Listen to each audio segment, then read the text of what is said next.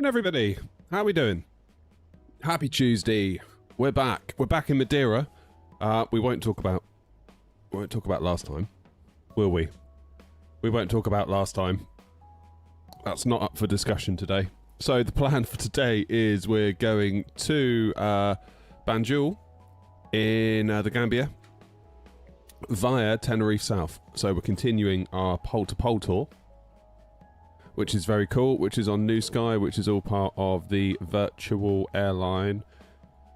If I show you what the plan is, this is where we've been. We've started at Svalbard, went down to Tromsø, then Bergen, then Edinburgh, then Captain Habib, thank you for the follow. Then went to Edinburgh, Gatwick, then we went to Faro, then we ended up going to Madeira twice because I forgot to start New Sky. And that's where we've ended. So today we're going down to Tenerife South, and then we're going to track down the... Whoops-a-daisy. My PC feels not great today. I'm just going to say that as well before we start. It's feeling very... I noticed when I was just loading Windows, everything was very much like... You know, when it all feels juddery. Do you know what I mean? Do you know what I mean? How you doing, Penny? Really weird. So we'll see how that goes. So we've got two sectors we're going to do today. Madeira down to Tenerife South, then a much longer leg down to Banjul. Then we start getting seriously south. We end up in Ascension Island, then over to Brazil, so on and so forth. Thank you, Slav. Appreciate it. Then we finally make our way down to whatever this place is called. The world's most southerly airport. So they say, nothing happened, Flashy. Nothing happened at all. It's a great landing. I personally don't know what all the fuss was about. So we're in the A321 CFM Wing Fence edition for those that care, and let's get the old girl fired up. So batteries, duh.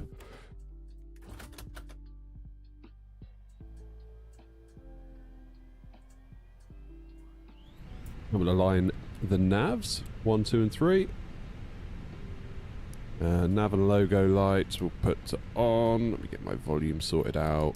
Emergency lights to arm. No smoking to on. Crew supply oxygen on. And we'll start the ground control recorder. Happy days. What's New Sky and how does it work? New Sky is a piece of software where virtual airlines live, which is where our virtual airline lives. You see what I mean? My PC just feels juddery as all hell today, and I don't know why.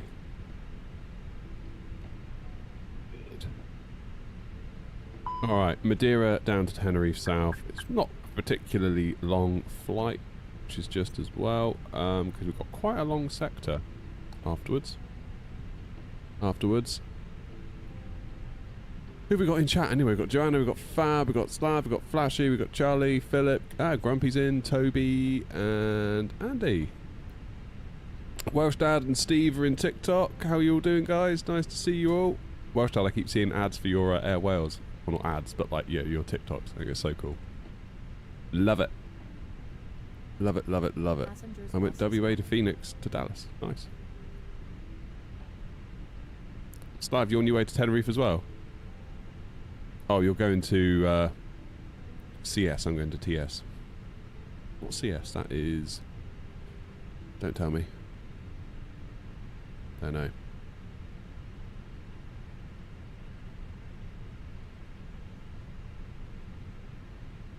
Don't tell me. Alright, I'm having a bit of breakfast because I'm running late today. God, this... Are you getting this judderiness feeling? Because I am. I don't appreciate it.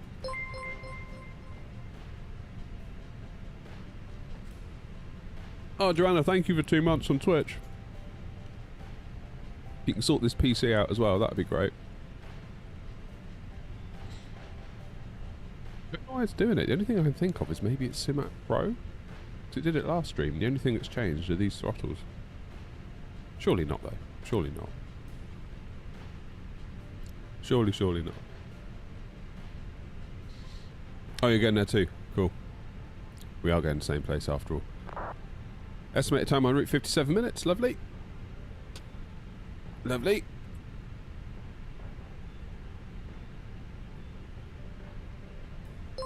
Tried joining not on New Sky and needed to get a rating before joining. I got a 10 on the first flight, so now I'm in. Yep, that's right. So you have to get a flight in with the New Sky Academy, which is basically an airline where you can train. And yeah, if you feel like you're having a bad run of flights but you still want to use New Sky, do flights for the New Sky Academy, because obviously otherwise if you're going around binning aircrafts, VA owners probably aren't going to love that. But then the New Sky Academy does not judge, thank goodness. Thank goodness. Mr. Mint is currently on a 20 stream streak. Damn it.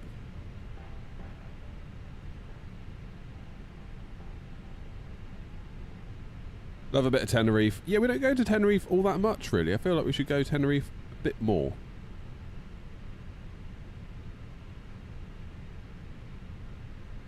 Cheers, Can. We should go Tenerife a bit more. Right. So runway 25 is what Simbrief wanted. But already charts are saying there's a 7-knot tailwind on 25. So I suspect we're going to have a little change of heart before we get there. We'll work that out on the way, though. We'll work that out. We'll look at winds. See what's happening. Good time to use our secondary flight plan, but you can see really short flight. It's not going to take long at all to basically finish your SID, and then you're pretty much on the star.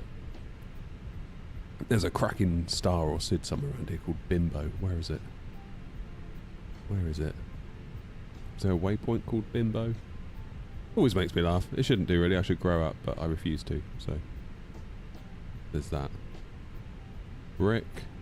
Where is it? It's definitely around here somewhere. There it is! Bimbo! World's greatest waypoint.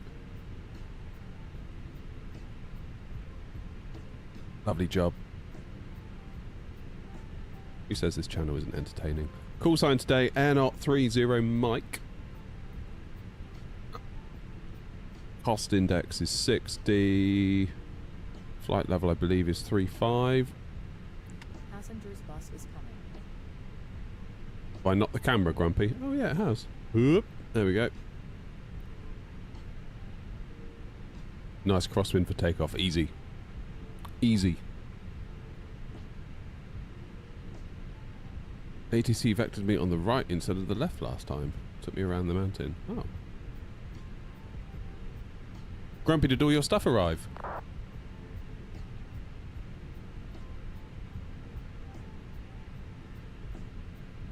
The wind wing throttle, sorry, the wind control throttle is awesome. So happy with it.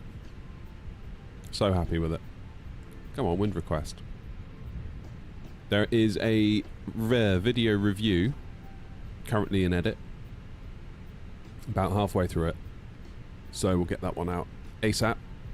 I mean, people keep asking for a video, and I'm like, why do you want a video? Like, well, there's videos out there. But like, I don't know, people keep asking for them, so that's fine, I'll do a video. Right, 05, and we're on the what are we on? Gosga 1 Echo. Insert that into Tenerife. Arrival, we will, well, yeah. It thinks 25, but I don't think it is going to be 25. I think we should swap to 07. That looks much more reasonable. I don't know what they're doing in real life. Go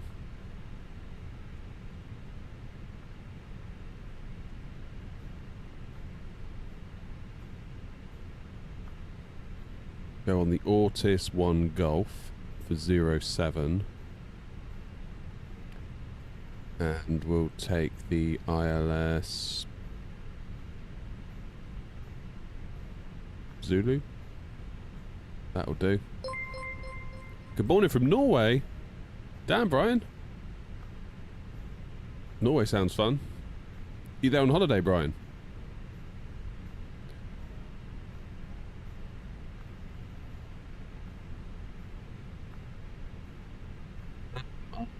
Going to be looking at the A340 when it drops. 100% I am. 100%.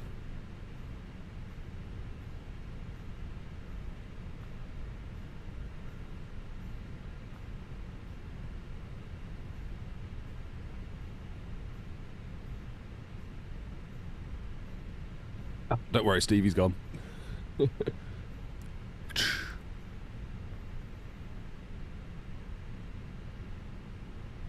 2 weeks, lovely. Have a great time, Brian. Hope you enjoy it. Oh, why is this so startery? What's going on? Okay, ILS Zulu 07. And we'll take the Gosgi Ortis, sorry. Ortis 1 Golf into thingy. Oh, Philip, thank you. You've sent a membership.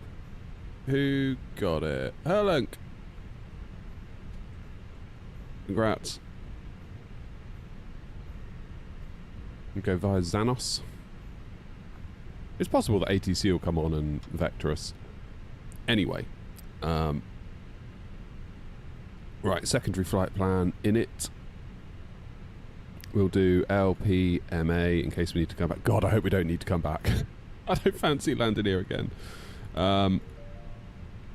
Could really do without that this morning, I can tell you. I can tell you. Right, secondary flight plan.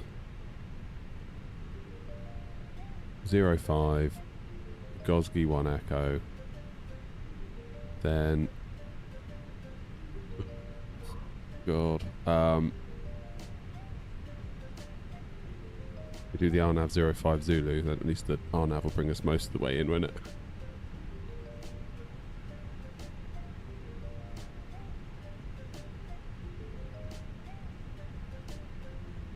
That'll do. That gives us something to be working with. Something to be getting on with, as they say. I'm taking a pragmatic approach to the tow list, says Joanna. Let you all test it, and if good, then I'll buy. Fair enough. Morning, Gadget. How you doing, Wesley? We've just started, yeah. Madeira traffic, Air Not 12, and you must taxi 05 Alpha, Madeira traffic. Oh, nice. That little ATR. Is that one of ours? I forgot we had an ATR. This toast is very disappointing, by the way.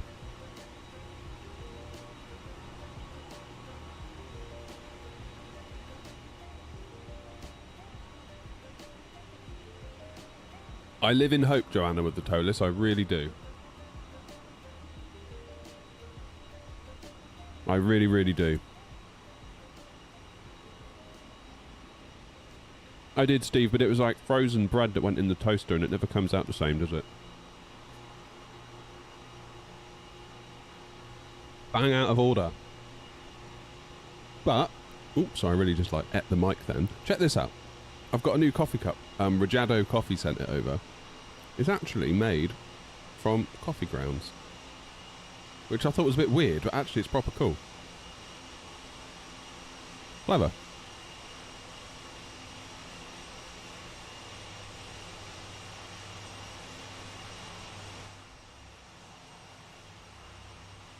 I don't know how they did it, Steve. They must have, like... I don't think, obviously, it's all... I'm not entirely sure. I struggle to believe that it's all made of recycled coffee grounds. I think, like, this outer shell that is... They must be, like, in some sort of a resin or something to, like... Clever, though.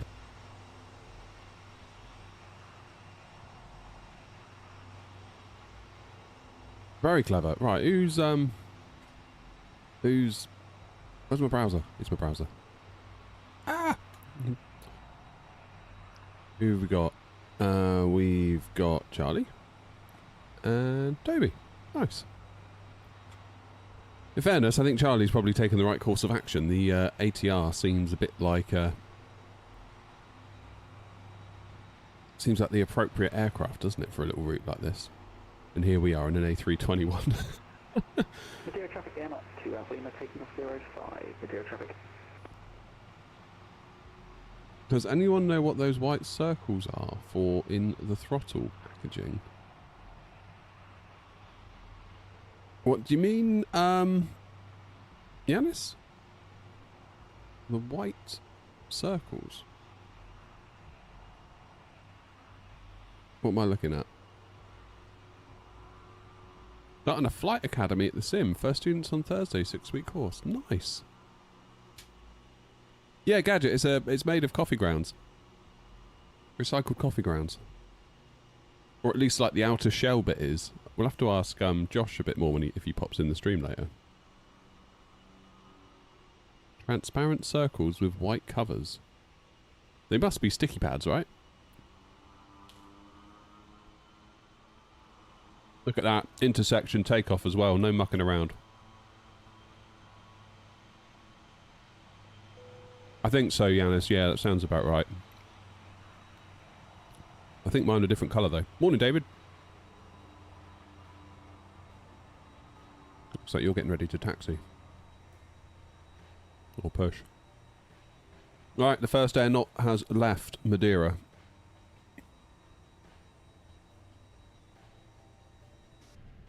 And we, with our terrible frame rate, and I don't know why it's terrible, which bothers me immensely. Don't want to rival, blimey. I want departure. Sync the weather. It's going to be flaps 2? Yeah, I thought so.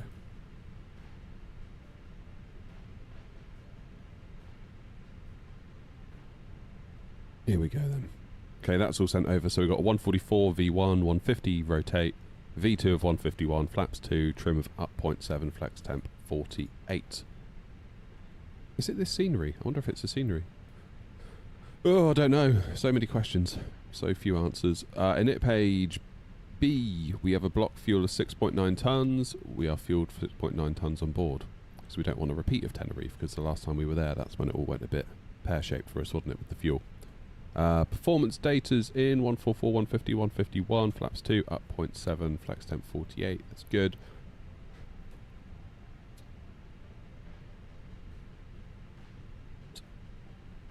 Flight plan is all looking nice. Let's click through it.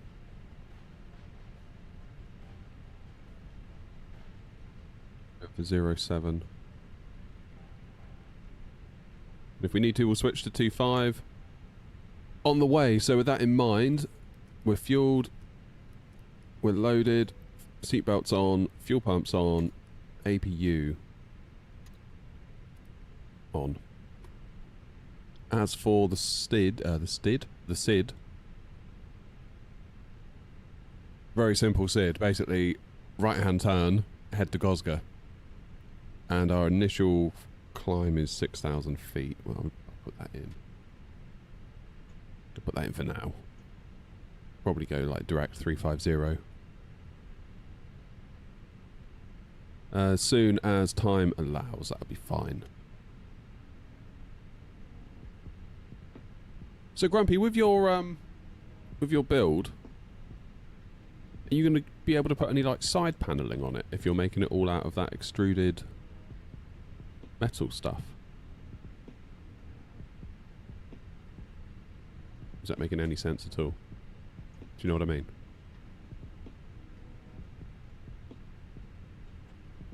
Hey, Aero.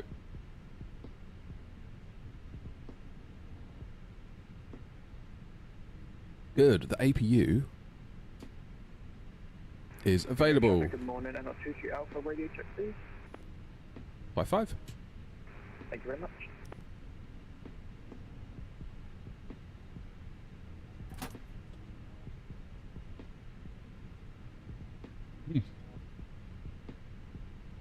Cheers, Will.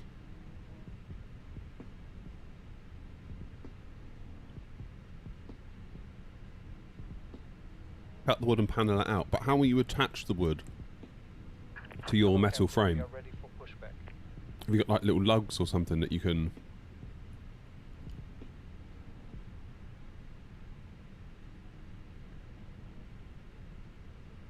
Weird.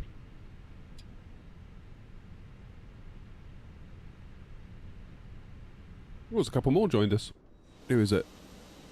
It's a Norwegian and a Ryanair by the look of it, at the same gate.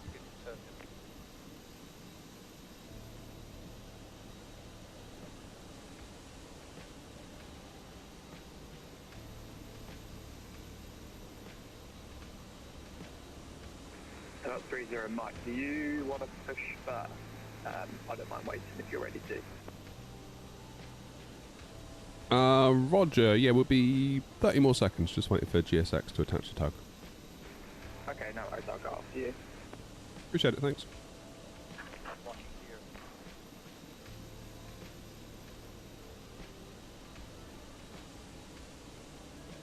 Slide a nut into the extrusion, then you can lock a bolt into that. So you'd have to bolt through the wood.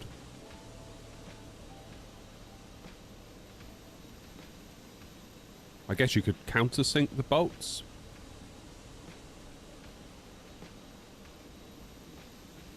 Or would you...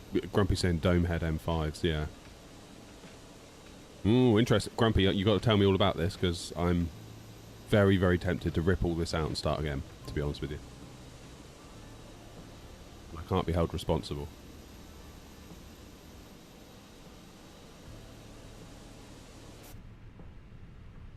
Alright, GSX, are you ready? Nose right, tail left.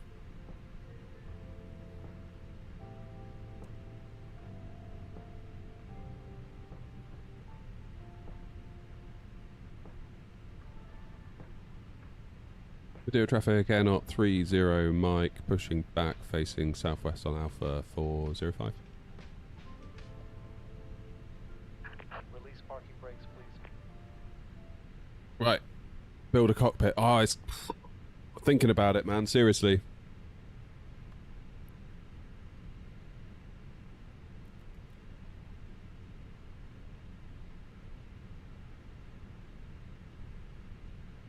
Going on here? What's going on here?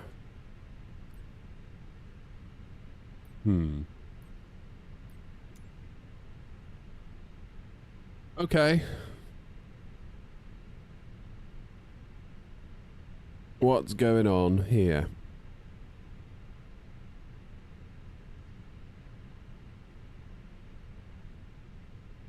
This is a bloody good start, isn't it? Are these working? Yeah, they're working. So why isn't my parking brake working? Commencing push. All engines clear. Start at will. They're working. They're inverted. What?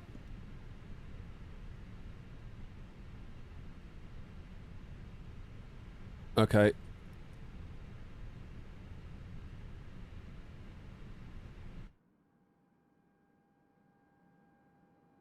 Morning, Hawk. We are off to Tenerife.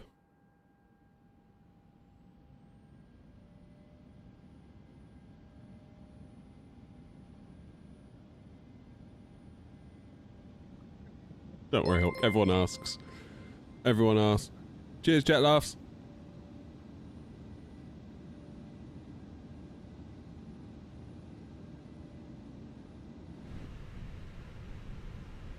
Summon is up.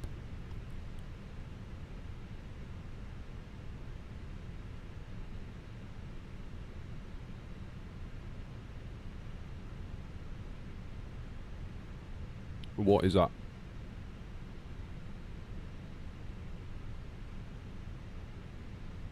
Is it this? Delete. Delete.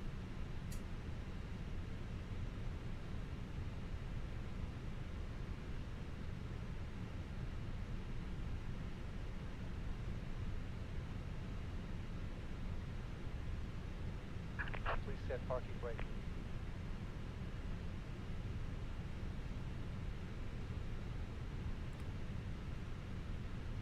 What's going on? Oh. Why's all my stuff broken, guys? What's happened?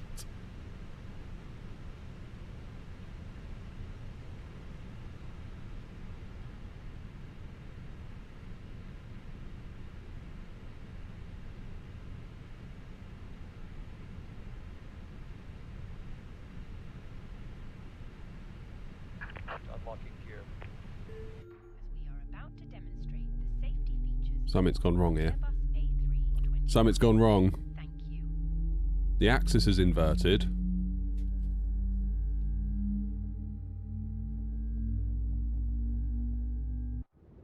And I don't know why. Tow truck disconnected. Welcome aboard Bypass pin Airbus removed. A321. Please pay attention Left to is clear, illuminated right is signs clear. and crew instructions, Hmm. The safety card found in your seat pocket Because it was all fine. important information about exit routes, oxygen masks, life jackets, and the brace position, which you must adopt if you hear brace, brace. There are 8 emergency exits on this aircraft. The cabin Try that, shall we? are now Flaps pointing 2. out the exits nearest to you. Please I mean, the speed beware. brake's doing absolutely nothing. They're just not mapped at all now. Oh, they are now. But the little button to arm them isn't. Oh boy.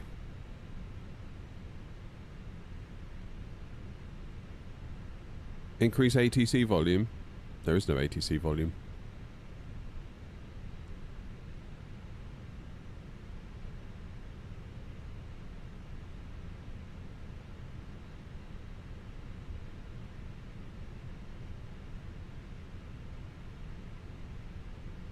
Can you calibrate the wind control ones in MCD, or is it all external? You have to calibrate the throttles like you would any throttle in the MCDU. But then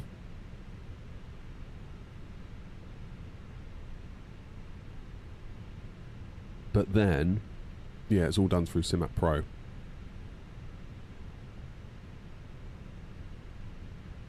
Why is my engine 2 refusing to start? Because it is not clicked. Summit's up here, guys. Summit's up, 100%. Summit's up.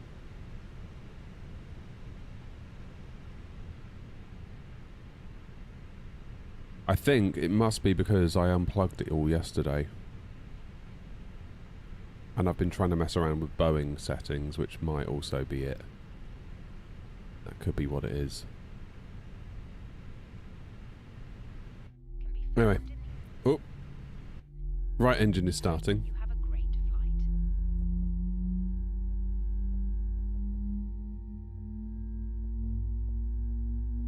Wind control throttle's great. I think we're having a small issue at the moment, but I think that's possibly me to blame.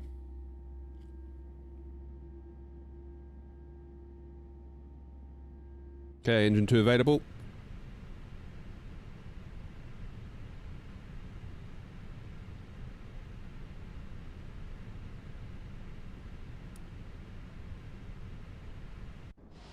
And we are good to go.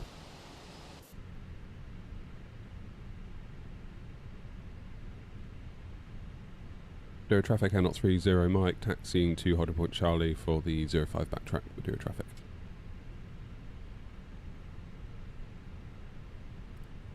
Alright, parking brake off.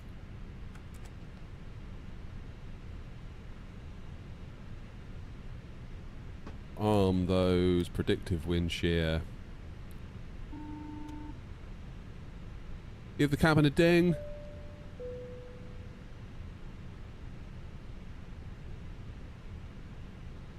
Yeah, the throttles are good. Takeoff config normal.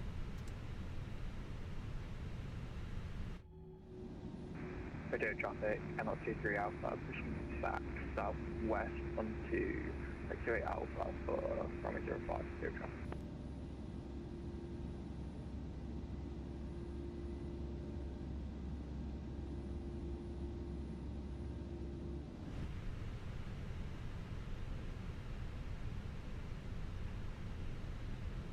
Right, plan is we'll get to the Holding Point Charlie and we'll check for traffic.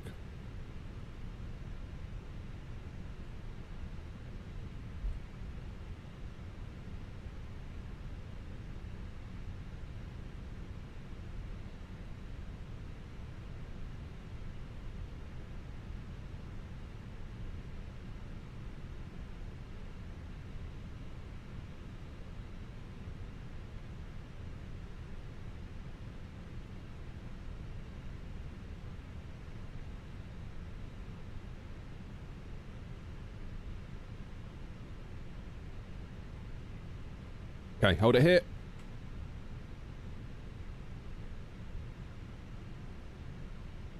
Anyone coming? Doesn't look like it, does it? No, got loads and loads of room. Loads of room. Video traffic Air 030 Mike 5 Charlie entering runway 05 for the backtrack 05 video traffic. Okay, lights on, strobes on, runway turn-offs, lights to full, start the clock, set our TCAS to Tara, engine selector into normal. Let's get out there, let's go. How long's the flight? Oh, not long, Twarog, it's like barely an hour.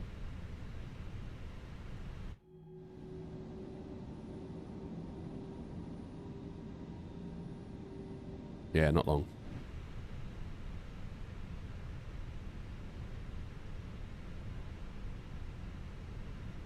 Live weather is on, I've checked. Just so there's no doubt.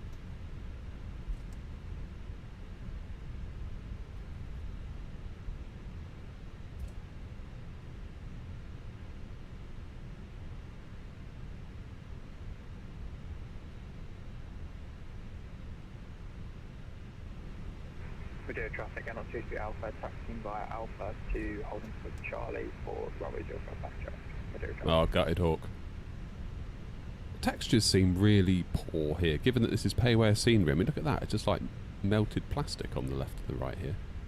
Is that because we've got a terrain LOD factor going on? Yeah, there is. Maybe that's what it is.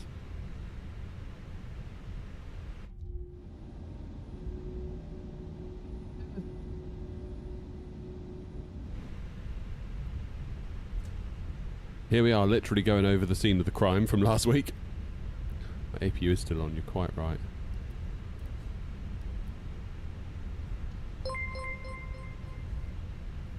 Cheers, Fletch.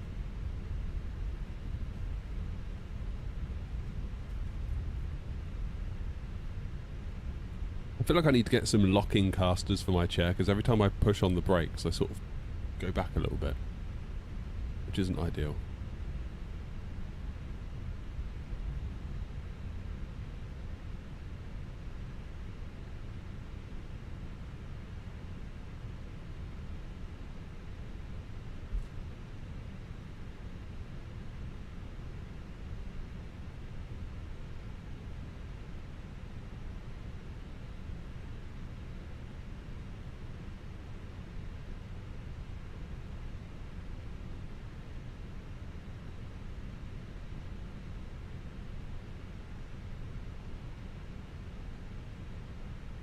Must turn off that vibration effect as well.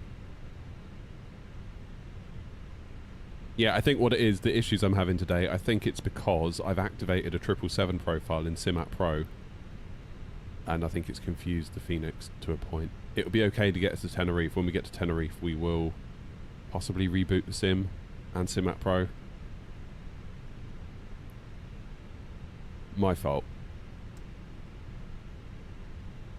Video traffic Air 030 Mike taking off runway 05 Gosga 1 Echo departure. Video traffic. I did start New Sky, didn't I? Yes, we did. So we're not doing this flight again. Are we, guys?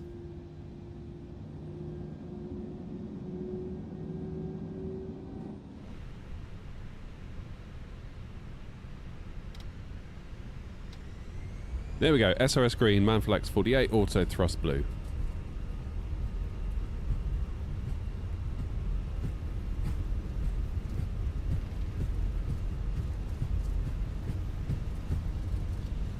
See you in a bit, Toby. Lots and lots of rudder to keep us on the centre line already. Good old Madeira. Gotta love it. Lots of right rudder at the moment. V1, rotate.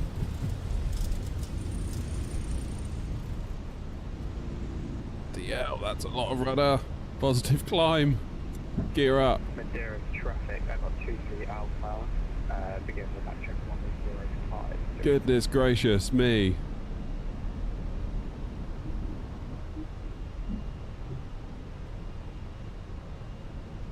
That was a lot of rudder required then, I can tell you.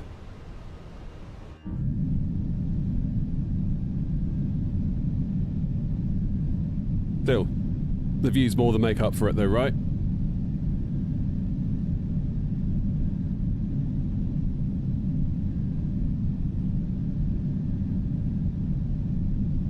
Levers into climb, dip the nose. Let us accelerate.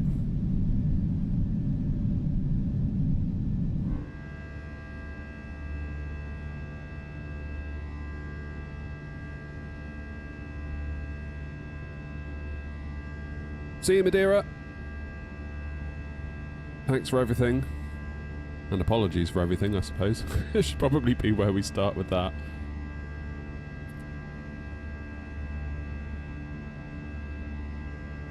Let's go flaps 1.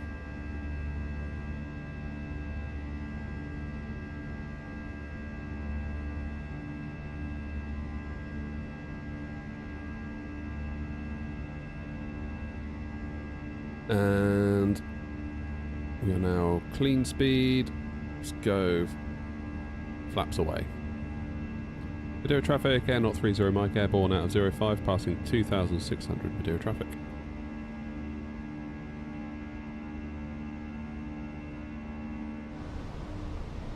Lovely jubbly.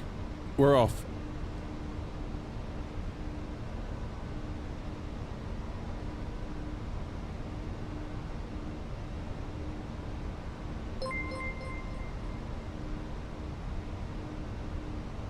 Really print them.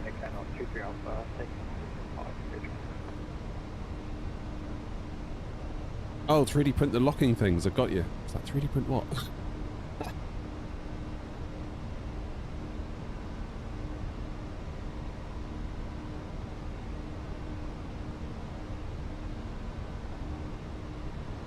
Okay, let's disarm the ground spoilers.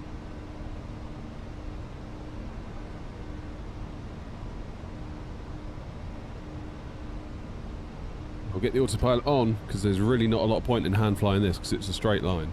It's a completely straight line. When do you click on the autopilot? I mean, really, whenever you want, to be honest. I mean, I would say as late as possible, because otherwise, what are you even doing, you know?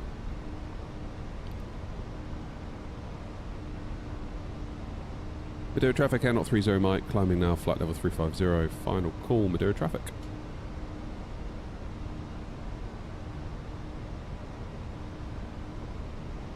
Oh, Mag. I do not have the MCDU. I do not. Thinking about one. Just not sure where I'd put it. And yeah, then begins the whole process of turning your shed into an Airbus cockpit, doesn't it? That's the thing. That's the thing. Look at that. Above the clouds already.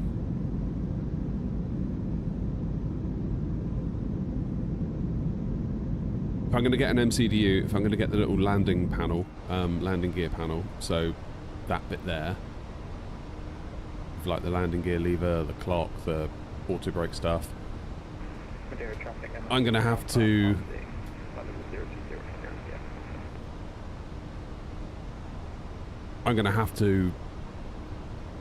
build a cockpit, really, aren't I?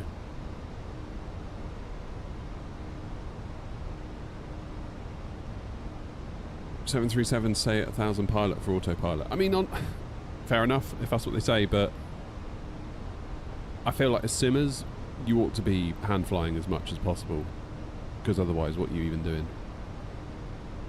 That's most of the fun, I would say. Right, lights off. Like, there's some cracking SIDs that you get to fly on.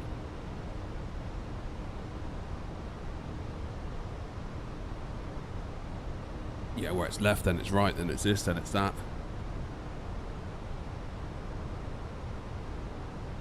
Need to turn my fans on.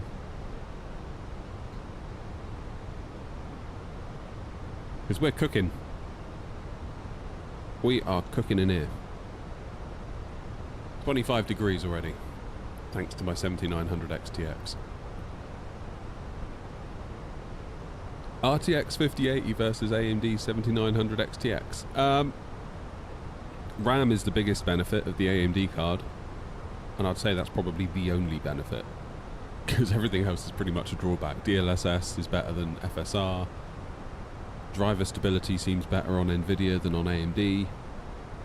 Power efficiency is better on NVIDIA than AMD, but it's a very cheap way to get 24 gigs of VRAM, and if you want to play at 4K, then I kind of feel like you need that, to be honest.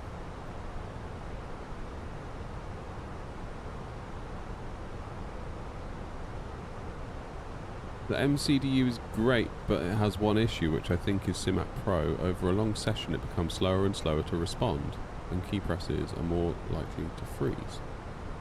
Oh. It's a shame.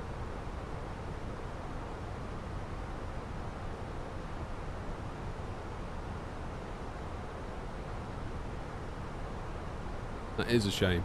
Right, how long are we going to be up here? Because this is a very short route, isn't it?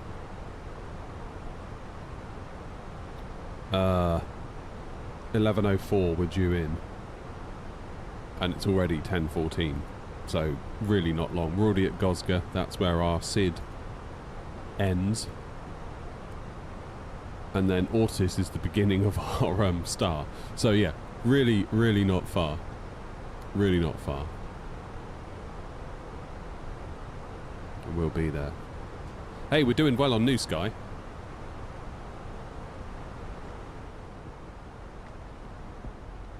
We're doing very well on New Sky recently.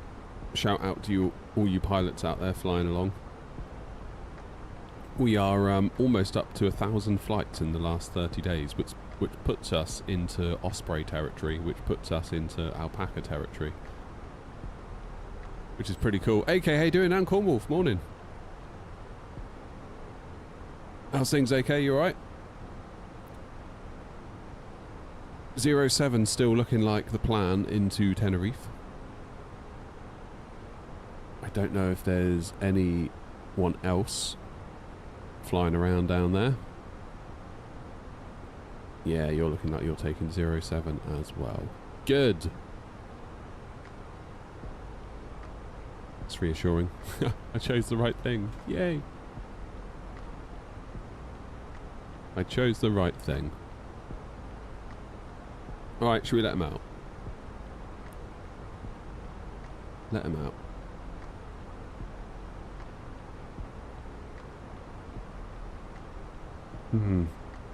How's my sim feeling now, I wonder? Yeah, great now. It's feeling so much better. Now we're away from that Madeira scenery. Did not like that Madeira scenery, did it? Why am I getting more than 60? I thought I had VSync on. Maybe that was part of it as well. Let me just check real quick. Is VSync on? Yes, it is. Okay. Don't know them.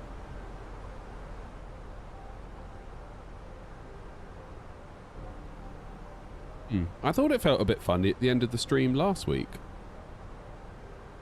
Maybe it's that italic scenery. What 3D printer do I have? I've got the Creality V3 SE.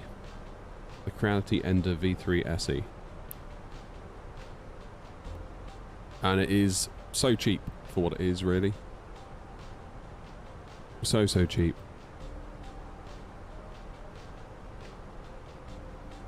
I was talking to Grumpy about it, and he basically said, look, unless you're going to spend big money on a full-on bamboo, just get the Ender. And I was like, yeah, I'll get the Ender. Where are we in the sim? We're just leaving Madeira, heading to Tenerife South.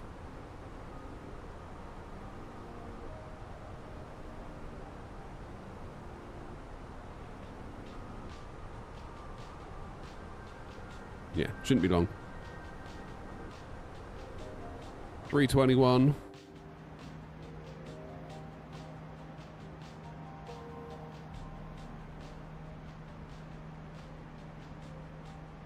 Neo 321. You want to speak to Grumpy Hawk if you are looking at a bamboo, because he's got one. He'll be able to tell you much more than I can. Bamboo's a bit of a mystery to me. I mean, I print things that are generally functional little items rather than beautiful items, so I kind of feel like the print quality on the end is good enough. I can print PLA. I do a little bit of PETG, but not much, but I find PETG is really hard to print. I find it goes really stringy, and it can quite easily make a jaggedy mess. Ooh, pics in the Discord, says Grumpy. Let me have a look.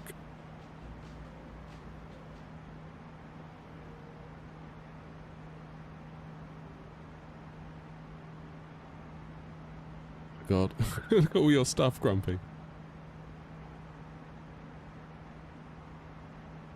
Wow. Seriously cool.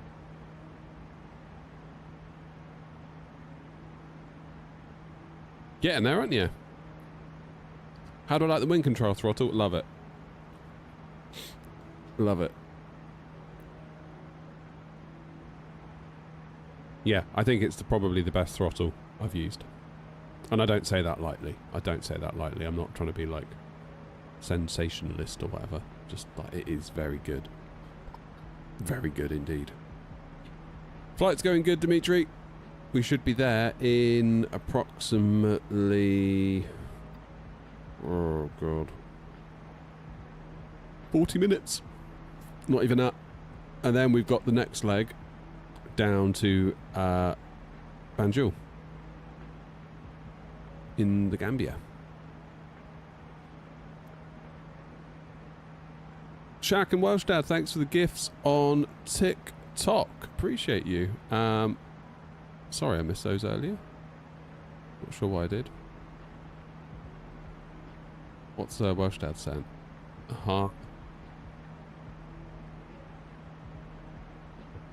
Shaq sent a go popular and a heart. I'm getting there with TikTok. I'm starting to get the lingo. Gotta be honest, having streamed on YouTube and then Twitch, like TikTok was a bit weird to start with for me.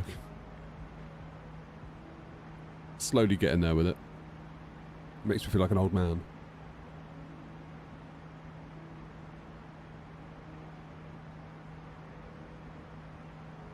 That's looking well good though, Grumpy, that.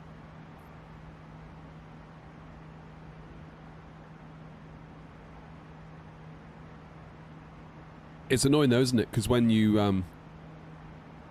obviously make the decision to do something like that, you can't fly. You can't fly. That's the. I would love to do that. I would love to just rip out all the desking that I've got in here, like all of this. Just rip it out. Start again, blank canvas. You know. And I may well do it. I may well do it.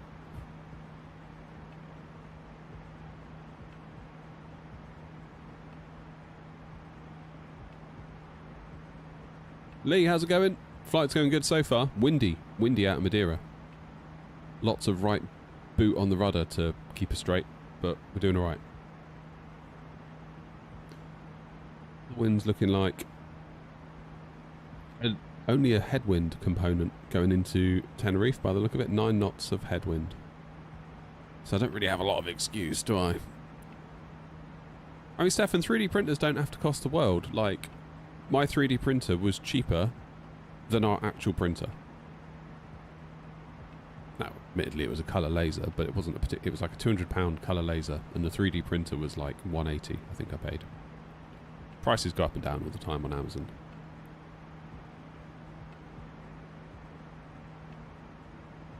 Oh God, could you imagine me DIY live streaming? God.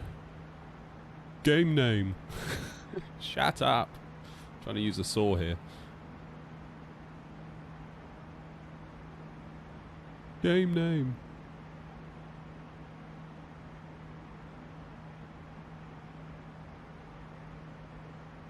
I mean, I probably would make a video out of it. I wouldn't make a live stream out of it.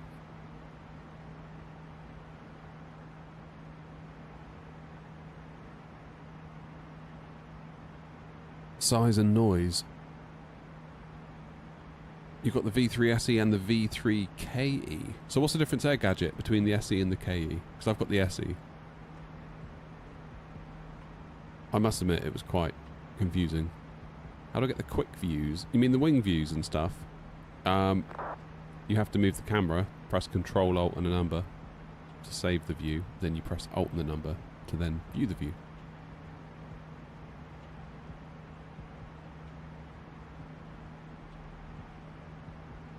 What I would do if I did take all the desking out in here is I would insulate the floor. That is the biggest problem I've got in this shed. Like when I converted it, I insulated the walls, I insulated the roof.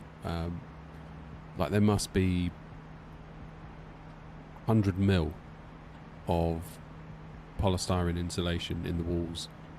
So the room effectively shrunk on me a little bit because obviously I kind of studded off and insulated and plasterboarded over it, so the actual usable room sort of came in a little bit, which is fine. And then I did the roof as well. I didn't do the floor. I really should have done the floor, thinking about it. Because the floor, like right now, my feet are cold. Like, if I put my arm up here, it's very, very warm. It feels stuffy, it feels warm, it feels almost like a... not a sauna, but you know what I mean. And then you put your hand down low, and it's ice cold. Because the shed lives on a concrete pad. And the concrete pad, if the ground gets cold, the concrete pad gets cold, and then it sort of radiates coldness into the room. So I would probably look to get some of that Celotex stuff. Do you know what I mean? Like the foil-backed compressed insulation. And lay that down on the floor. Probably tongue and groove chipboard over it, and then my floor tiles down again. Although I'd probably get new floor tiles because these were rubbish. They were rubbish when they were new. They were all stringy and horrible.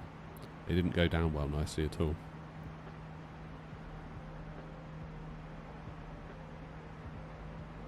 So yeah, that's my little plan.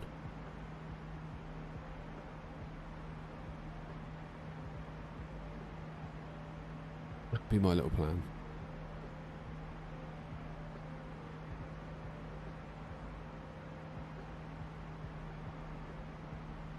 SE runs Marlin OS and KE runs the Clipper OS. Clipper is newer. I did say it radiates cold, Joanna. I did, for want of a better phrase. You know what I mean, though. Especially when it's winter and, like, if the ground freezes, it's like, look out in here. Because you come in at the end of the day and you're like, oh, I'm really hot and I feel all like I've been in a stuffy hot room all day. But your feet are frozen solid. I don't know how effective that Celotex would be, but it's got to be better than nothing. It's got to be better than nothing. Because at the minute it's basically carpet tiles on a thin layer of chipboard on a concrete pad, which any which way you look at it doesn't seem great. What slicer? I use Cura.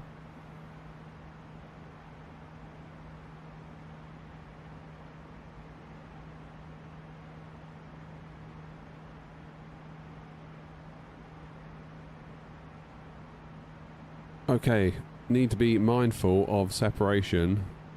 So what's Charlie at? Flight level 20,000 feet. We're going quite a lot faster. We are probably going to whiz past him. But...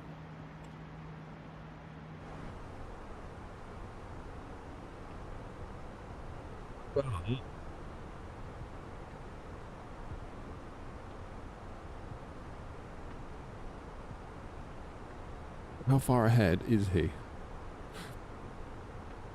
26, 25 miles, give or take. About 25 miles.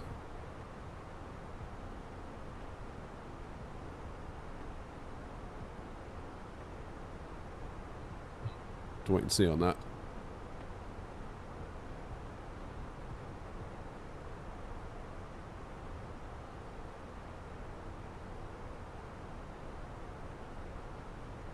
I use Cura for the USB print capacity. No, I use an SD card. I just like Cura. I feel like I've got all my settings dialed in into Cura.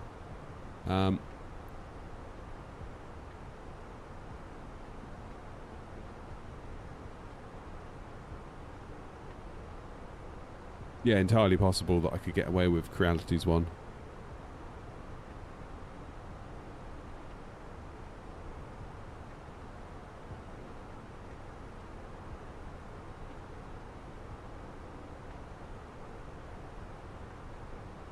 Top of descent is not very far. 46 miles, in fact. Could be an awful lot less, actually, if we... Yes, we've already gained 4 miles on Charlie. In not very long at all.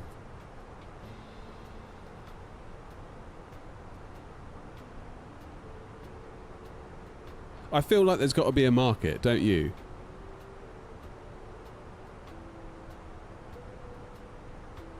Get a heating mat.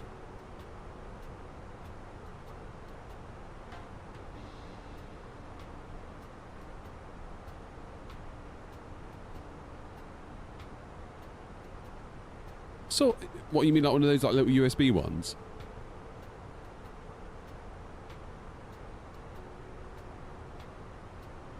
Are you talking about like a proper thing that you'd have to get sparks to install?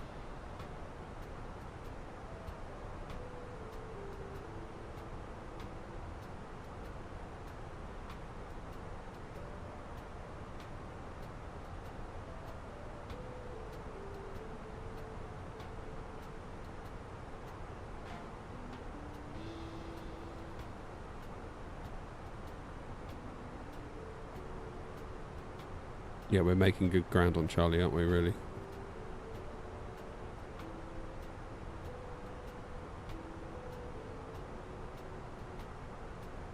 Air Not 2 Alpha Lima, Air Not 30 Mike, you happy for us to fly over you? Looks like we're going to be catching you quite soon.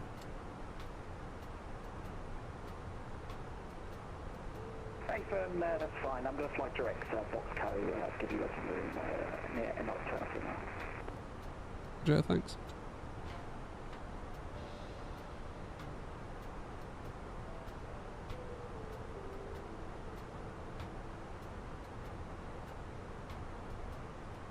Oh, nice gadget.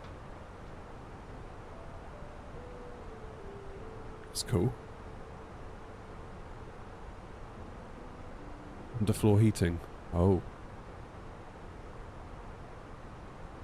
So I should probably do the insulation though as well, because otherwise I'd be fighting against the concrete pad even with the underfloor heating, wouldn't I?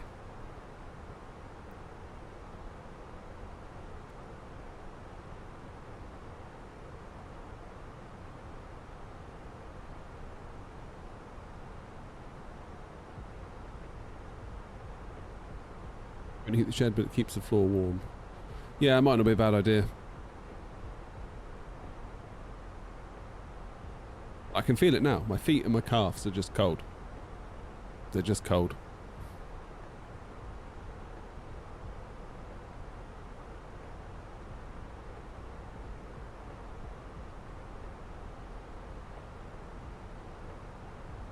Right, arrival information then. Let's have a little look. Why can't I click?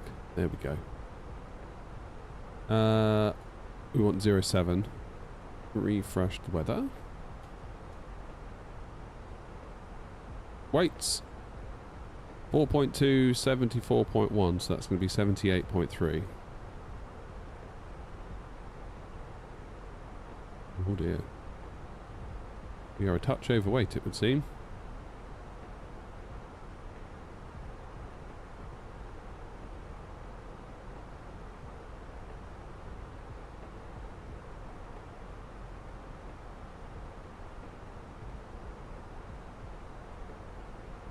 We're still climbing.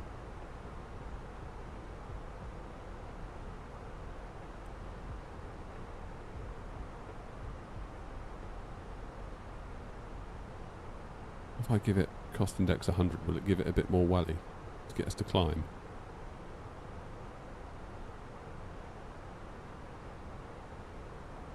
Seem not.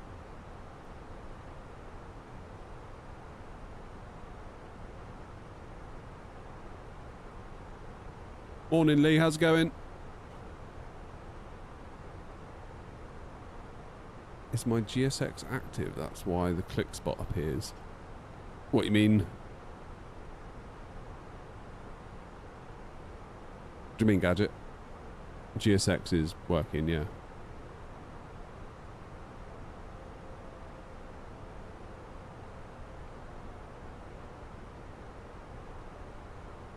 Yeah, so we're going to get to our top of climb, and then 2 minutes later we have to do top of descent.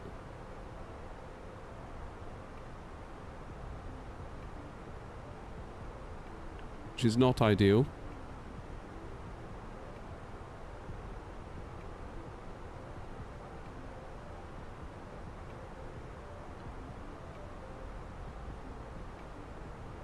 Alright, I'm going to probably have to do a hold.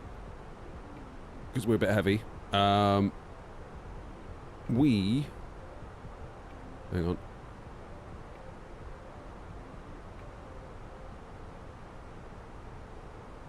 We are just beyond brick, so we are just here.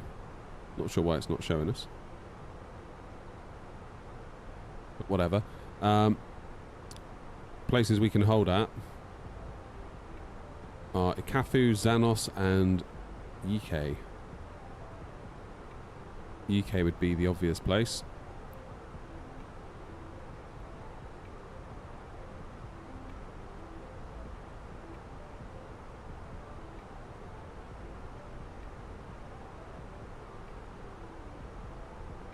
Go to UK. Whoopsie. Let's not do that. We'll erase that. UK. Hold.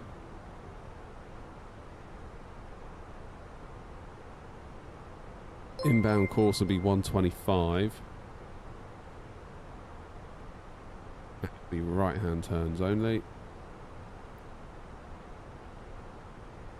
Sorry if whoever that was, I missed you.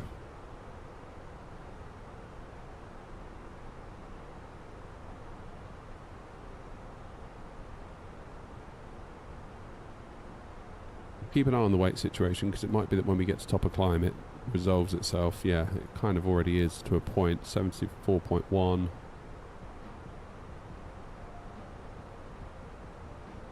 So that's literally 78, isn't it?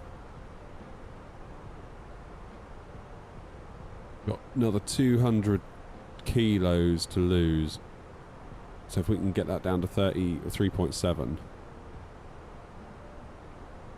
I think it'll be alright.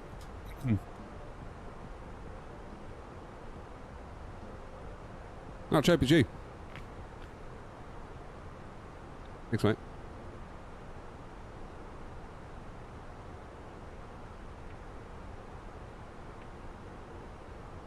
Now, have we gone past?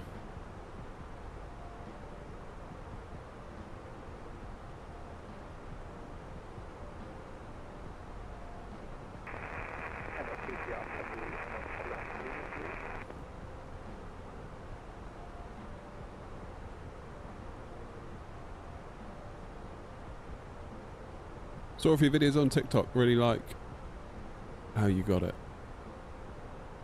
Yeah, it's a work in progress, the setup. It's never done. I remember I said last year, like, oh yeah, I think I'm done now. That was a lie. Like, you know, there's always another thing, there's always another bit, there's always another this or that or whatever. And what is it, FS weekend's coming up, isn't it? So that's going to be more stuff. How much does the setup says carrying in TikTok? I don't know. Stopped adding it up.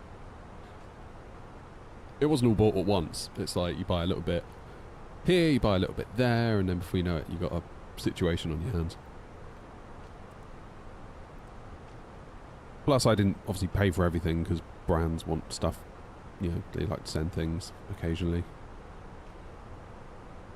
It's hard to say for sure.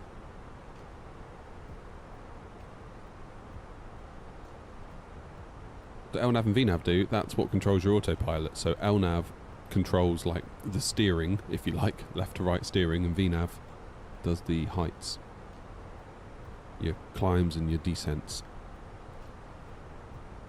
So it'll make sure you're at the right waypoints at the right time at the right height, which should do. You might need to intervene, of course.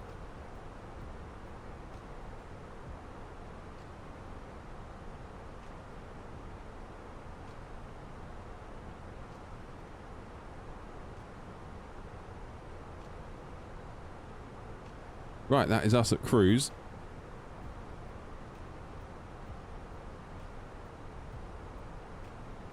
Tenerife traffic, air not 30 Mike, flight level 350, beginning our descent for a 07 arrival, Ortis 1 Golf. We are going to hold at UK to lose some weight during Tenerife traffic.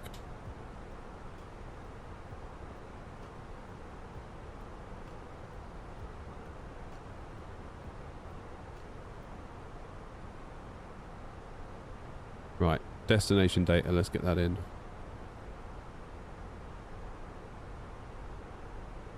So, 1018 is QNH, 1018, oops, missed it, 18. Temperature is 18, or 18 I should say. And what was our wind? 070 at 9. And apparently it's a direct headwind. Minimums for the ILS approach for a Cat C aircraft is 428. So put that in the barrow field and we're good. Let's get passengers back in their seats.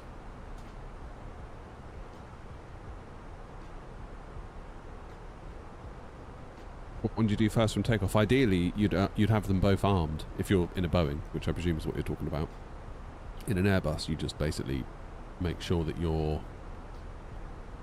altitude has a little dot next to it and your heading has a little dot. That means the plane will manage. So at the moment the plane is managing our direction and it's managing us down to 8,000 feet. If I was to pull on this dial, you see the dot goes away, so now it's saying do an open descent. So basically get to 8,000 feet as quick as you can within the limits of what the plane can do. If I push it, it will do it based on your flight plan, which might mean that you descend at a much slower rate. But yeah, arm LNAV, arm VNAV, arm your auto throttle prior to takeoff, then just press your CMD button and you'll be in business immediately. Don't fly in real life, carry in though. What screen is that for the PFD? It's a cheap Amazon screen from Pretchen.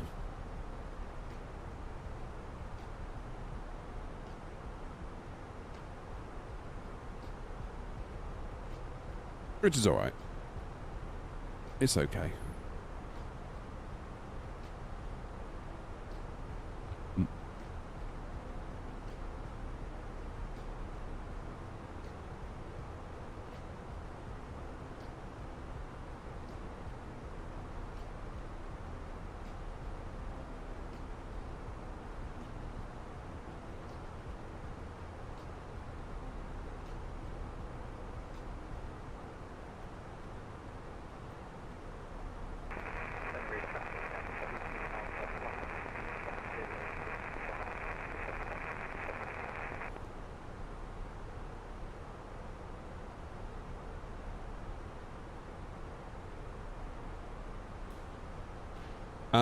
Trope, if you ever look on my YouTube channel, like, it's probably like the, go to the videos page, order by last published. I think it was like the third last video I published. There'll be links and all that stuff there. And I walk you through setting it up, what it can do, etc.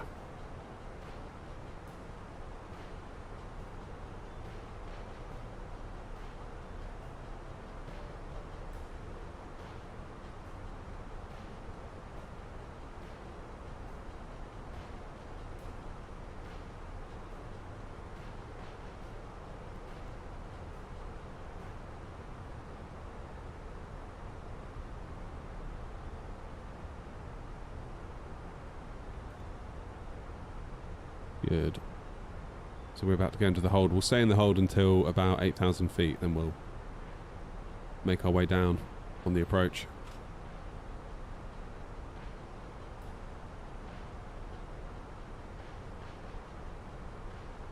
Oh, mandolins are brutal, Joanna, aren't they? I'm surprised they're not banned. Like, the amount of people that use them and then end up cutting their finger. My dad did it.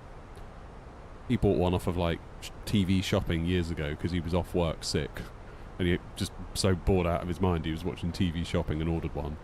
And like the guy on there was like making chips, like bang, bang, bang, bang, and of course Dad flipping gets hold of it and starts going bang, bang, and then bang with his hand. It's like, oh my God.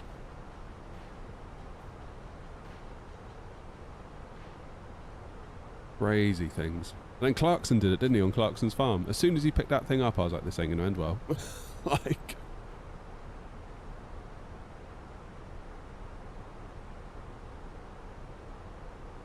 I wouldn't put the vertical speed to anything, because if you've got VNav armed, Jay, it will take care of it for you.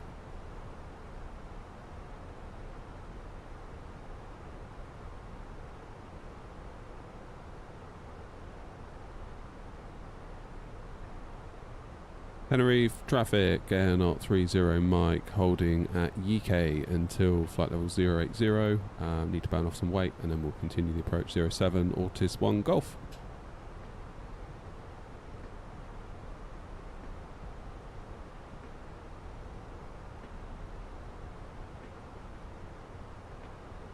Tenerife traffic, Air 2 Alpha Lima, heading to flight level 830. I could be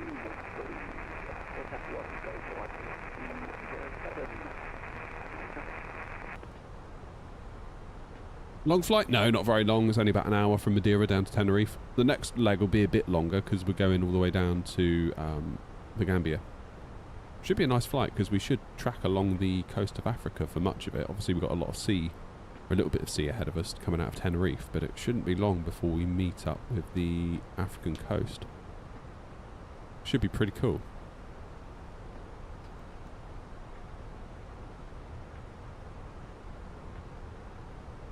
Do I have another PC which is only for streaming? Yeah. In fact, you can just see it there. That one there, in the corner. That used to be my main PC. That was the Sim PC. And my gaming PC, that's what I used to play COD on during COVID and all of that crazy stuff that we used to do when you couldn't go out. God, that was weird, wasn't it?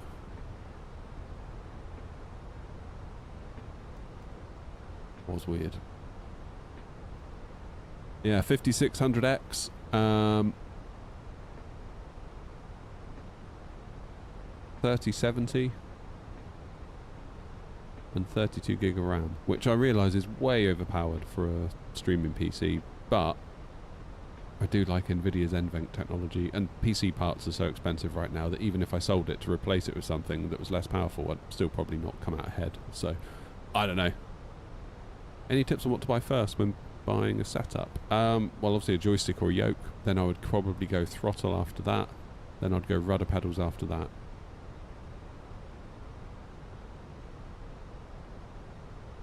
Yeah, going out's overrated, to be honest.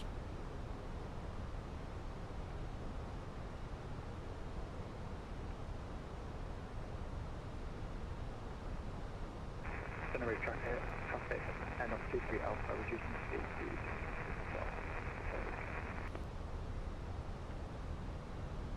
Wildly overrated going out. I went out on Saturday. Like, out. For the first time, well, I went out at Christmas with some work people, but like, to actually go out with friends, I think that's probably the first time I've done that in a year. In fact, the last time I did it was for the same friend's birthday. So it's like, oh, it's that time of year again. You're going to ask me to come out, aren't you? And it's fine. But I'd much rather have been at home. Do you know what I mean?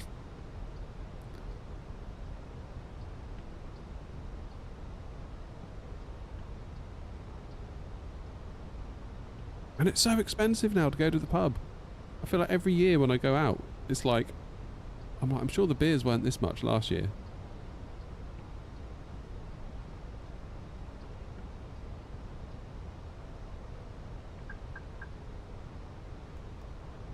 Yeah, it was a lot.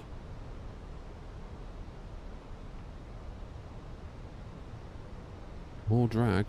Okay. How's the weight situation doing? 3.8. We're getting there. I reckon one little lap here should buy us enough.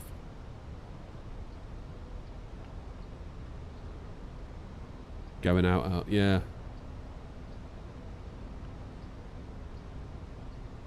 Somewhat overrated.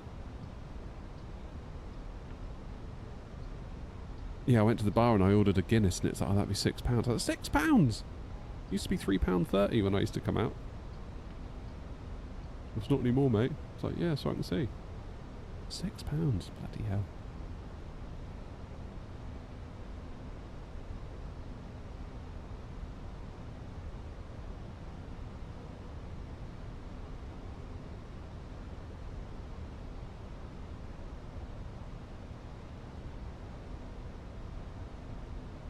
So that's weird. Looks like it's going to stop us at flight level 120, but on the charts it says maximum hold altitude. What was that minimum? Tenerife traffic, ML23 Alpha. Flight level 110 or 80 by ATC.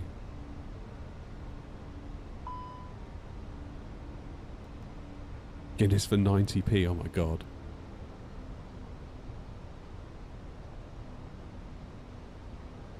Yeah, it doesn't really seem worth it somehow. Like, you pay all that money just to feel crap the next day.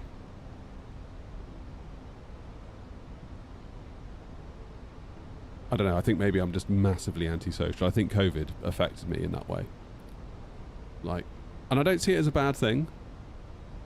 Like, I'm actually, yeah, it's quite good for that reason. Like, I quite enjoyed not going out.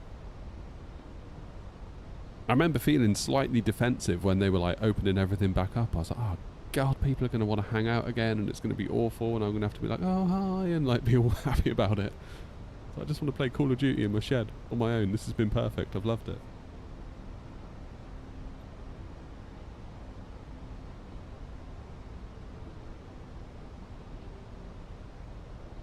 Yeah, you got a point there, Gadget. You don't really know what goes in your food, do you, when you go out to a restaurant? So I used to work away from home a lot. Staying in, I'd be like one of those people that lived in a hotel room. We'd work away. We'd build radio stations. So wherever the job was, we would just go there to work, stay for as long as it needed. You know, if it was going to go on for like months, obviously you'd stay for a week or two and come home for a few days and go back up for a week or two and come home for a few days. But yeah, living out of a hotel, and it's like I just got so sick of eating out. Because living in a Premier Inn, obviously you can't really cook.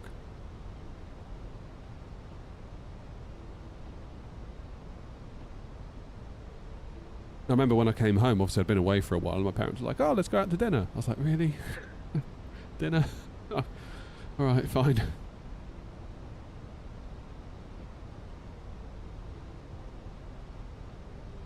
But yeah, just the price of it as well at the moment is ridiculous. What's the distance between me and... Yeah, it should be alright.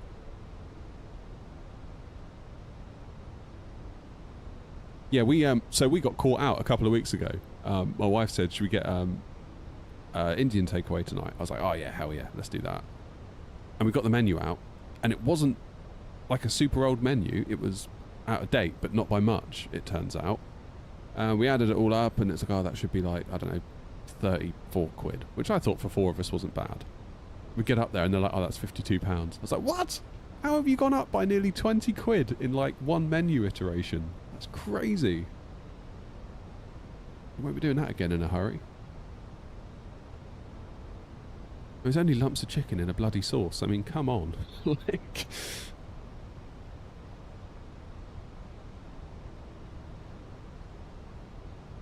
Just bought the Phoenix. Awesome. You got to press Control Gadget and do it. So you got to click the ruler over here, and then hold Control, click, and then away you go. Although no, I've just done a completely pointless. And if you click on a plane, it should lock onto that plane. So now it's got a distance. I've got a distance out here for no reason at all, and I've got a distance to each aircraft. So I'm 23 miles away from Charlie, and I am 20 miles away from Toby, which is spot on, really. Okay, let's exit the hold. Tenerife traffic, Air 30 Mike, we're going to be exiting the hold at UK, continuing with the approach. Autis 1 Golf, ILS Zulu 07, Tenerife traffic.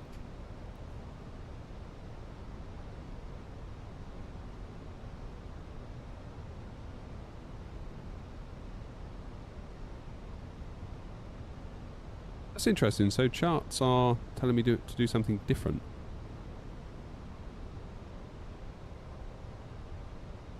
The plane saying above flight level 110. That's right. He's right. Ignore me, ignore me, ignore me. Morning, Thomas.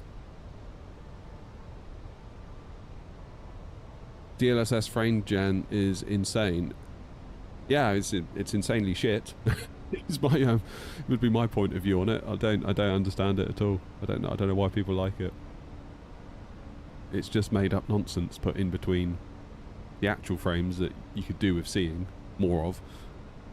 You know, the ones that come from the game engine, not the ones that are just interpreted, that hold no new game information.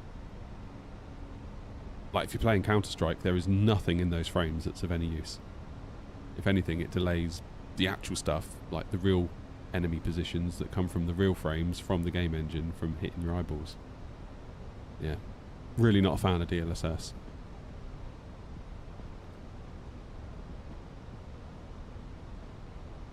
It makes things look and run better. No, it doesn't.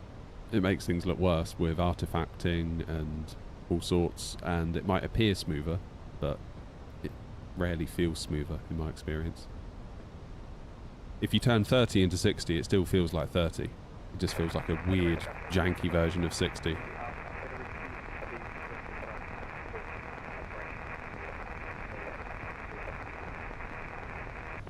Not a fan of it. I mean, if you like it, don't let me stop you, but... yeah, I am not a fan.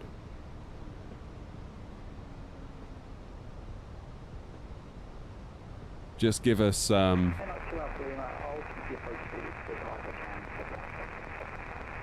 like DLSS upscaling, because that means... yeah, that's no worries. I will, again, go as slow as I can. I'm aware the sim runs 4 versions behind. Yeah, I'm aware you can update it, all that stuff. Still don't like it.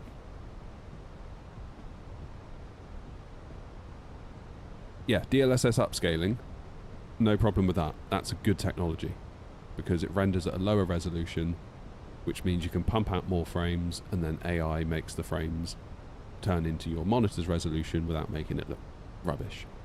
That's a good technology. I'm a fan of that. Frame generation, where it just puts in a load of nonsense in between actual frames, you can forget that. Get that out of my sight. I don't want to see that.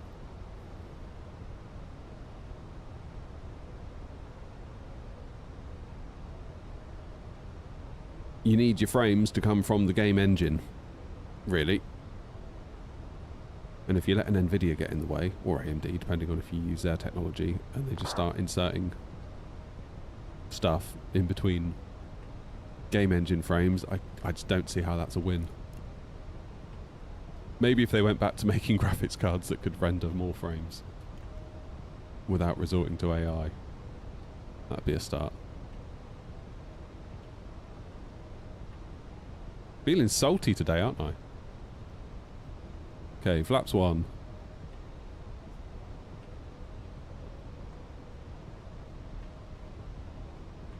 Right, where are these two? What are they doing? Nice. Charlie's on final. Toby is doing his thing. If I need to, I'll just extend my downwind.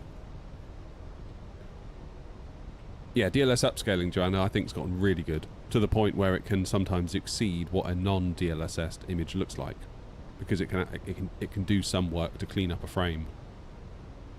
Like it can be very good. I like it. But frame gen, I don't know about frame gen. I feel like people, I sometimes get in the comments like, bro, I get like 120 FPS. It's like, great, so what you mean is you get 30 and you've got DLSS frame gen, multi-frame gen on. I would not like that if I was in your position.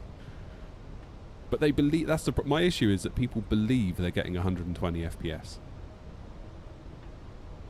Like they honestly believe they've got to like 100 and something FPS. It's like, no, that's not. They're not real frames. Like, why don't they just do like 1000x frame gen? For every 2 frames that the game engine develops, NVIDIA puts in 998 in between them. then we could be like, oh, I've got 1,000 FPS. Like, where does it end? It's just bonkers.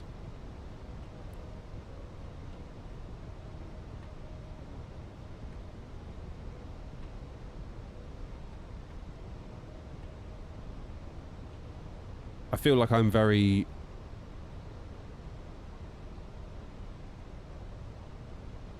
susceptible to input lag. Like, I really feel input lag. Like when playing Cyberpunk with frame gen on, it just felt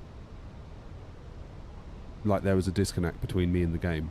Whereas you turn it off and all of a sudden you feel like you're in control of the game. Because it's that lag, because it has to generate a frame, it has to generate another frame, but hold that frame, use the 2 frames to generate all the frame gen frames, insert the frame gen frames, then show you the first game engine frame, all the frame gen rubbish, then the second game engine frame.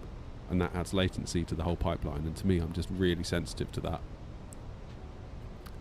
Really sensitive to that. I don't like it at all. Just like, I'd just rather not have it. Just give me a graphics card with actual real performance, please, rather than all of that.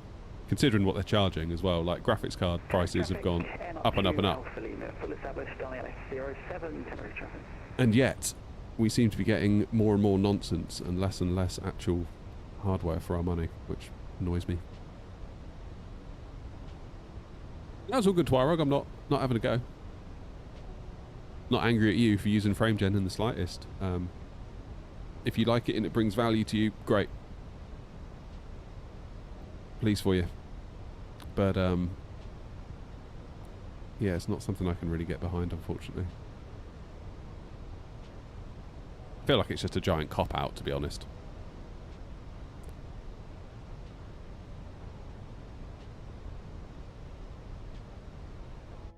And I think I get particularly annoyed when people start truly believing what Nvidia tell you with their marketing. Like when the 5070 came out and they were like, as fast as a 4090, and the crowd were like, yeah! And then you had all these like tech people on YouTube, like people with tech YouTube channels being like, oh, this is the way, always wait for next gen, because then the mid-range is as fast as the prior gen's top end. And I remember I responded to one being like, you do realise that's all cherry-picked benchmarks and they're comparing like with multi-frame gen to not, and they were like, oh. Damn it, I felt.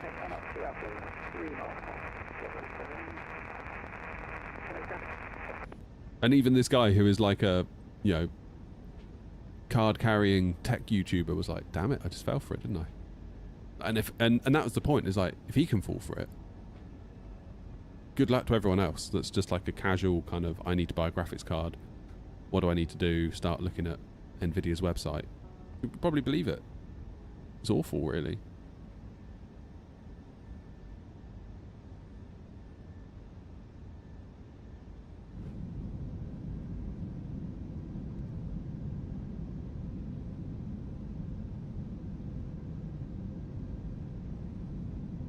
That's all good, Twirog. You enjoy it. If it works for you, it works for you.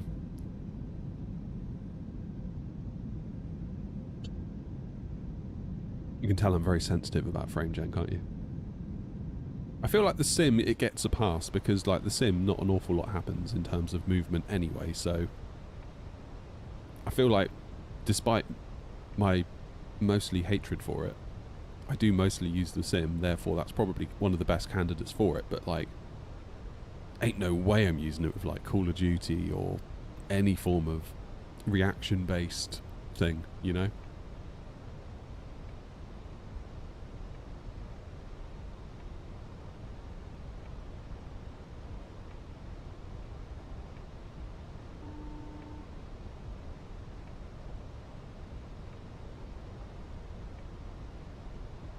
Alrighty.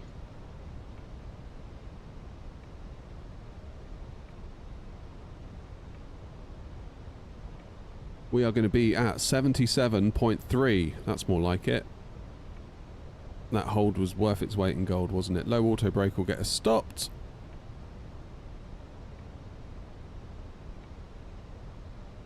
Can I show you the sun? No. Obviously not. Yeah, low auto brake should do it. We can come off at Bravo 5. Now, this is quite a long final, isn't it?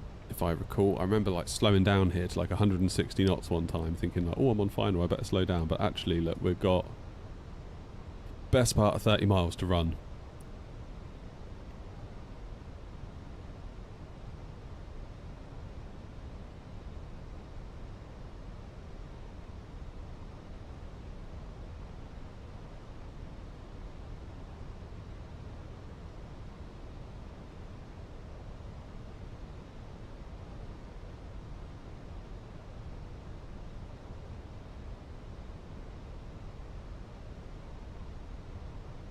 Good. We'll probably go vacate Bravo 5, Tango, Delta 6, and then choose a gate. That'll do us. That'll do us. How you doing, Jetstream?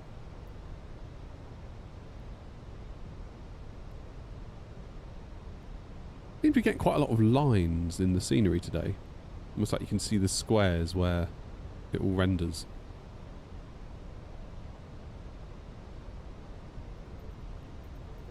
Very weird. Christos, how are you doing? Long time? Long time no see. Right, so we've got our lights on, we've got our passengers belted up. We're going to go auto brakes low.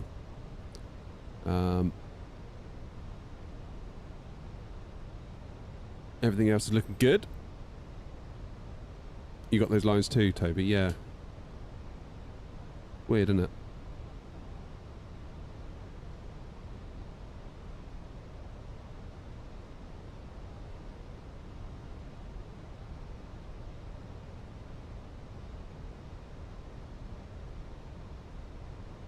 We've got the landing system on, so we've got a localizer. Where is Toby? Toby must be almost down. Yeah. Tenerife traffic cannot 23 Alpha, fully established fire 07, Are you a little sick? Oh, damn.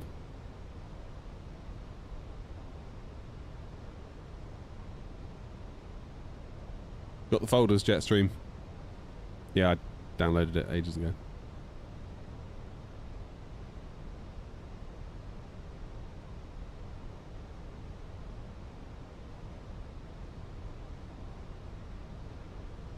To be honest, I'm getting a little bit sick of it.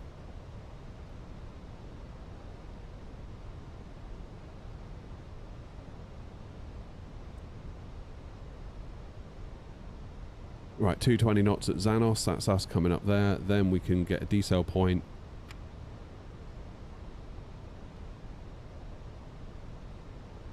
I'm going to take us down to 2,100 feet. I'm going to arm the approach mode as well in a moment. Tenerife traffic cannot 23 Alpha, 5 mile final, 107.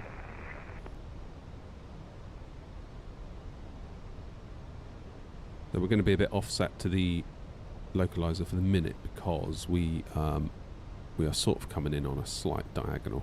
It's not until Tango Sierra 710 that we straighten up. Where is the runway? Can we see it? Not really, can we? Not sure it's rendered in quite. Oh, there it is.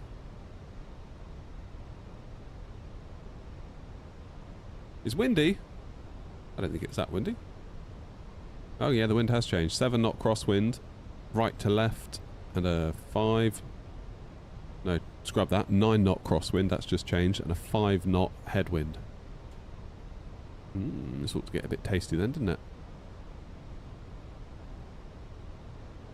Tenerife traffic air knot 30 Mike on a 15-mile final for runway 07.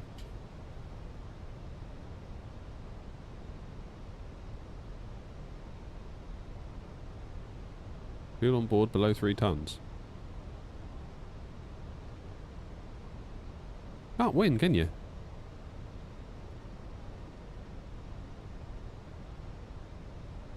Maybe I didn't need to do that hold after all.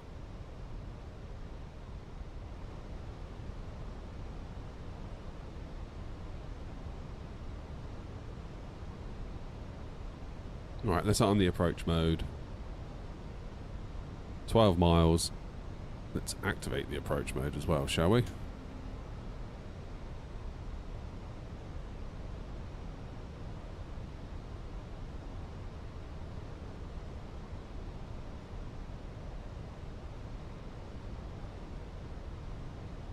I'm going to take manual control of the speed, 180 knots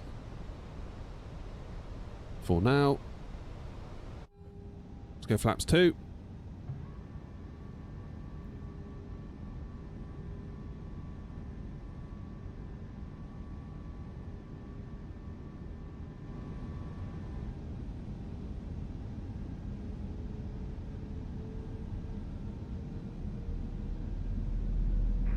Tenerife traffic, LR23 Alpha vacated runway 07 Bravo 4, Tenerife traffic. Good job, good job.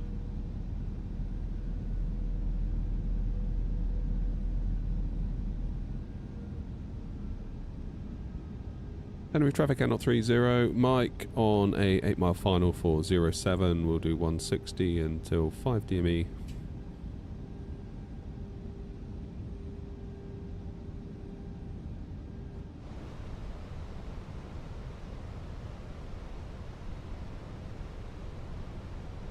Okay, VF 147.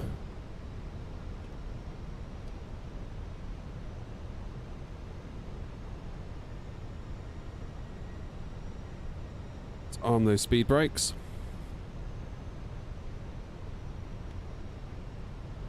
Get the gear down, don't know why I'm clicking it. What's just happened there? That felt like a bit of a swing.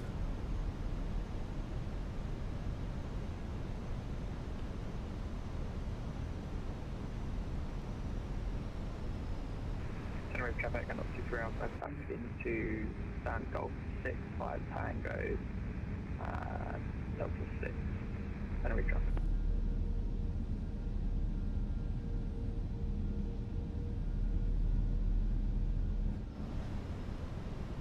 Okay. Tenerife traffic L030 Mike, 5 miles for 07.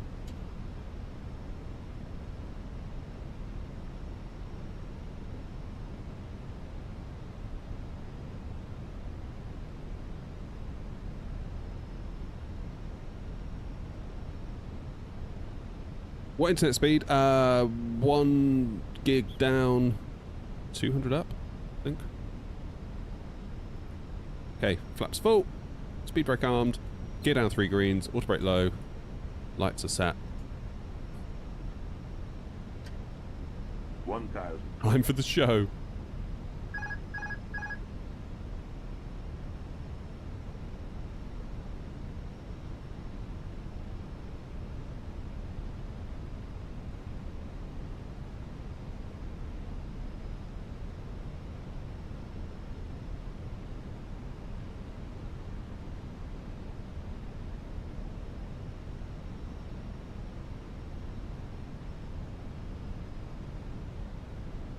Has gotten windy all of a sudden here, isn't it?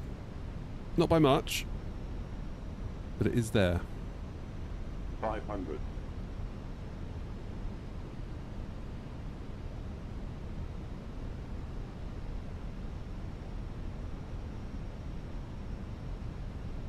Hundred above.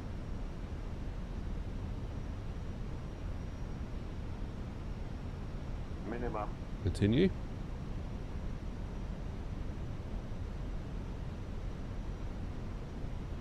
I trust the ILS here, it's a mile out. 100.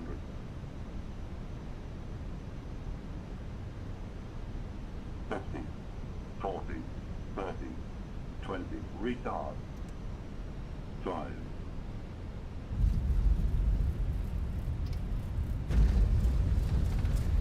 That'll do. 195 feet per minute, please and thank you.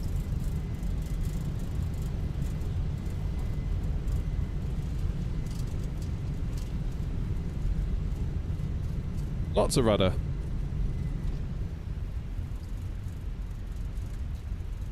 There we go. And we'll take, as planned, Bravo 5.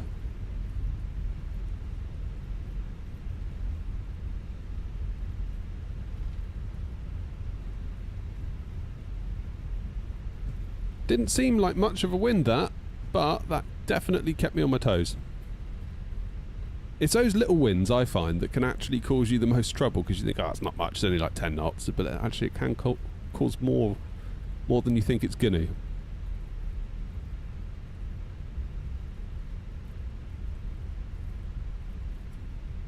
Anyway, welcome to Tenerife. Tenerife traffic, air not 30 Mike, runway 07 vacated via Bravo 5. We're going to taxi to stand Golf 2 via Tango Delta 6. Alright. Lights off. APU on.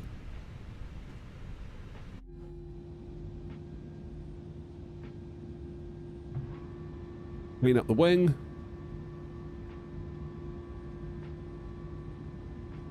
Do I feel the speed helps? No, not really.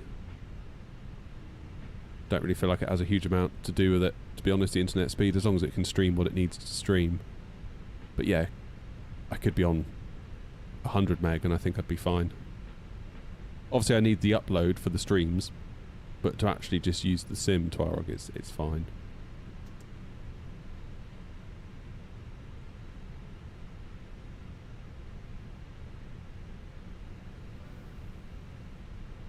Have a bit of Tobii eye tracker.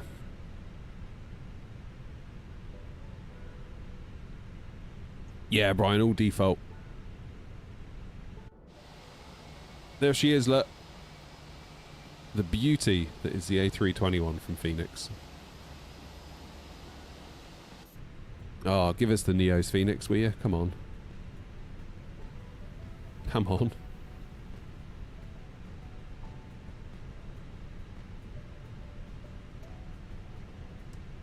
Yeah, uploads, it helps. But in terms of using the sim or anything like that, I don't really feel like it makes a huge difference having loads of speed. It's good for downloading games. Like I had to do a... I saw the Halo Infinite campaign was on a Steam sale, and I was like, oh, I've always wanted to replay that, because I last played it when I had Game Pass. I was like, oh, go on then. For 16 quid I'll buy it. And it was like a 100 gig download for the whole game and the multiplayer, and I was like, oof. But then of course you forget, if you've got like a gigabit down, it really doesn't take long. Really doesn't take long. Brilliant game. I started playing it last night for 20 minutes before bed. I was like, oh man, I'm going to enjoy playing this again. Got a lot of hate, that game. I'm not sure it should have done. Okay, predictive wind shear. Off. TCAS. Standby. Where am I going? Golf 2, I said, didn't I? Golf 2.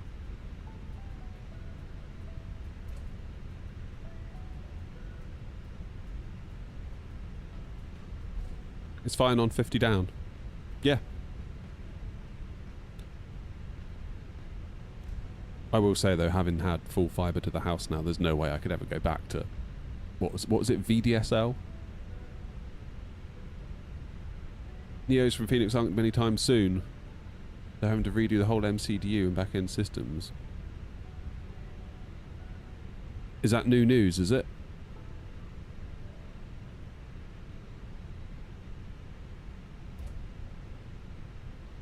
Well, they said before Christmas it was going well, but they were going to just postpone it a little bit, do the VNAV update on the COs, and then...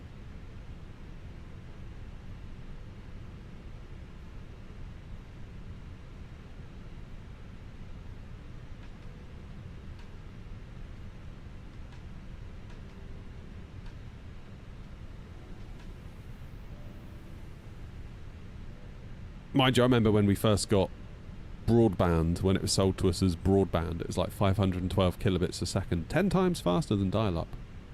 God, that was good. Okay, slight issue with default scenery is that I'm going to have to just follow the lines on the charts rather than rather than where the scenery wants me.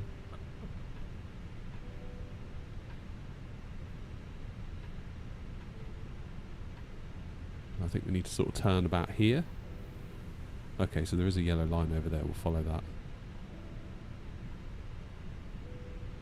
I'm down.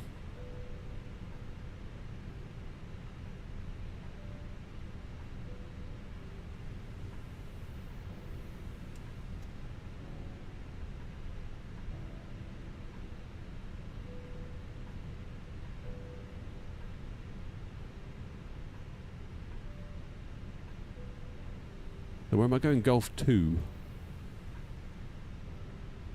Could be a bit of a longer leg this next one. I'm not entirely sure. This feels like a good candidate for some scenery, doesn't it? Alright, well luckily we've got GSX to guide us in, so hopefully... Yeah, we can see there's a pile of stuff over there waiting for us, so... With any luck. So it should be the bay after... Not this one.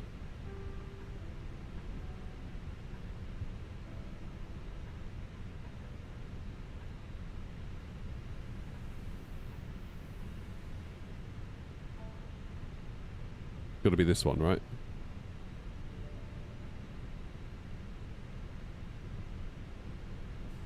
Have I gone too far? No, I think we're about right. If I turn now...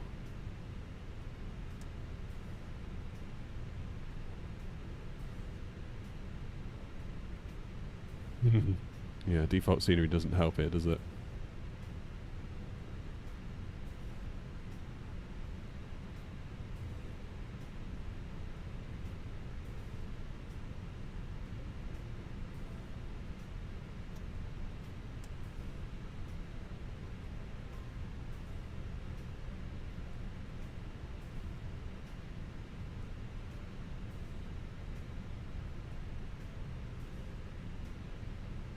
Oh, round to the right and then straighten up?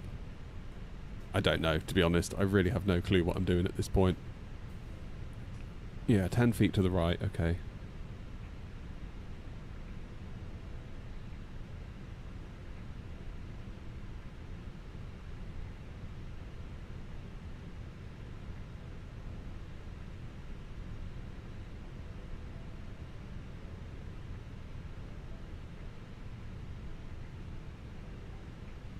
Hard to see the numbers because it's white on white.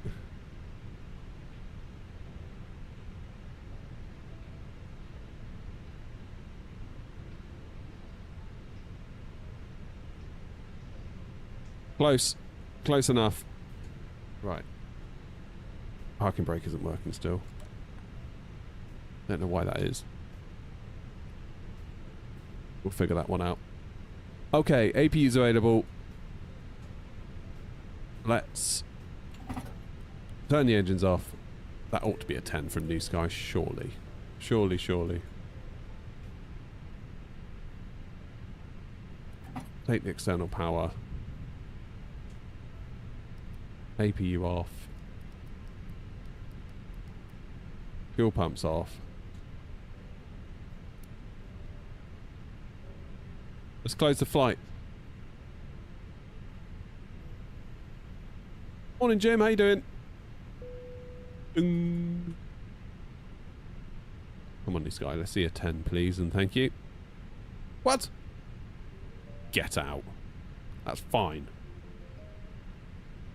That was fine. Talking about. I think it's the dodgy scenery. That's what it is. Whatever. Whatever.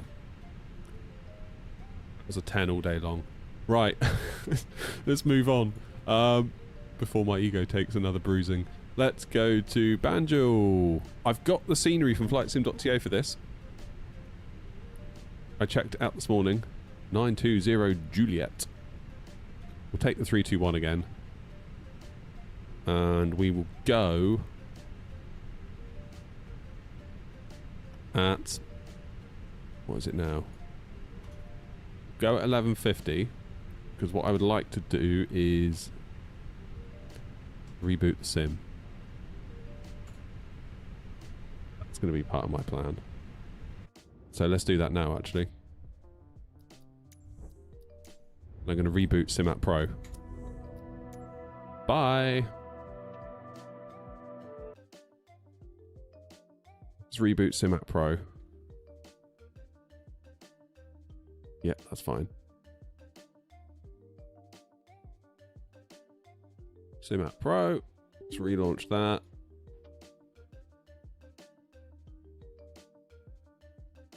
Do we have a flight plan? Yes, we do. Right. Of course, this raises questions of what we're going to have for lunch. Don't have any weird key bindings, do we?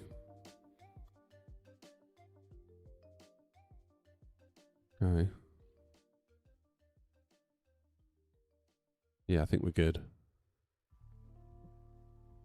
Nothing weird going on, is there? Yeah, we're alright. Okay. Let's reboot the sim.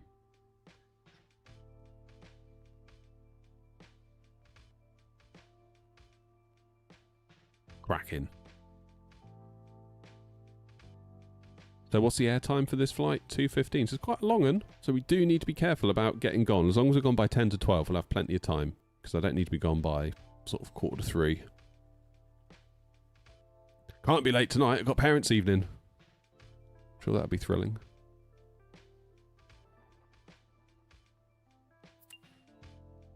Somebody sit there like a lemon and just be like, yeah, alright, yeah, cool. See ya.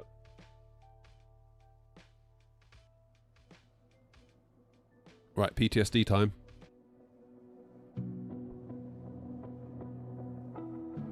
There we go.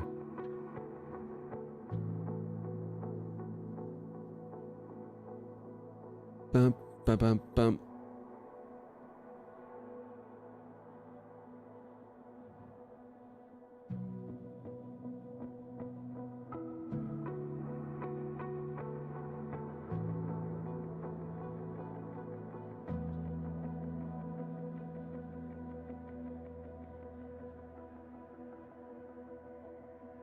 Doesn't it bring back memories?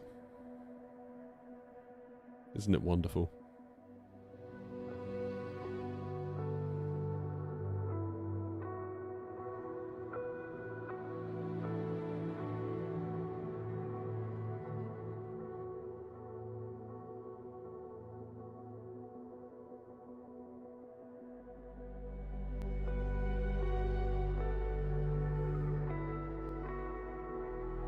Hey, right.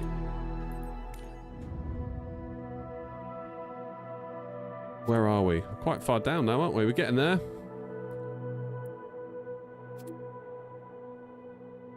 Where were we? Gulf 2, wasn't it?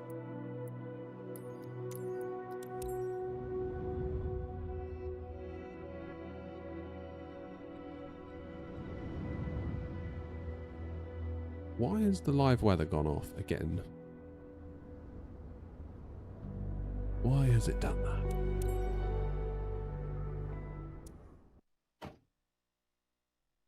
Proper cold and dark again then, isn't it? Let's put the weather, because that's not real, is it? Ding. Ready? Battery 1. Battery 2. External power. Navs 1, 2, 3. The emergency lights. No smoking to on. Crew supply. Ground control. Nav and logo. Phoenix. Right, let's load the aircraft. 10 tons of fuel, that's always good.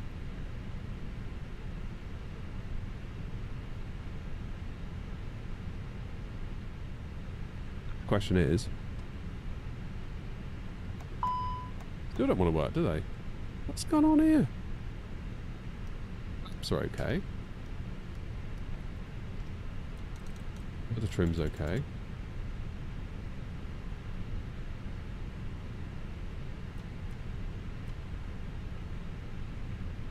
Engine selector doesn't want to know. Okay. We need to get the guide up. Is it doing that? Knowledge base. Knowledge. Let's have a look.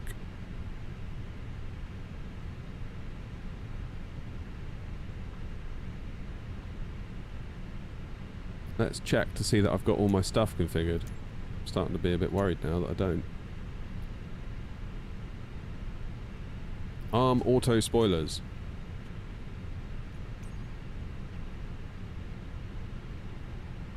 Auto spoilers. Yeah, it's gone. Why is that gone? How weird.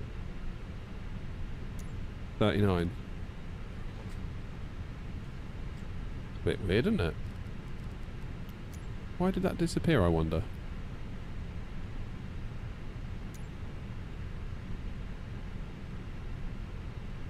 So now...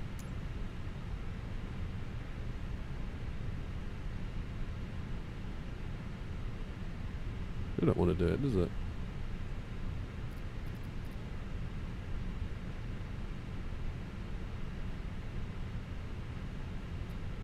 I'm going to do it in the settings menu because I don't trust that pop-out one. Controls! I've got my Phoenix.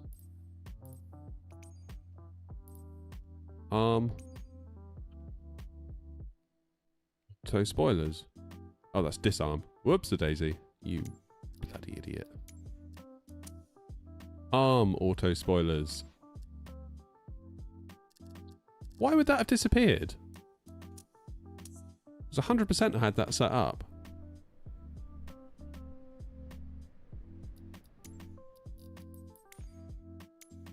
Right, let's try it in this menu so that at least we can continue boarding while we do this. Okay, flaps axis is fine, spoiler axis is fine.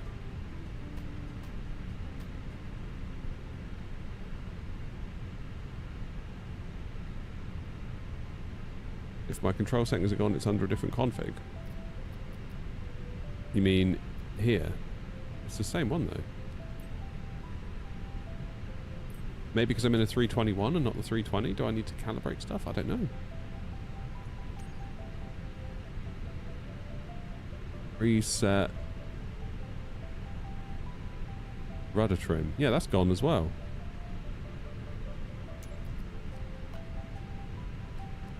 Sim, why are you deleting my stuff? Is what I would like to know.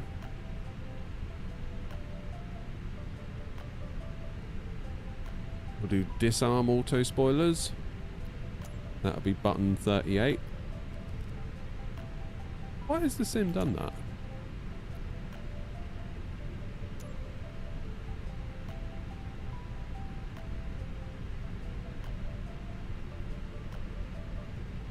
Has it done the auto throttle disconnect as well? I bet it has.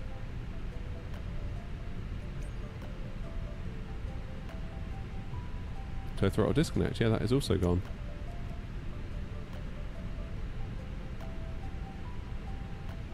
Do button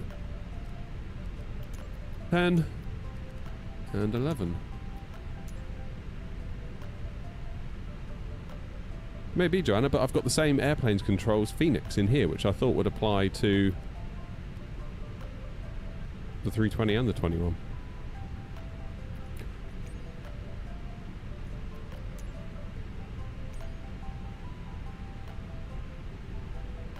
Set engine master 1.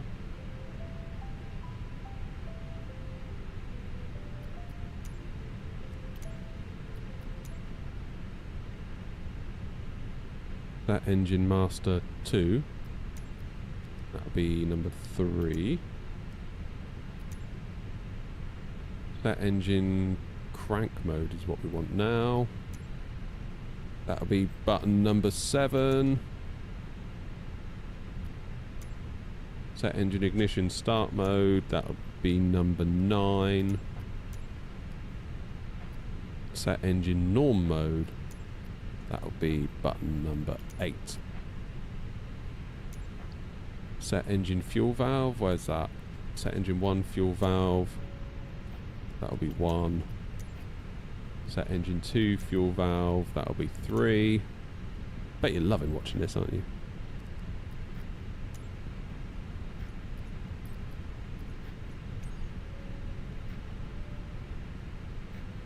Set starter.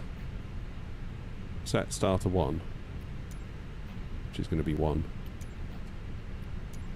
Set starter 2. That'll be 3.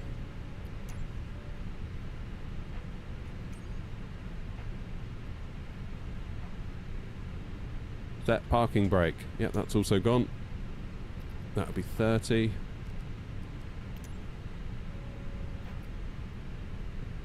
Is Navigraph needed for that sim? It's highly advisable, yeah.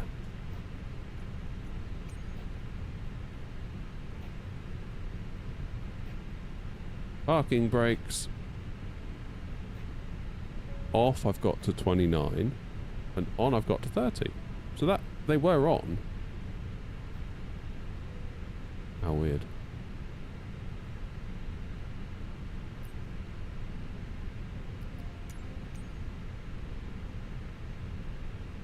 Throttle axis.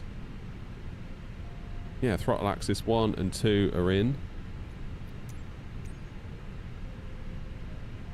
Flaps axis is in. Was it spoilers or speed brakes? Is that what they call it? Spoilers. Spoilers is in. Okay. Well, in which case I'm really hoping.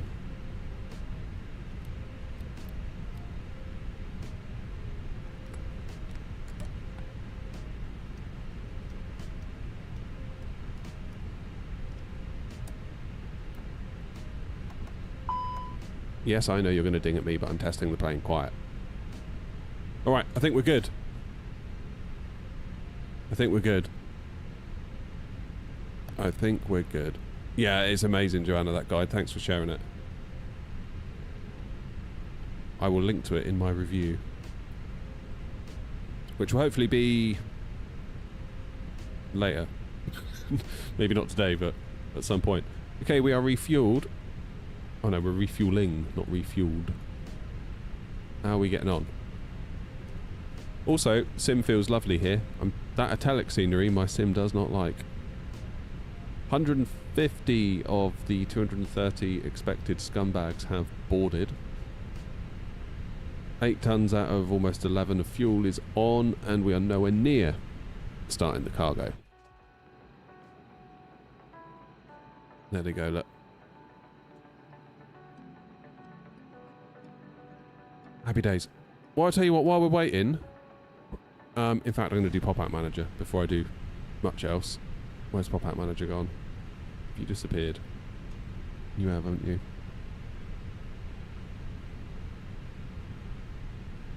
Pop-Out Manager.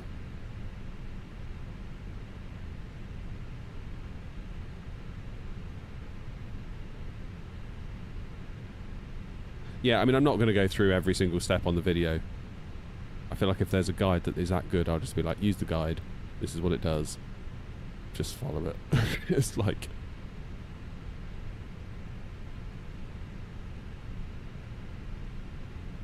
You know what I mean?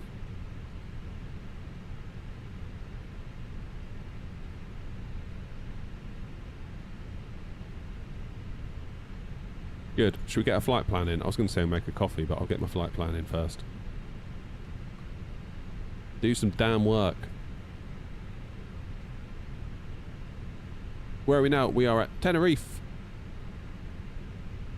Which reminds me. We need to update the old flight plan, don't we? There we go. Tenerife to Banjul. Looking forward to flying into there. Freeware scenery looked alright on flightsim.to.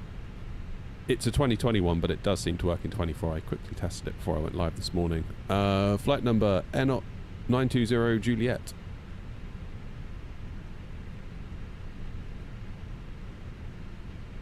Cost index, it's going to be 60, isn't it?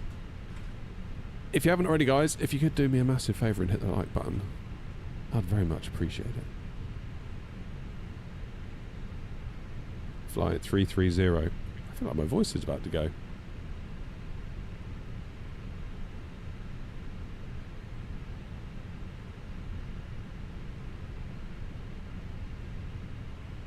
Okay, flight plan is about to be filed. I'm not actually on VATSIM yet, Joanna. So yeah, next job is to file the flight plan. I still do the call sign air not. Not sure if I need to now we're a Pucker VA, but do you know what I mean?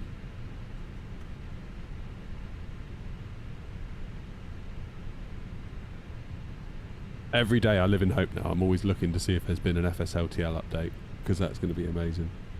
Right, we're going to depart from here on 07 on the Odegi 1 Echo. That's easy. Into Banjul, we're doing runway 32 on the, I guess, ILS Zulu.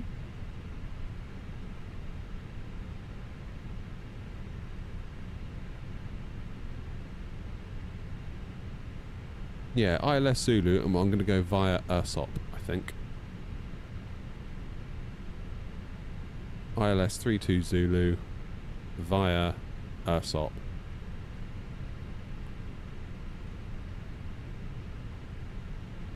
Because my plan will be, it basically brings us all the way in. There isn't a star, but we can then vector out to Ursop, come in around, and have a crack at landing.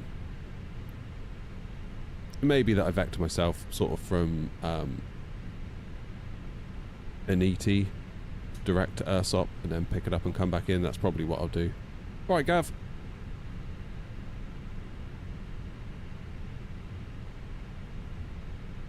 Hi, Rob. I saw you playing COD last night, Rob. I almost jumped on and joined you, but it's getting late by the time I'd realised.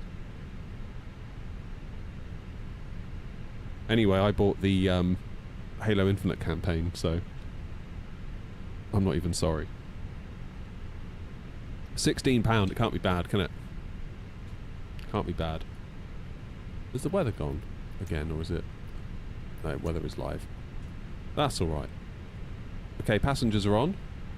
No, they're not. 10 more to go. UNH 1019er. That'll do us nicely. Do us nicely. Fuel is loaded, so we can get the fuel pumps on. Get people strapped in as they board now, and we can start our APU, because that'll save us a bit of time. Basically, the quicker we can get gone, the better. Because if there's any weirdness of go-arounds, whatever, we'll have the time to be able to deal with that properly. There's a Star Trek Voyager game. I didn't know that. Oh, I remember watching that on like BBC 2 at 6 o'clock or whatever, or 6:30 when I was a kid. Is it BBC 2? Used to be Simpsons, then Star Trek, I think. Those are the days.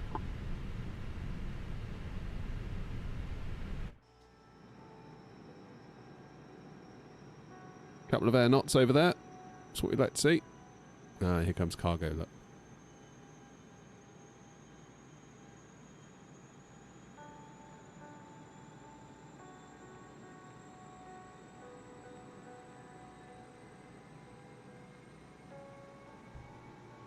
BBC 2 confirmed. Yeah, 6 PM. Nice. So what was Simpsons then? 20 to 6? Was it like The Weakest Link, followed by Simpsons, followed by Star Trek Voyager? Then it went to Channel 4, didn't it? And then, yeah, Sky just... I feel like Sky 1 post 7 PM was just like back-to-back Simpsons, followed by... or punctuated with like Stargate SG-1. Or Relic Hunter. God. What a time.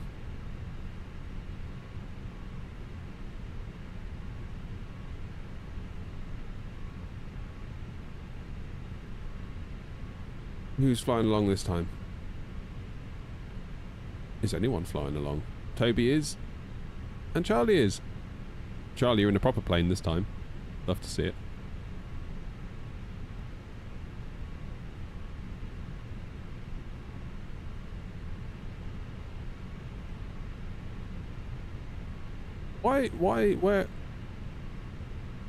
Why am I missing 10 passengers? Final call. Bloody passengers. You don't get this trouble with cargo, do you? And it earns you a fortune. I need to do some 777 ops maybe. Although I do need to figure out a bit more how to get these throttles to work nice with the Boeing. I've started making a SPAD next profile, which might be a terrible idea, or it might actually be alright. I can't quite decide.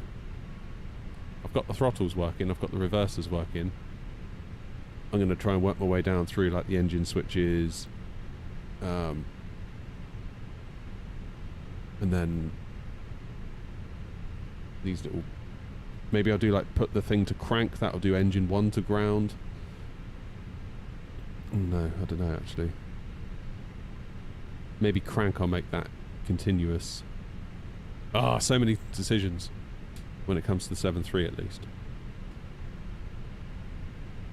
And you also need to not run SimApp Pro, otherwise the two are constantly conflicting. Do I use the scenery? I've got scenery for where we're going, I don't have scenery for where we are. So Tenerife at the moment, as you can see, is rather bland. Where are my extra 10 people? Why has that happened?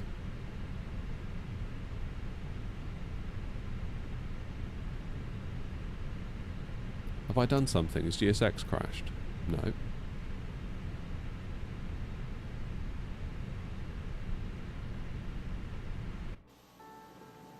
Because cargo's gone now. Oh. Okay, there's like one more. One more.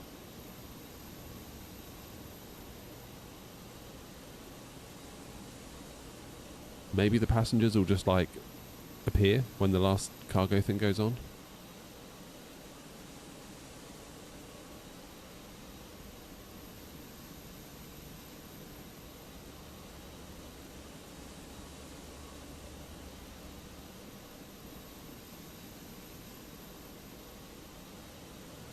Ten people detained by security. That sounds about right for our level of clientele. Clientele. Definitely gives me 757 vibes, this A321. It's much longer, isn't it? You realise how much longer it is. You don't realise a lot of the time until you do.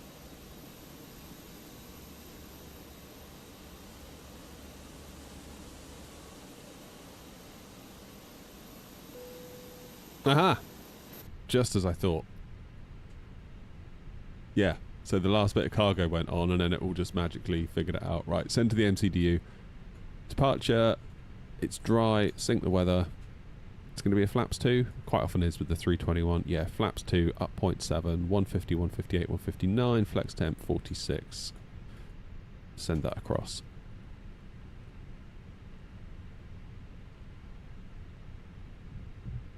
Okay, init page B, block fuel 10.9, 10.9, nearest damn it on board. Trip, reserve, alternate, final, fine, fuel, taxi. That's all come across, 150, 158, 159, flex temp 46, flaps 2, up 0.7 on the trim. Flight plan is in and looking fine, let's just step through it.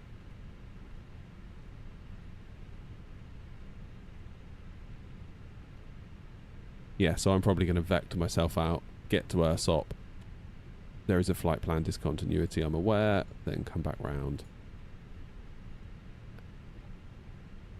We're in. Good. Well, in that case, start the show. Morning, Joseph. Pre-flight drinks recommended after Madeira. How dare you?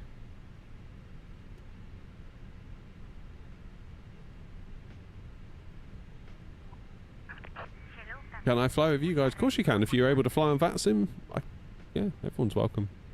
It's funny, people say, can I fly with you on VATSIM? It's like, even if I said no, I couldn't stop you. Like, not that I would say no. Like, who the hell am I to say no? If you're able to fly on VATSIM.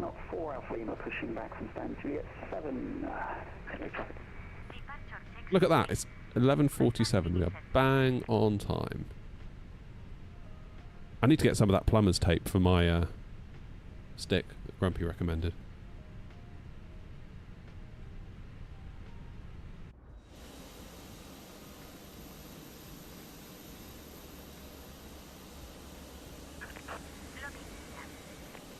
So I think once we get up, it's going to be time for a lunch service because I'm getting a bit peckish.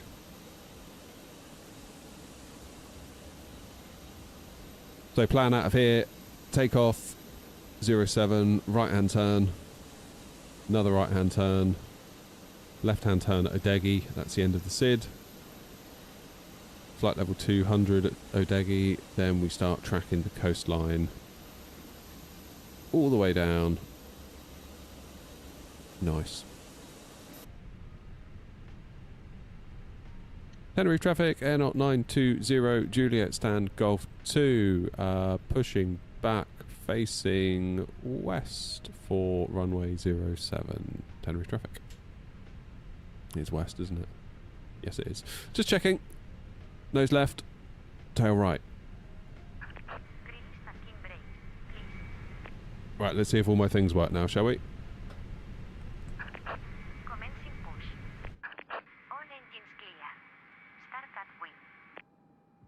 Okay, engines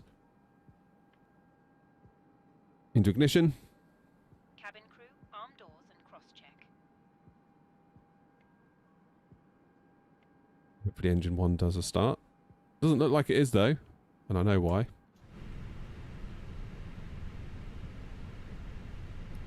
Shush.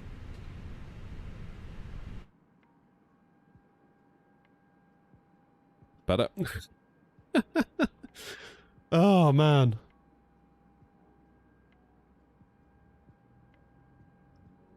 Have we now got less abandoned air not aircraft since I implemented the tracker? Gentlemen, Start new sky. Should remember that. Airbus A3 Yeah, they're getting fewer. There's what it's done actually. It's identified different aircraft type that are prone to being abandoned. Therefore, prone to. Ladies and gentlemen, Yeah, you should be alright, Toby. Crack on. welcome aboard our Airbus A320. Yeah, so it's actually identified weirdly that the 737, despite my love for it, Safety procedures. actually tends to be the one that gets stranded the most. So, Pocket contains much to Grumpy's delight, we're probably going to have a bit of a cull of the 737s. life jackets and the brace Because there's no point in them being stranded. We'll keep them where they're needed and where they're flown. brace. There are 8 emergency exits on this aircraft. The cabin crew are now pointing out the exits nearest. We'll just replace them with 777s, that's what we'll do. That your nearest usable exit may be behind. We're going to get you in a 777 eventually, Grumpy. I think you might actually quite like it. Will guide you to an exit. In an emergency, leave all baggage on board. How's the ATRs? What ATRs? Adjusted and released as shown. It must be What's an fastened ATR? whenever the seatbelt signs are on, and we recommend that you keep it fastened at all times. If the air supply No, Toby, I wouldn't recommend pushing now. I think you've been blocked. Pull a mask towards you to start the oxygen. Your nose and mouth. Hold the mask in place with the strap. Pull on each side to adjust. Put on your own mask. It is working though. Like, If we land Ross, on water, say about cost cutting, it is working. We are now dangerously close to being profitable. Even with everyone's tail strikes and landing gear collapses and all the rest of it. See ya. Alright, we've got 2 good engine starts. Let's lose the AP bleed. Turn on the taxi light.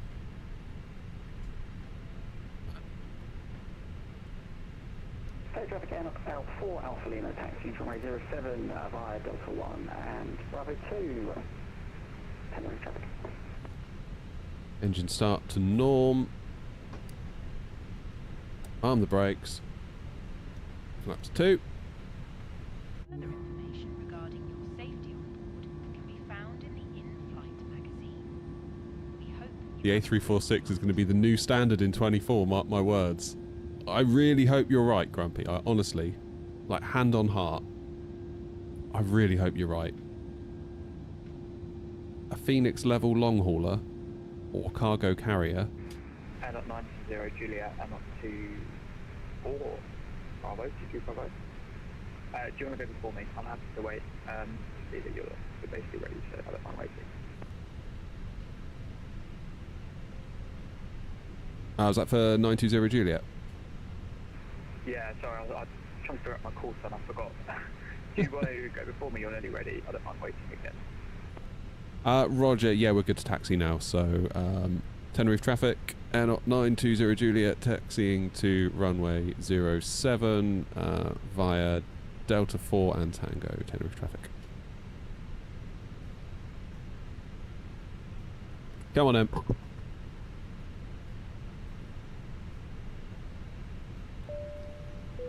Bing, bong.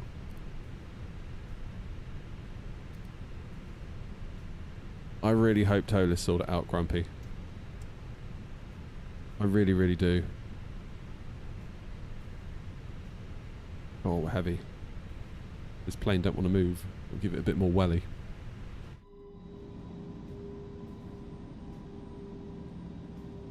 Yeah, I'll take Delta 4. Get out your way nice and quick, hopefully then.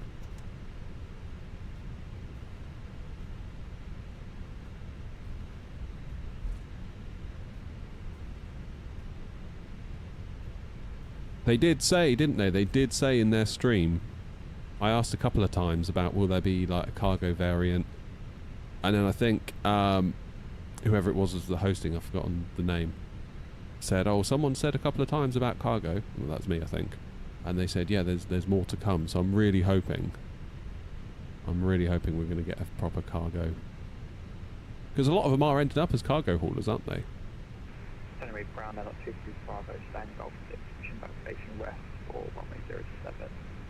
Tenerife.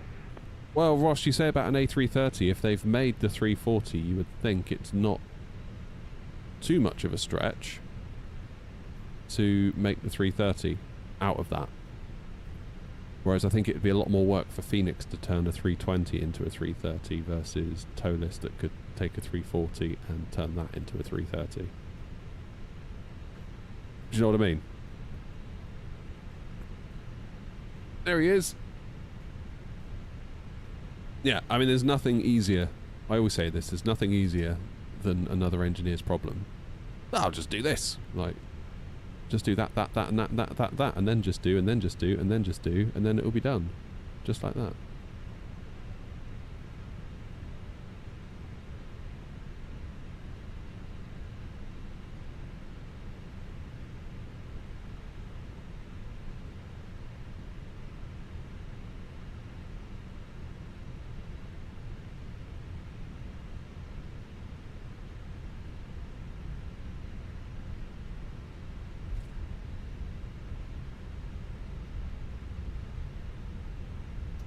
But yeah, very much looking forward to it.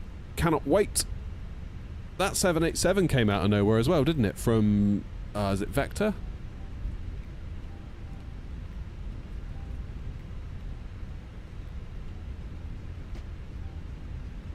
That seemed to come out of nowhere, that. Tank traffic, N 4 Alpha Lima line up runway 07 via Bravo 2, Tenerife traffic.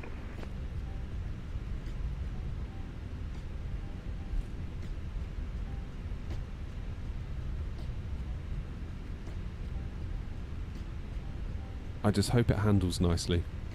I really do. I feel like I'm a real stickler for a plane hand flying nicely. I feel like that can just ruin it for me. To the point where I just won't fly it if it's not what I feel it should be. But then how do I know at the same time? But Phoenix feels great, the 737 feels great, the 777 feels great. So if it can feel like those,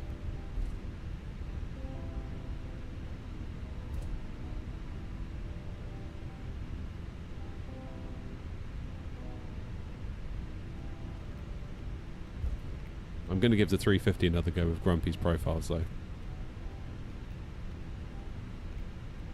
Good luck, Grumpy. Love how Grumpy didn't notice that Boeing's got a door missing. Tenerife traffic, and not 2 Bravo, taxiing to holding point Bravo 1, runway 07 via Delta 3 and Tango. Tenerife traffic. I'm going to do a full-length Tango takeoff.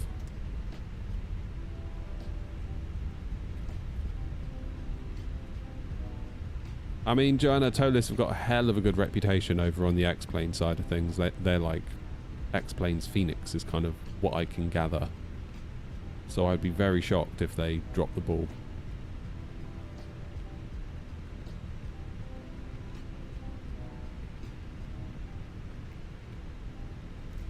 We don't have a release yet, do we?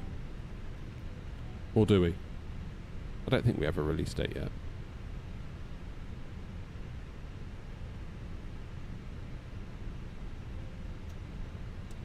How you doing, Nige?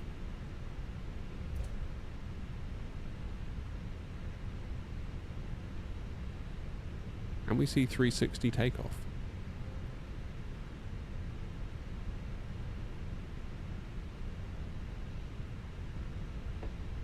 I don't know what that means. Okay, this will be Bravo. And off right mirror airborne, climb through 1,500. No rush. I'll taxi slow to give us a bit more separation.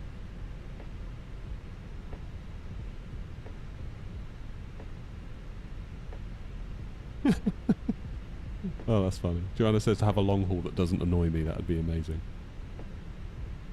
Need to get 777, Joanna. Nothing wrong with that thing. Flawless. All the way home. From Baltimore, that thing was.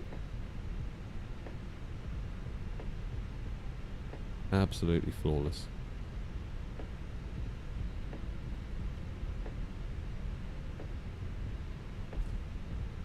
Tenerife traffic, Air 920 Juliet via Tango, lining up runway 07, taking off Odegi 1 Echo departure. Tenerife traffic. Okay, start the clock. Tara. Tenerife traffic, I'm not sure if that's just on my end, but that was readability 1. I didn't get it, that it was constantly breaking down. Oh dear. Any better now? Air 920 Juliet?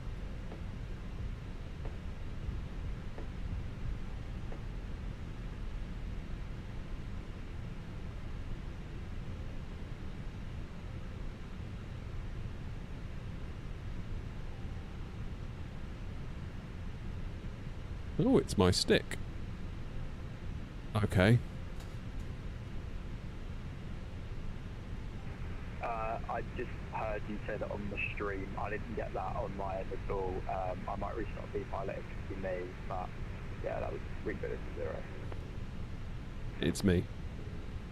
It's 100% me. And negative, it's for me as well, it's all broken.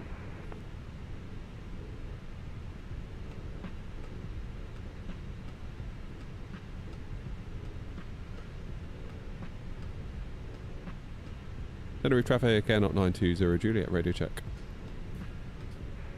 5-5. Yeah, that'll be the push to talk switch on my FS project stick playing up. Okay, Air 920 Juliet via Tango, lining up runway 07, Odegi 1 Echo departure, Tenerife traffic. That's a shame.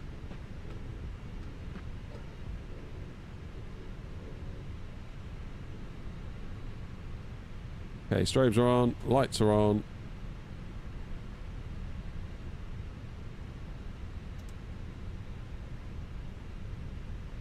There's a rumour it'll be released on FS Weekend. What's that, the 340, Ross?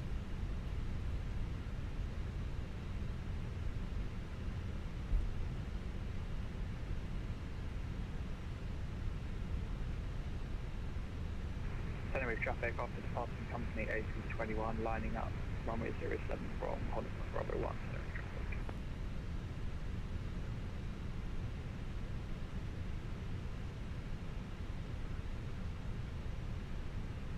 How do you get the 3 dots when you disconnect the autopilot? As in the beep, beep, beep sound? Normally it just does it.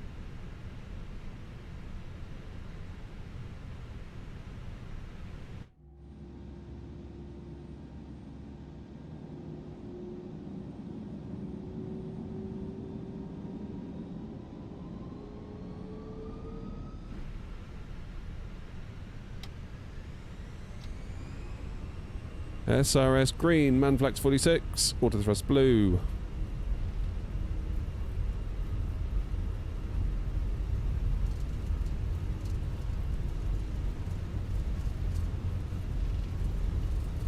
Okay, 12:02 departure time.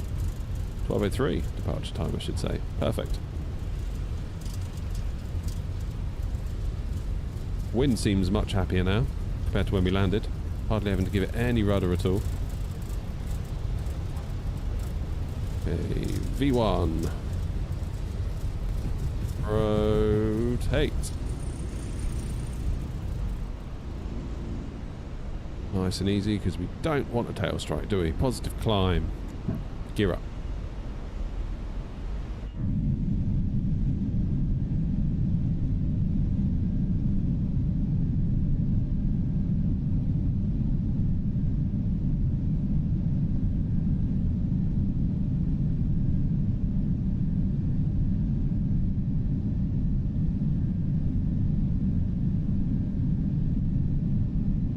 Tenerife traffic, Air 920, Juliet airborne at 07, passing 1,700.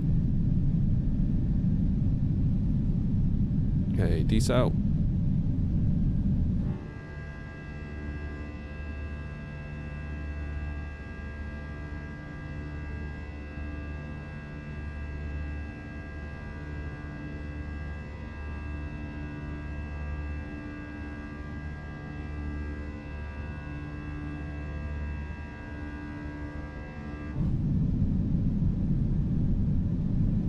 Flaps 1.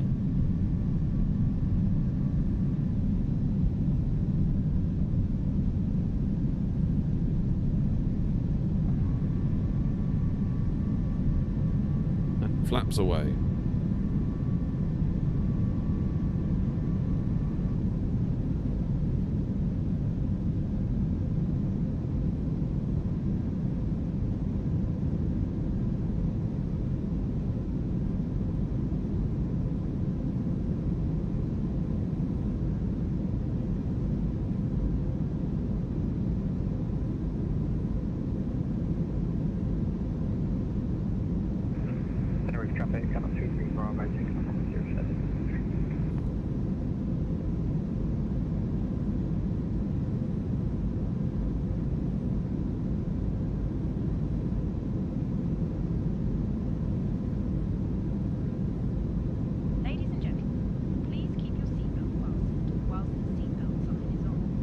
Look at that. Right. I don't know, Cam. I don't know what's going on there. Okay, disarm the ground spoilers. What time does it think we're going to get in? 20 past 2. Damn. Got a long old drag. On the Phoenix A320. I mean, you have your flight plan sorted and all that?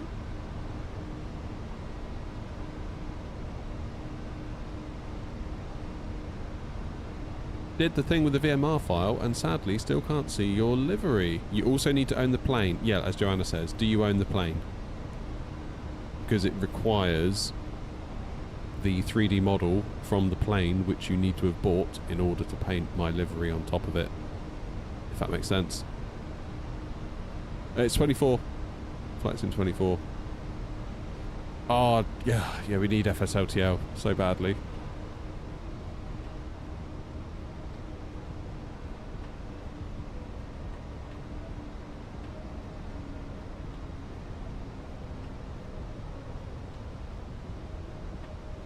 Alright, quick look around. Is there anyone we need to be aware of? Probably not. What about you? Where are you going? You're at 35. We're going to go up to flight level 330. Is the plan. Tenerife traffic, Air 920 Juliet, climbing now, flight level 330. Final call, Tenerife traffic. Tenerife traffic, number 235, occupied level 2,300, scope 1 range.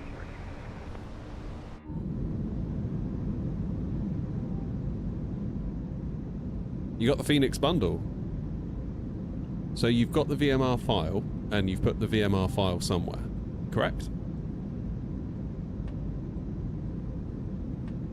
So, for example, I put mine in a folder in my documents folder, and that's just where they live. Then in vPilot, you go to the Model Matching 2024 section and point vPilot to that VMR file.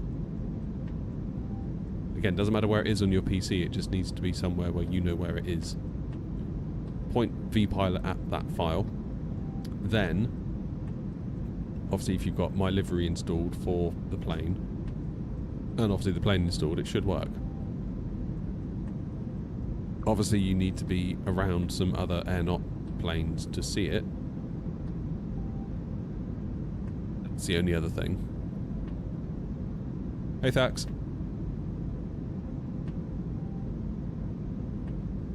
So I don't know.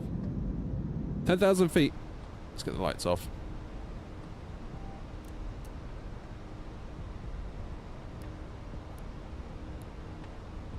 Should start to dip our nose.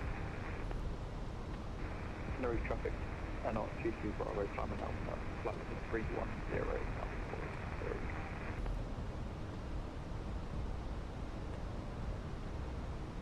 What does it think we're going to land with? Okay, it thinks the fuel's just about right, doesn't it?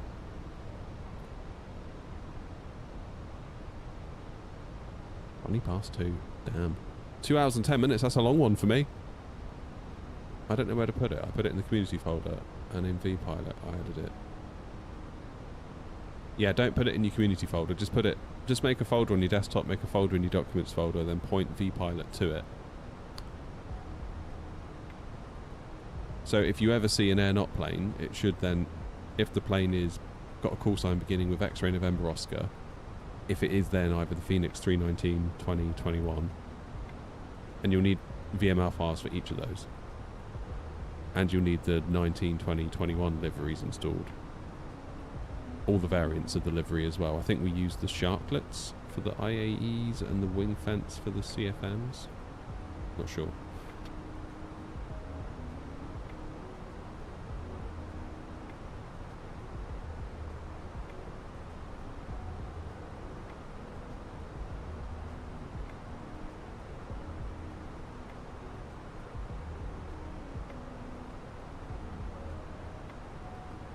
Good, I'm glad my throttles are working again.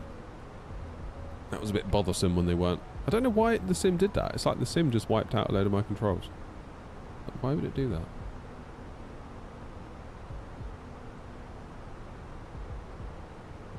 So the liveries need to go in your community folder. The VMR files should not go in your community folder. It shouldn't be long. Well, I'm hoping it won't be long until we get ourselves added to FSLTL, then we don't need to worry. The work has been done. The work has been done.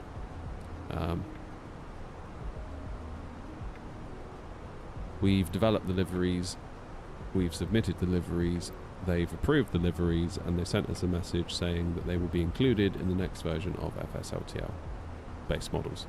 Whenever that is. Whenever that is. Hopefully it won't be long. Am I using profiles in SimApp Pro? I was, and then I removed it, which might have been half the problem, Jim, thinking about it. I found one for the 777, but it didn't really work very well, to be honest.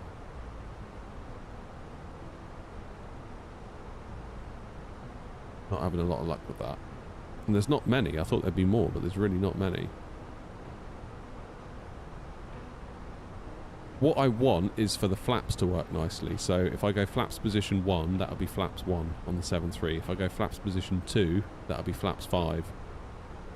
If I go flaps position 3, that'll be flaps 15, and flaps position 4 will be 30. But they don't do that. They just do wherever it is on the scale of the axis.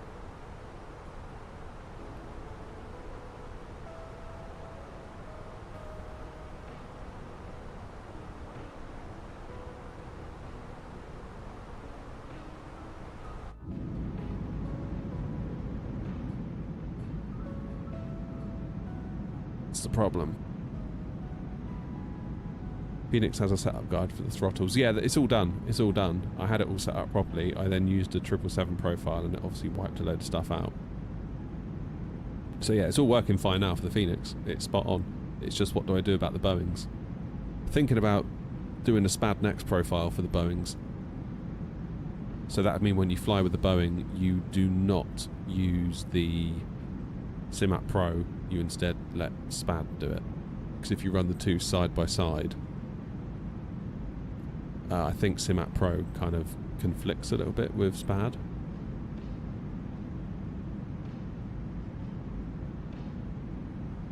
So yeah, I'm kind of mid-developing a profile. Because again, I tried a profile that I found on SPAD and it just didn't work. It was all over the show. Don't know if you've used one or can recommend one, but the one I found was not quite what I wanted. So I started digging in and trying to make one.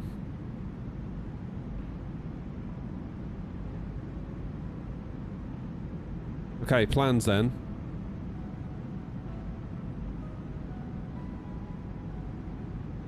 Use SPAD Simat Pro. Did you not find that the Simat Pro conflicts with SPAD? Like I found, like when I went into reverse, it was a little bit like on off, on off, on off, on off, on off. It went a bit weird. Then I closed Simat Pro and it worked.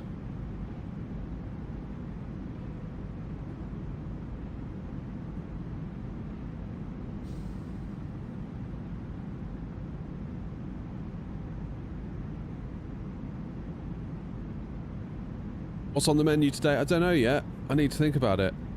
I don't think there's a lot, to be quite honest with you. I think plans will be to get a coffee first. We'll have a coffee service in a minute. Then we'll let it get to about 1 o'clock. Then we'll have a lunch service. Then it should be time for cabin crew to sort out the cabin and prepare us for landing. That's my little plan. You not had that, Jim? Okay, well I'll try it again tonight. It just takes so long doing all this stuff. That's the trouble. And if I'm doing that, I'm not either A, streaming or B, making a video, which is worrisome. Aha, who is that?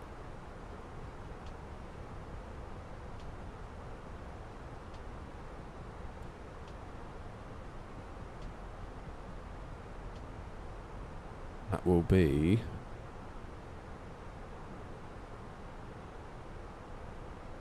that one that was over Gran Canaria a moment ago.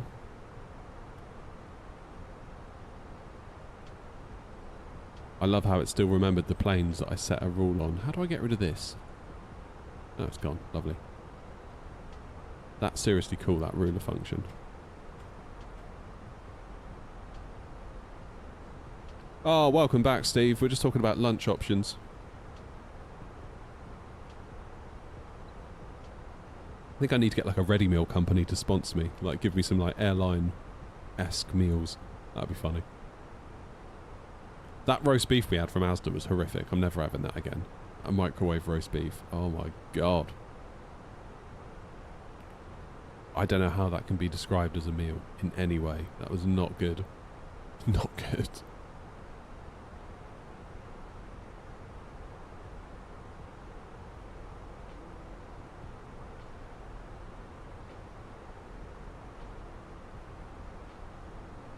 Oh, did you, Jim?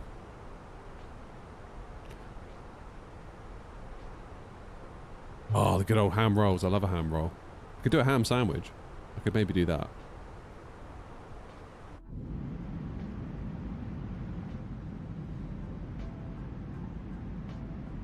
Well, yeah, Toby, I don't even know, to be honest. Was it even beef? That's a good question. It was the roast potatoes. They were just solid. Just solid, like, shards of whatever. I don't know, they're just so weird. Right, Tack. Ham and cheese and crisps in the middle. That is a lunch of champions, that is. My word. Can't knock that, can you? You can't knock that. I feel like we're basically doing long haul. All the way for 2 hours. 20 past 2. So yeah, 2 hours on the dot we got. Which is weird, because when we did the long haul back from Baltimore, it felt like forever. But it weirdly didn't feel like forever. Does that make sense? Like, obviously it was 7 hours. But yeah, it was weird. Time became a blur. Time became a blur.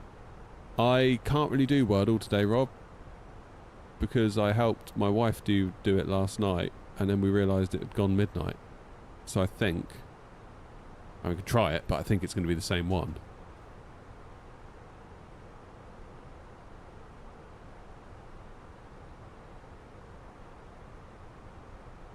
Let's have a little look. If I get it in one, you'll know. Okay, spoiler alert. If you don't want to know what the word is, look away now.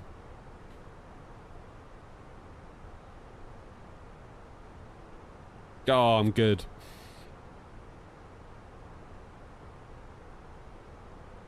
This win deserves to be remembered. Yeah, I don't think it does, to be honest. Could do Quirtle.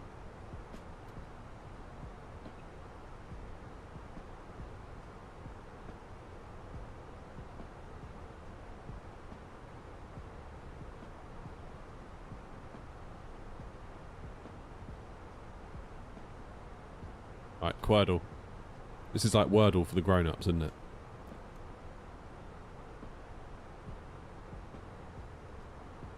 Oh, right, we've got to do top right. Something AR, something Y. Party?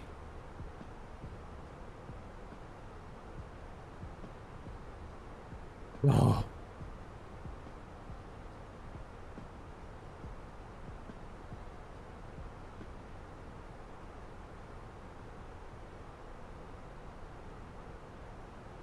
Okay, that's stumped me. I thought that was going to be a nice easy one. We're doing top right. Any thoughts? Do I turn off the vibration? I will be. I haven't done yet, but I think I'm going to. I'm trying to live with it, but I think it's becoming less and less of a novelty and more annoying. Hardy? Could hardy be a word?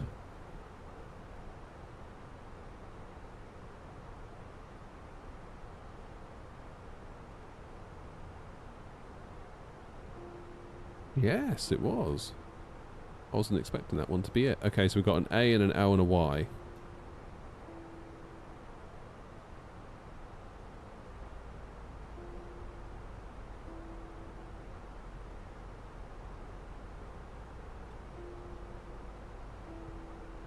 Come on, give me some ideas. Carry.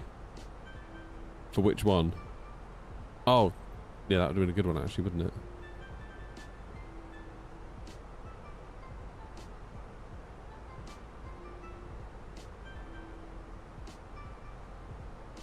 There's an A and an L. What?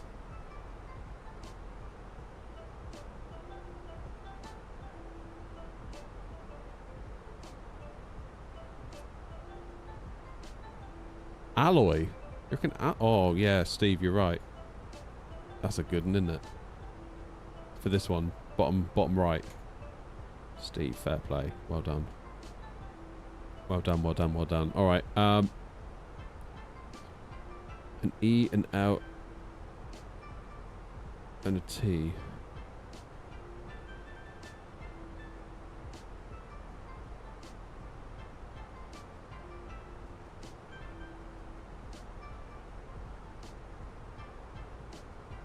Tell. Tells? No. The S is in there though. So the E can't be there or there. So the E has to be here. LES.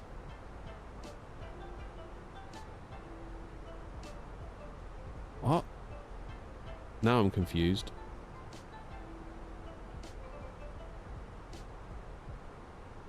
No. The E has to either go here or here. So I reckon LET.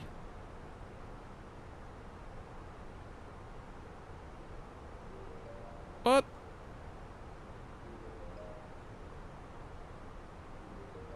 Where are we heading? We're heading to the Gambia. Banjul. As part of our pole-to-pole tour. I'm stuck on this bottom left. Can't be an E, can't be an E. So the E has to go either here or here.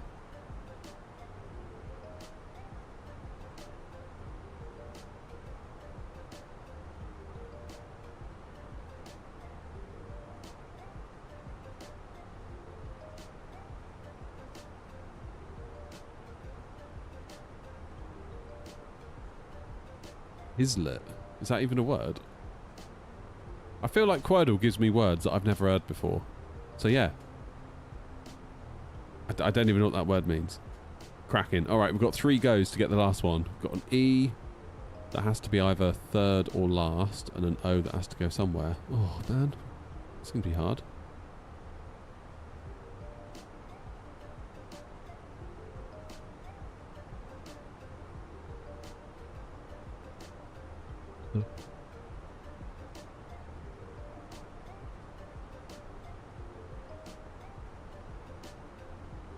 Gouge?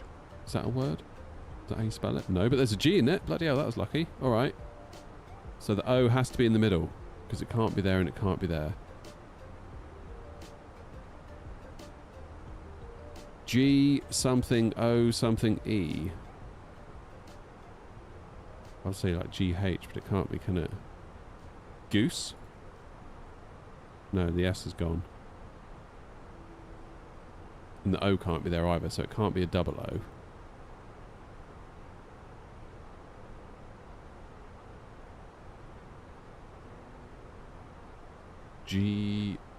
Geode? No. Geome? No.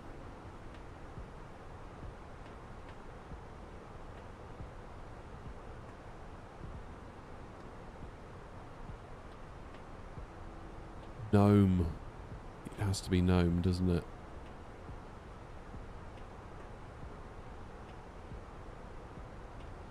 Fair play. Steve, I think that one's basically you, to be honest. That's basically you. And you've got Quordle Extreme. 8 guesses and more unusual words. Oh my giddy aunt.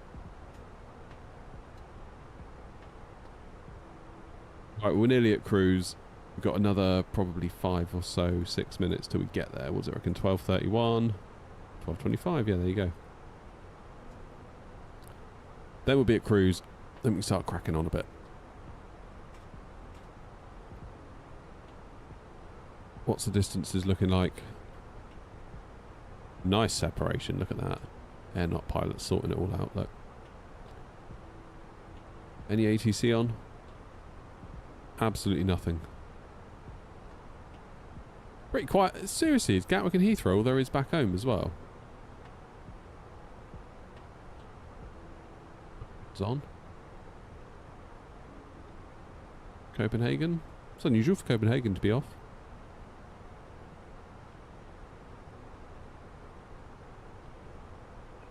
Sankara controls on. Turkey's good.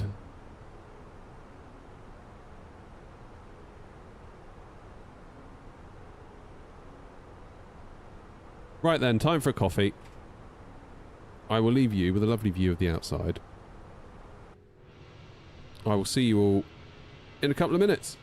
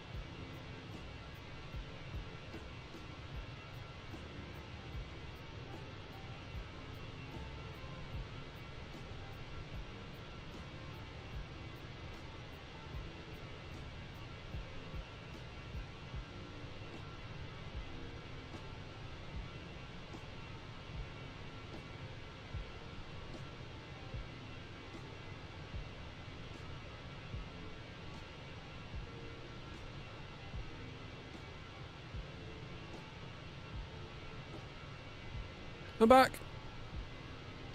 I'm back, I'm back, I'm back. Oh, that livery does look good, doesn't it? That coffee ain't bad either. I just had quite an interesting email. Any of you guys heard of Flightboard, a real-time flight information display system that replicates authentic airport departure arrival boards using VATSIM data, live VATSIM data? Developer says, when I saw you've established Airnaut as an airline with Gatwick as the base, I took the liberty of adding the Airnaut logo to the system, so whenever your pilots fly, the flights display with the proper Airnaut branding on the board. How cool is that? I thought you and your community might enjoy seeing it in action. That's pretty cool. Love some of that.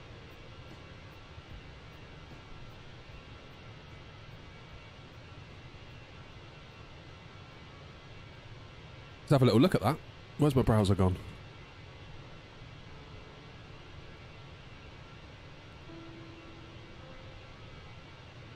I'm watching you live right now. I'm the creator. Oh, nice. There you go. It pays for me to go in and get a coffee because I check my emails. So what can I do? Whack it up in the browser?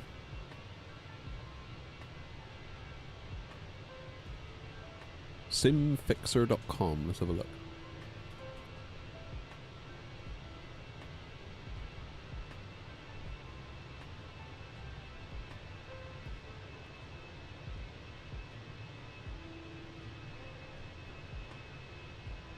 Oh, I say.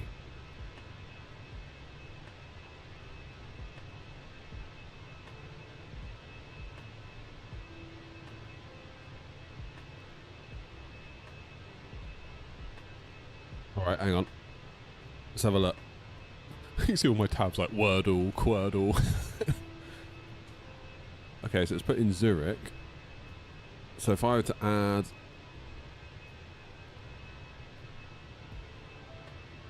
Yeah, so you can see that one's boarded. These are on approach. So if I was to type in GBYD, would it show us that we're coming? Yes! There we are. Look, Mama made it. That's really cool. You can quick select themes from the airport name on the left. Ooh. So what's been happening at Gatwick today? Look at that, that's well good.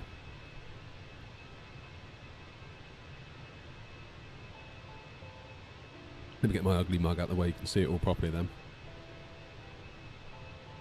Sweet.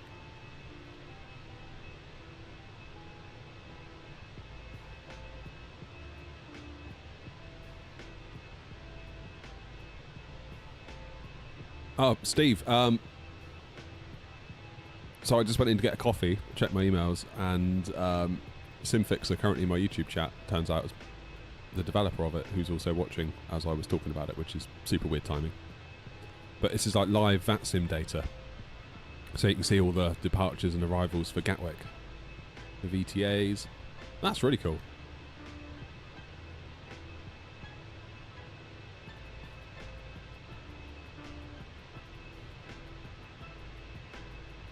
You know what would be cool? Not to basically make you do loads more work. If you were to click on one, could it go through to like another page where you get like, you know, they put up like the TVs above the gate at the airport. Could you have like just a single screen just for like BAW 2237 if I was to click on it, if you know what I mean? I bet content creators would use that if you did, because they could use it for themselves, which then helps spread the word, especially if you tucked a little logo on it or something. I would use that as like an intro to my stream, for sure. Because normally, if I go live, I just sort of do that while I'm just waiting to go live, basically. But if I could have an airport gate style Yeah, that's cool. Really cool what you've done. And I love the air knotter on it.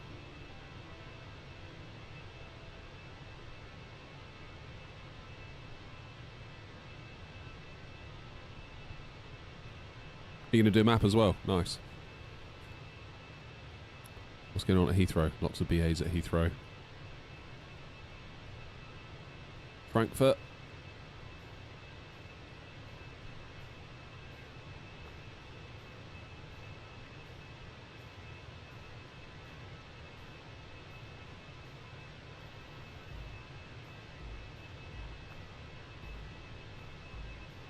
Very cool. Oh, I like that. I'm glad you emailed. Everybody go to flightboard.simfixer.com to learn more. There you go. How's that for a little ad read? Very cool. Steve says, what's the link? Flightboard.simfixer, Fixr.com.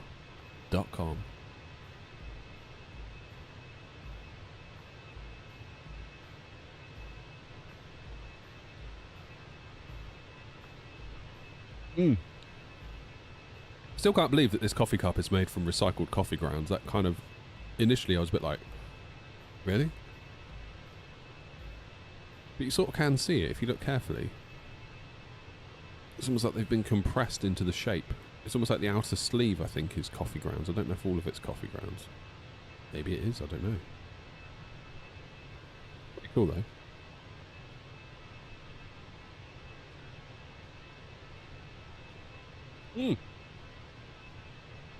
See Africa. Ah!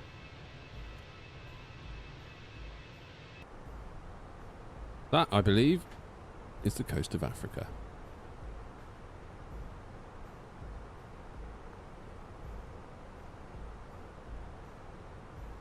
What graphics card have I got? I've got a 7900 XTX at the minute.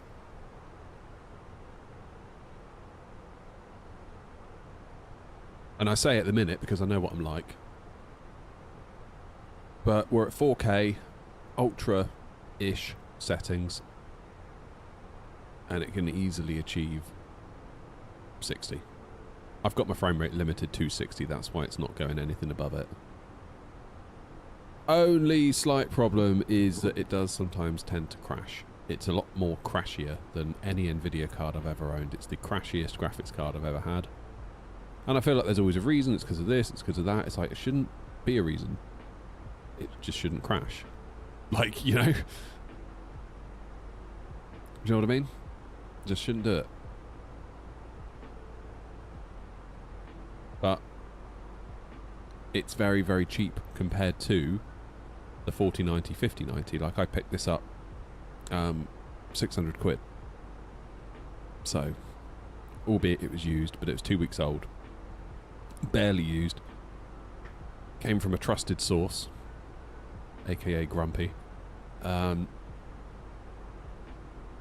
even if you wanted to buy a new one, you could pick them up for like 8, which is still a far cry from 5090 territory, isn't it? Or even 4090 territory. Would I prefer a 5090? Yeah. Do I want to pay for a 5090? No. So, we are where we are.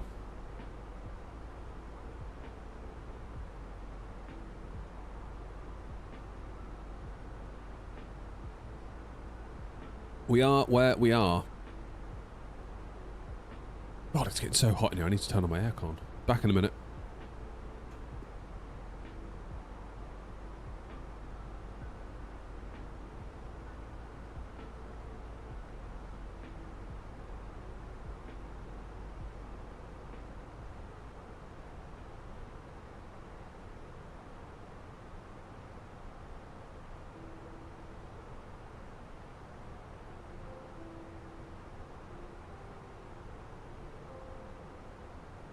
That's better.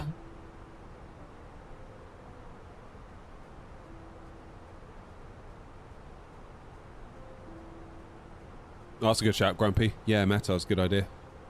Is it Meta or Meta? I never know how to say it.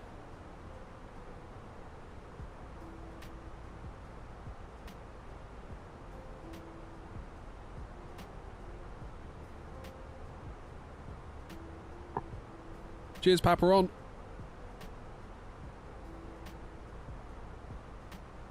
I'm getting 80 FPS now, running medium to high settings, but I only play on 1080p. 1440p is needed, I think. Got 5070. However, when I go to higher, my performance is always way more stuttery. VRAM? Maybe?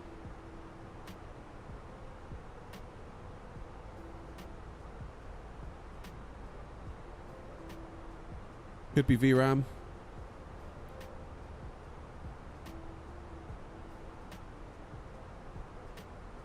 I mean, if it's working as it is, Toby,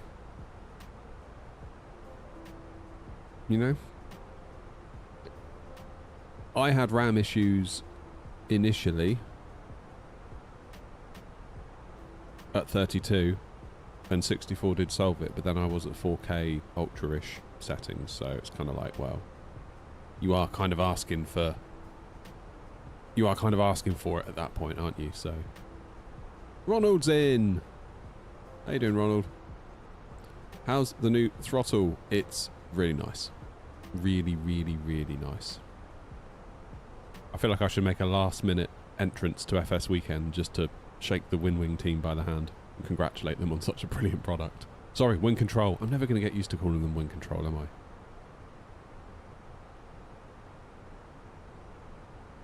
Yeah, it's very, very good. It's very good. Cruising altitude, 330.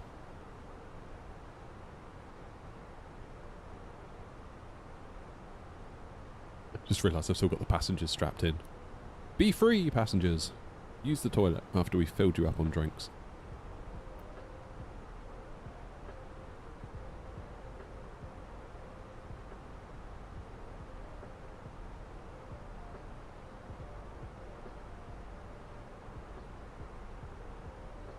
Best thing to do, Toby, get the thing up that I've got on screen now, and the answer should reveal itself. Obviously at cruise, you're probably not going to notice it as much. Cruise is generally like a best case scenario, isn't it? And where we're going isn't particularly heavy on the scenery from what I can understand, so...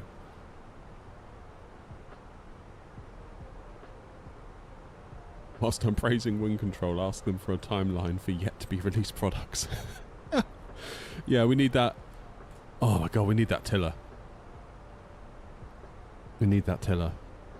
I've got a little space for it and everything. I've got a little space, you know? Oh, George, thank you for 2 months on Twitch. You absolute legend. How are you, George? You okay?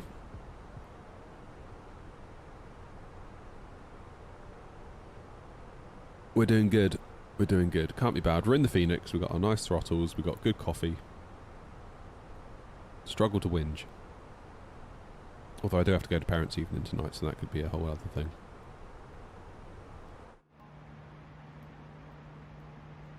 My children are very well behaved, I'll have you know.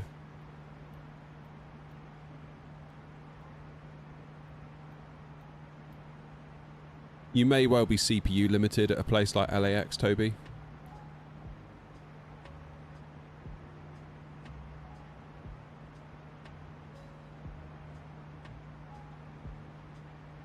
What CPU have you got?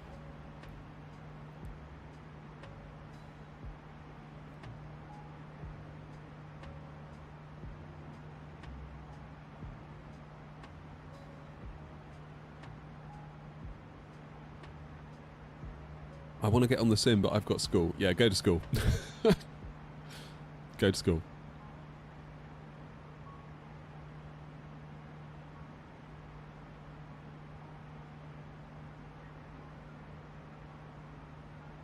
Pole to pole part 3 I had to delete. There was an error in it. I had to get rid of it. Apologies.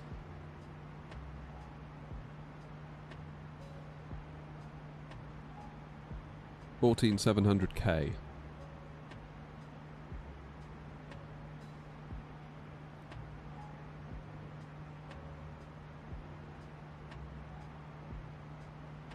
Yeah, 14,700K should handle it pretty well. But yeah, like 40 FPS, if I was to get like 40 on the ground at LAX, I'd probably be like, yeah, that's about right. Like 40, 50. I get like, on a good day I'll get 50 at Edinburgh, but I never get the full 60. But then at cruise, it's fine. So.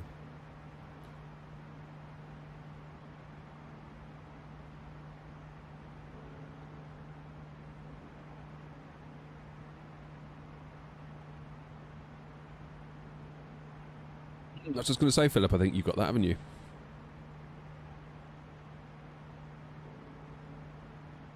You seem to have really good luck too, because, like, you always seem to not have issues where we do, so. Are the kids allowed to use the sim? That's an interesting one, Steve. They've not really shown a lot of interest.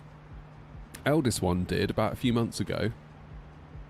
It was really weird. So, basically, it was my kid's birthday in the summer, and we sort of said to him, what do you want to do? Like, you know, do a thing with your friends or go somewhere, like. And instead of, you know, being like Mr. Obvious, being like, oh, let's go bowling, let's go to the cinema, let's go to laser tag, he was like, can we have a gaming party? I was like, what's a gaming party? And he was like, well, basically, can we just like get all of our gaming stuff out, make lots of little gaming stations, and set challenges where, you know, you have to build a thing in Minecraft, and you have to land a plane on Flight Sim, and you have to get a good lap time on Gran Turismo with the wheel, and you have to take part in a Mario Kart tournament, that sort of thing, you know. So we did that, and to my surprise, a lot of them, I mean, they're only young, they're all like under 10. They actually really enjoyed the sim. Like, they weren't in the shed. I kept the shed off limits. They're not coming out here, bloody hell. But I've got a PC in the house, and I set up a joystick and a throttle and whatever. And they all had a really good time. And it was strange seeing them use the sim in its default state, because we, well, you know what we're like all about the add-ons and this and that. Whereas, you know, is a plane study level? Is it study level enough for us? Is it really good enough? And they can care less. They were like going into all these random planes that I would never set foot in, and just having fun with it. It was just really weird to see a non-simmer use the sim, if you know what I mean.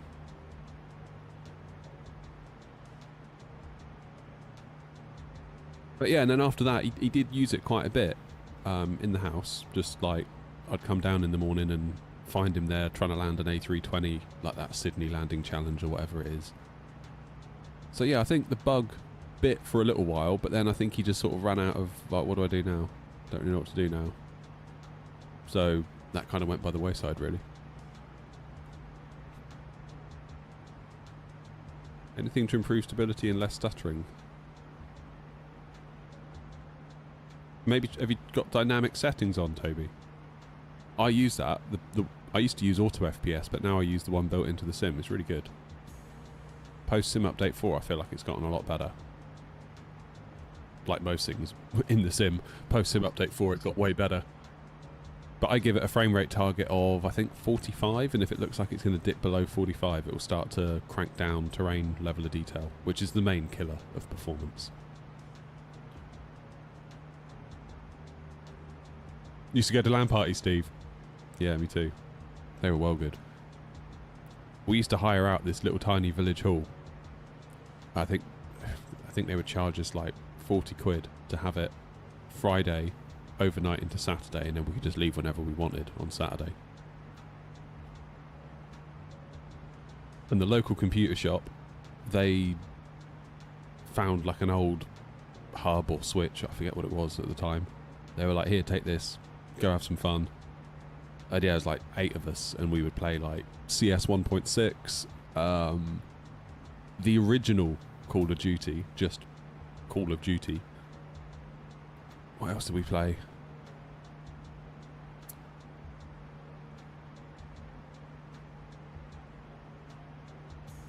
God, I'm trying to think.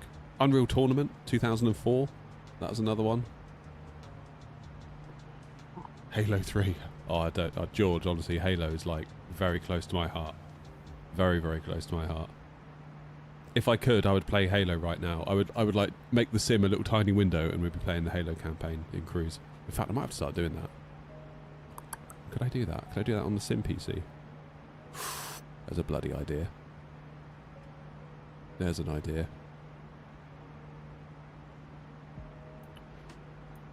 Cookster, how you doing? Looking for a little advice, says Cookster. Been flying the A320N Innie builds. What would you recommend for the first purchase? PMDG 7378 or Phoenix A320?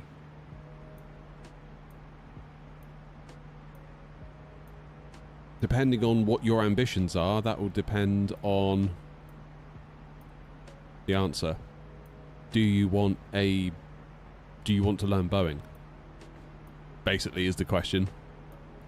Because they're very different.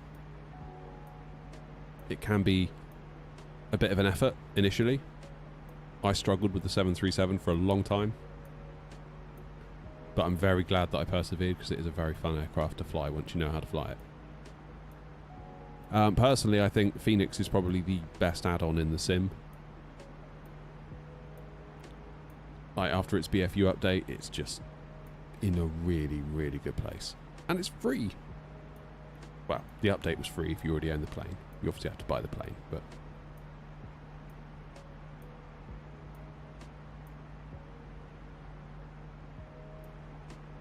Sometimes I cry thinking about the intro screen music. Yeah, man. I bought Halo Infinite last night, George, believe it or not. Which is weird timing. I was playing it this morning. Got myself up early to have a quick half an hour on it before I needed to be responsible. I played a lot of Halo Infinite multiplayer, and I thought it was such a good game. I was like, this is brilliant. Halo's back. Like, incredible. And then they stopped releasing content for it. They were like, this is going to be a live service game. It's going to be great. And I'm like, yes, finally. Finally. Like, Halo's getting what it needs. And the gameplay felt great. The gunplay felt great. The mechanics, the grappling, it just felt great. The sprinting, the sliding, all felt perfectly balanced in my view. And then everyone stopped playing it and it was declared a dead game, wasn't it? It's like, God damn it, that could have really been something. Had they just made some content to keep people hooked on it. But they didn't. They just let it die, really, which is a shame. And I kind of think, like, Marathon's coming out. I was thinking maybe I'll get into Marathon because that's Bungie, isn't it? And you think, well, yeah. But then part of me now, I feel like any new game that comes out within like 2 to 3 weeks, it's declared dead. And it's like, do I really want to spend 30, 40 quid on this game just for in a fortnight's time to find you can't get a lobby? Like...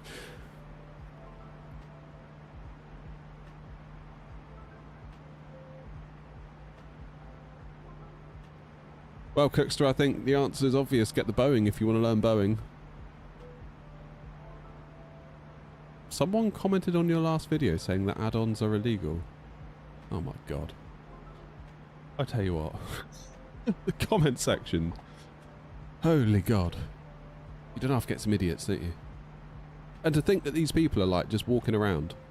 Like if you were to go out in public, you might just get people like that. It's crazy.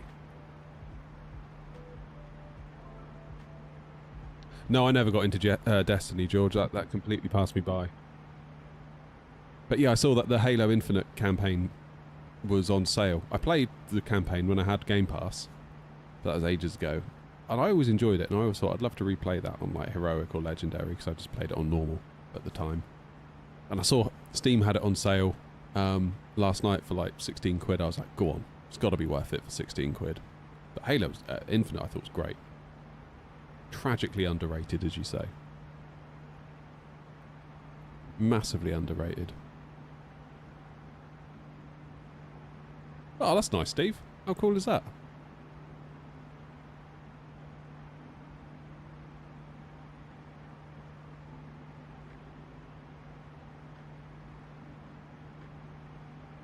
Yeah, right, Joanna.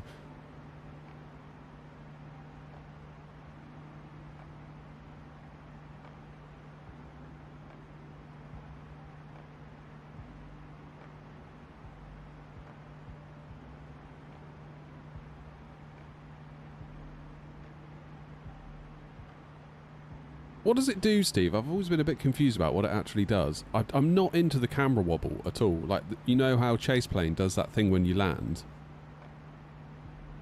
Not into that at all.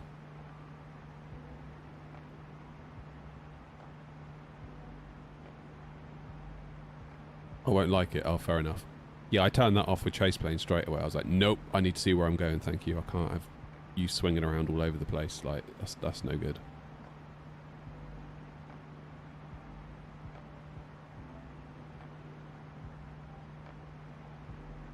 I mean, some subtle stuff, but I landed at Bristol once and it was like, good God, like, I had no idea whether I was on the runway, like.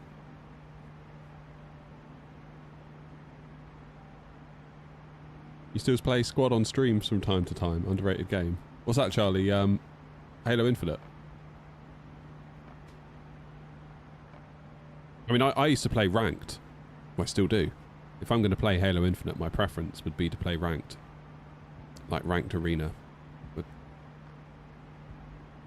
And it got to a point I got, you know, like, wasn't very good and started off as like a gold 5 or a gold whatever.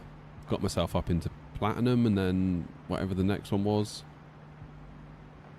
And then it's just like, God, it's so long to get a match. So long.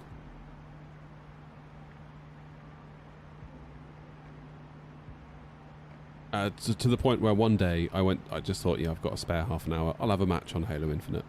Why not? And it just came up saying, we are unable to get you a match. Like, great. Is literally everyone gone? Is it that bad? Ooh, look at that. I guess if I didn't play ranked and I just played, like, casuals, it'd be more likely to get a match.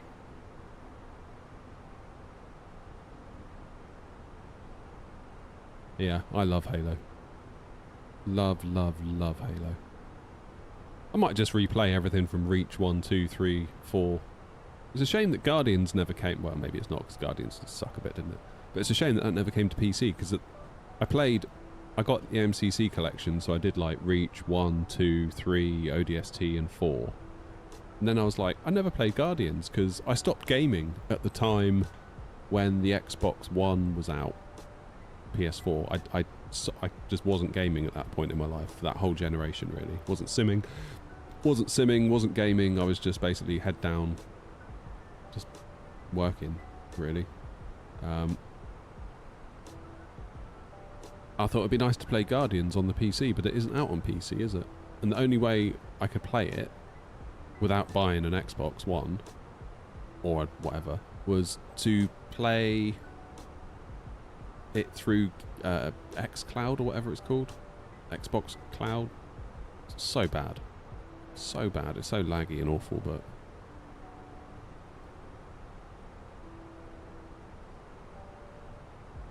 Nice one, Stu. You'll get there.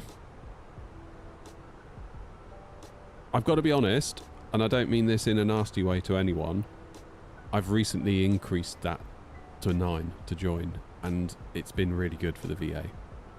Because we did have quite a lot of people, not a lot of people, but several people that would join under the 8 out of 10 criteria and just like immediately crash an aircraft or like land 30 meters to the right of the runway or tail strike it on takeoff. Having increased it to 9, a lot of that has dried up. So it does make it a bit harder to get in, and I'm sorry about that. I am. Like, I don't want it to be like this elitist club at all. But equally, I don't want people to turn up and struggle at the same time. So probably doing flights for the New Sky Academy, getting your confidence up, building yourself up is probably the thing to do.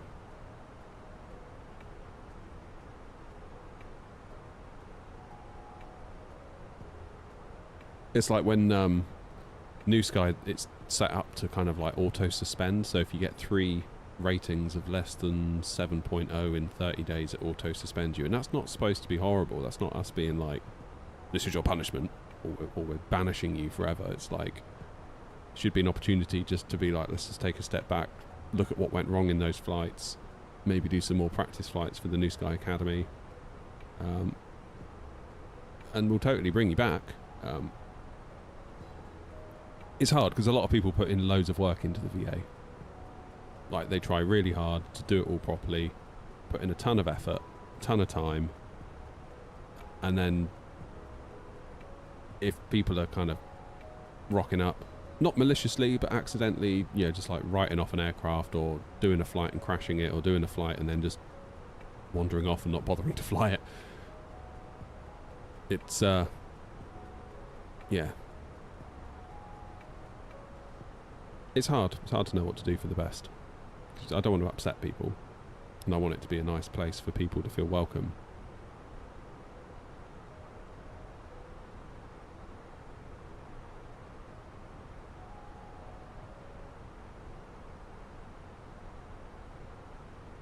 Yeah, I agree, Joanna.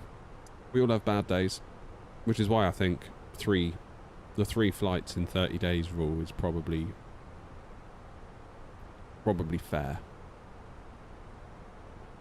Because if you're doing more than 3 in 30 days that are like, you've got to be quite bad to get it's got to be a bad flight to be less than 7. Like, something's got to have gone quite wrong.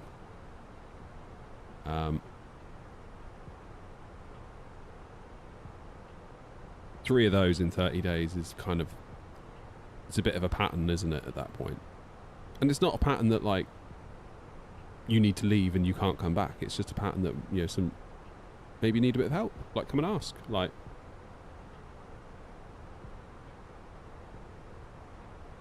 loads of people that will help. It's not supposed to be a punishment or a you're not allowed in sort of club. It's just like,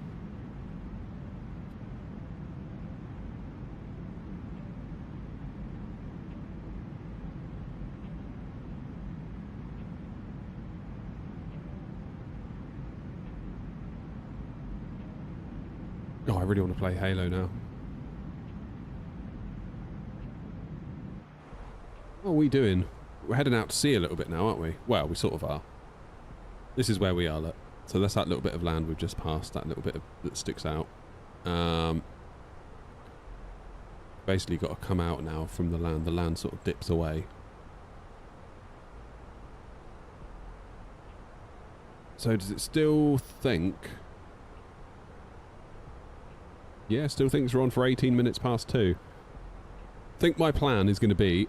Before we get too carried away, I'm going to copy in my active flight plan. And I'm going to set myself up for an arrival onto... What have we got? RNAV 14. We do that. Be my alternate. Excuse me. I think what my plan will be is after Aniti,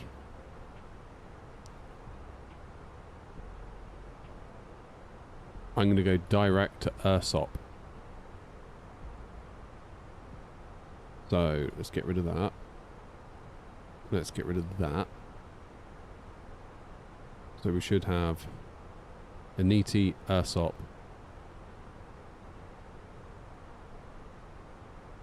And what's the time going to be there? We saved a minute.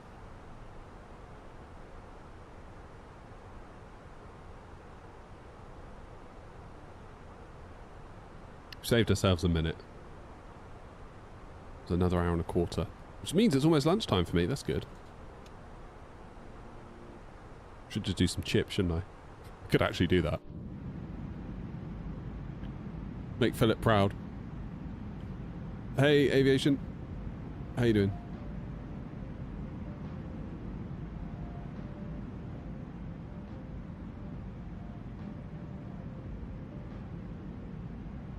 That's very cool. I love that. Here we go. We're en route, look. That's interesting. It thinks I'm going to be there at 2:05. But then I guess it doesn't have my full SID and star information, does it? So that might change things.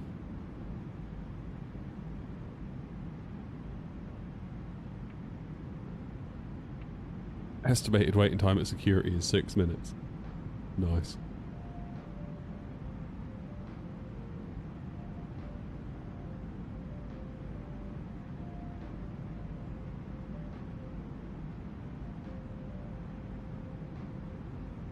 So, with all the RAM prices and everything, what is it likely going to cost to build a PC at the minute?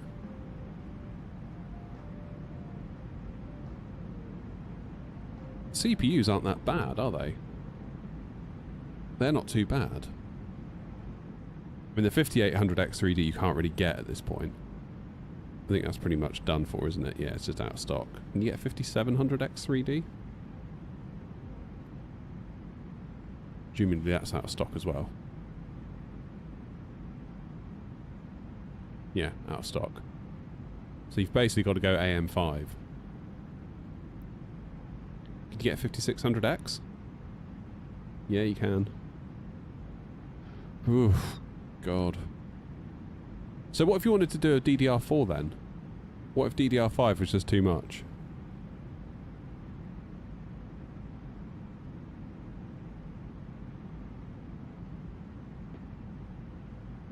Yeah, CPUs are fine. It's just the RAM, isn't it?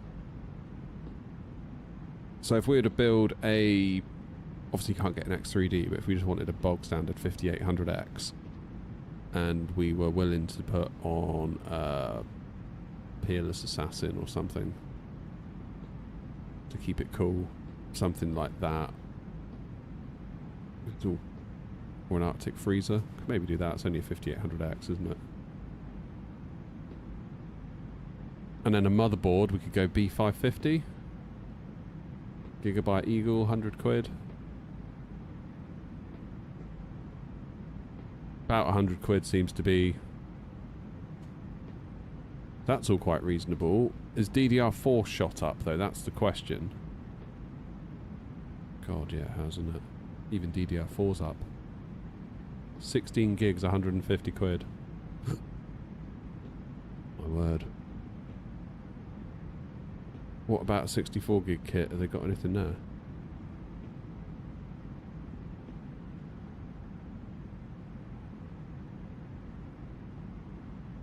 Modules. 4 times 16. Oh, mighty. That is wild, right? You just paid 160 for 32 gig 6000 in November. Oh god, yeah, it's gonna be worth it. I mean, I paid 170 from mine. I paid 170 for 64 gigs DDR5 in February last year. You got 32 gigs for 50 quid. It wasn't new. Yeah, but still. It'd have to be 216. I'd want to get 32. Ideally. So...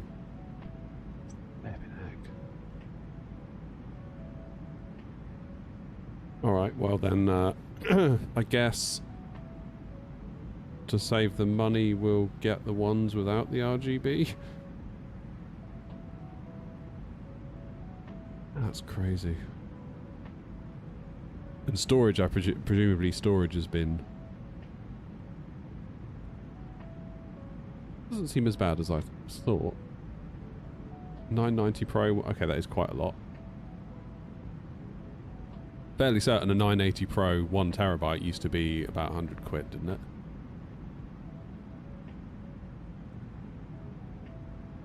Good God. And let me tell you, 1 terabyte isn't all you think it is. I've got 1 terabyte on the PC in the house, and I'm constantly having to shuffle games on and off of it. In an ideal world, I'd want 2. Minimum. SN850, 250 quid! Oh my god. Yikes. Yikes. Okay, well let's just go for a 1 terabyte then. Let's make it a cheap one. Do we really want a Kingston NV3? Not really. Do we have a choice? Set minimum size to... I mean, I'd probably go PCIe Gen 3 to be honest, just to try and save a bit of money.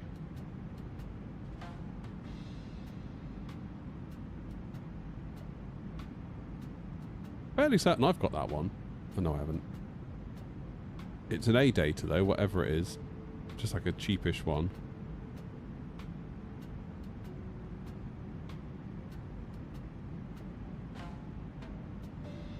These are not good drives, and look at the price. We get some Gen 4s, maybe Gen 4s will weirdly be cheaper. Yeah, I mean, that's the good thing about 24, George, is that it doesn't take up a lot of room. It just streams it in, and it's really up to you how large you make the cache. Right, let's get rid of anything that's out of stock. In stock. It's got to be an in-stock filter, surely. There isn't. So if we now just go by rating. Oh my word. Yeah, so an SN850X, 1 terabyte. I mean, I've got an SN850X, 4 terabytes, and I didn't pay much more for it than what this wants for the 1 terabyte. Is that an Amazon listing though, ripping somebody off, or is that market? No, it's market value. Let's scan, box. What is AI doing to us? Although the cat videos are quite funny. I mean, I'd probably go for a 990 Pro on that basis. If I'm going to get completely ripped off, at least let me get something good for it. Wow.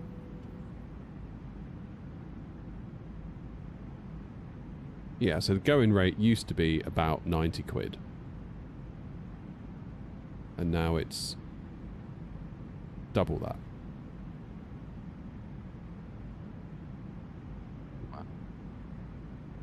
Okay. Let's do that then, I guess. And what's the price history on DDR4? Yeah.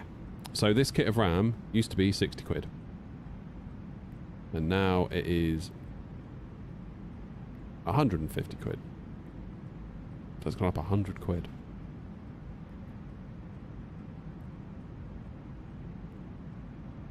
Damn.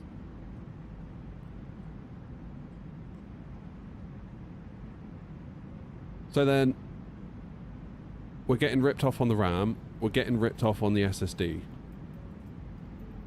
What graphics card do you put with it? Because the 5800X, you need to be careful what you pair with it. 70 class feels about right to me, personally. Could be wrong. Yeah, so George, rolling cache is basically where you tell it, like, rather than keep downloading stuff all the time, you can store it here. And obviously when that's full, it starts chucking stuff off the end that it hasn't used.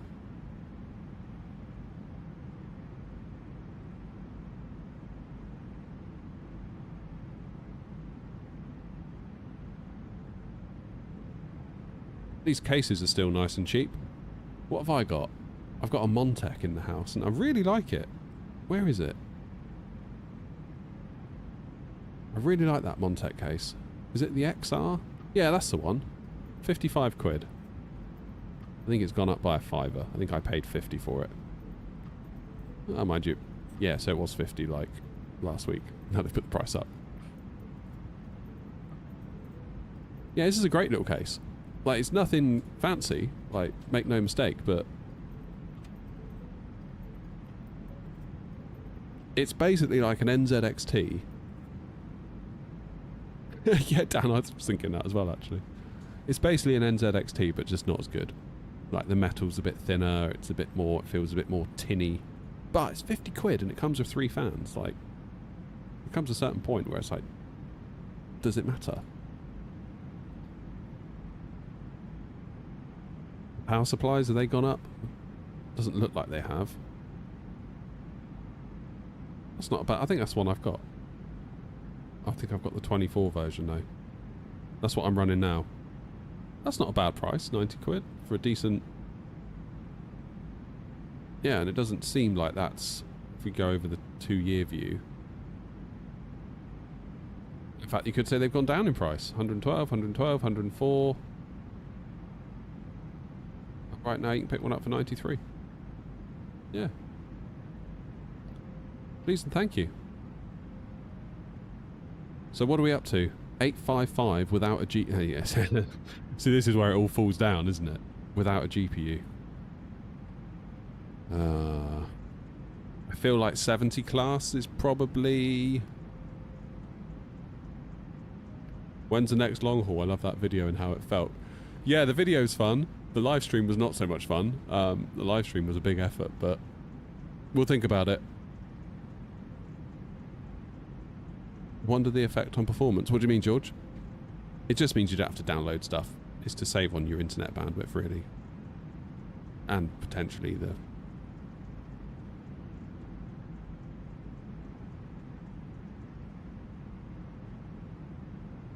Yeah, I don't think it should matter too much, George. So what would you put with a 5800X? Sort of feel like I wouldn't want to go much higher than 70 class. Because that 5800X is going to bottleneck you pretty quick, I'd have thought. In 2026. Because the 5600X did. I can tell you that much. Probably 5070. Though it pains me to put a 12 gig card in any system. 9070 XT maybe? Either way, you're kicking around the £600 mark, aren't you? Guessing 5080s, yeah, they're just like even a... Damn, yeah, that's a lot, isn't it? That's a lot. Philip, nip out and get us a 5080, will you? Can't believe you did that. Just nipping out to get a 5080. Alright, Philip, see you in a minute. Just popping out to get a bottle of milk. Oh, you had the 011 dynamic? Yeah. That was the case that everyone else copied, wasn't it?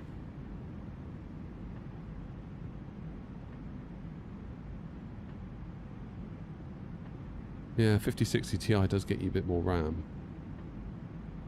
Let's just put in a 9070. Just to see what we're up to. Yeah. So for a very mid computer, 1500. Wow. Wow, wow, wow. What if you went Intel? Could we go Intel?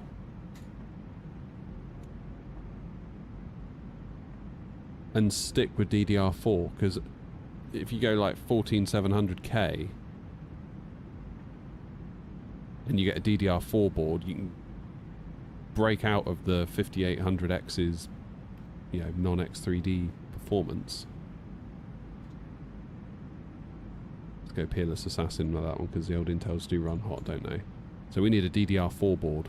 Are they going to get expensive now? No, they haven't, have they? Not really. Provided we can actually get them.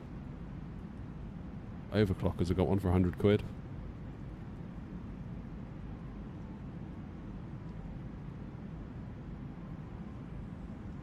Yeah, it felt like every other case that came out for ages was like an 011 dynamic clone.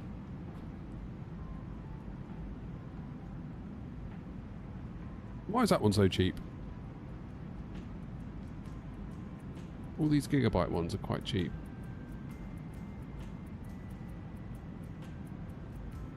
B760M, LGA 1700, Micro ATX, 128 gig memory slots 4.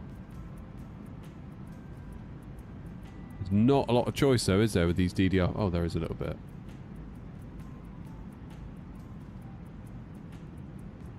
Yeah, I mean, these all look quite reasonable.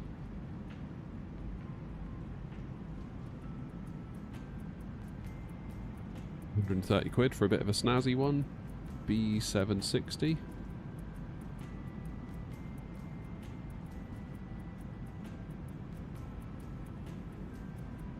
No idea like which one of these boards is actually good. I'd have to go to like Hardware Unboxed and look at their roundup of whatever, but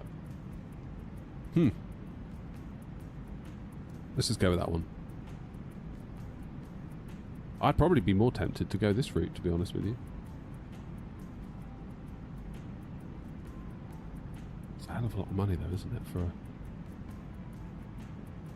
God, I'm glad I don't have to build a PC right now. That would suck.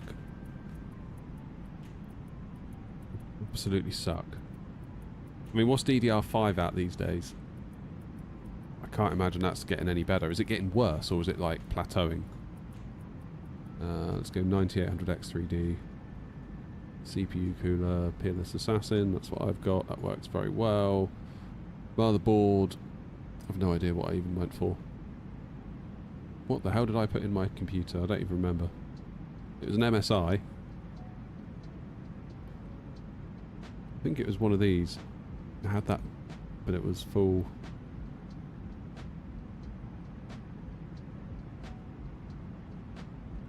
Where's the manufacturer filter? SI. And we want an ATX board.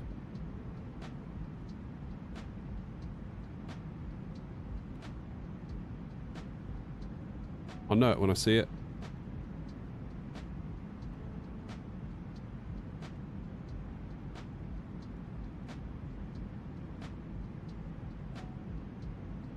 B850p Wi-Fi, that's the one. Right. Here goes. So 400 for... That's not as bad as I thought it is. I mean, it's bad, don't get me wrong, but that's not as bad as I thought it was going to be. But if I want two 32 gig sticks... Oh boy.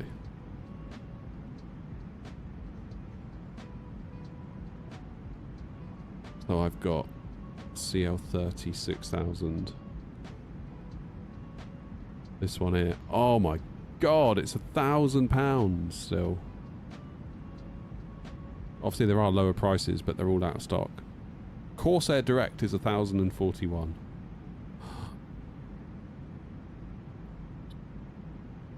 Crazy to think that back in November it was only £241. And then...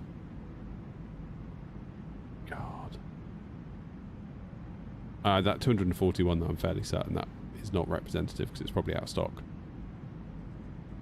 So 450, 460 something in November. Then it started going up and up and up and up and up and up. Has crept down a tiny little bit, it looks like. I can't believe that. I can't believe it. Nuts. It's utterly nuts.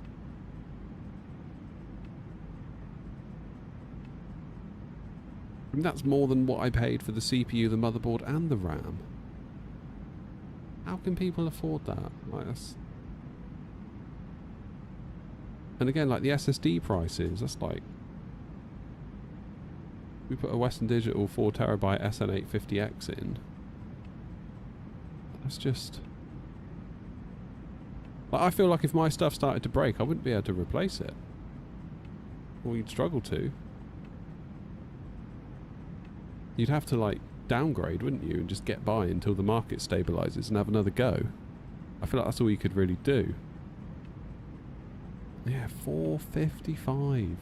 Shit. That is ridiculous. So if we get rid of the GPU...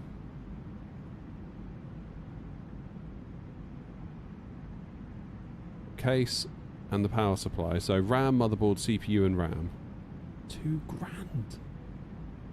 That's without a GPU. I mean, we had a 9060 on there down and that was in at 600. How you doing, Ben? I cannot believe it. £2,000 before a case, before a power supply and before a graphics card. I mean, graphics card, I mean, like, what if you wanted a 5080, you know? Let's add that one in. You're going to want a pretty decent case if you're going to have hot stuff in there. Mind you, I did always like the NZXT H5 Flow. I've always found that one to be quite good.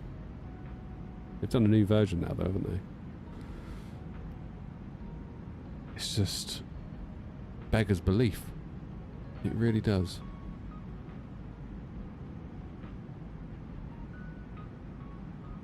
Yeah, it would have been, George, when you bought it. It would have been. I don't even know what a good case is these days. I need to watch the Gamers Nexus reviews. I feel like their content's changed. I feel like it's all drama now at Gamers Nexus. It used to be just like, let's nerd out over a PC case, and now it's like, let's become investigative journalists. Which I guess is fine, but I do miss some good old-fashioned case reviews sometimes.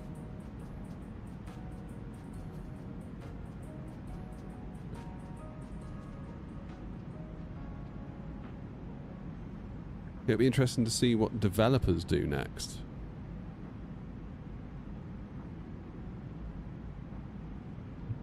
What do you mean?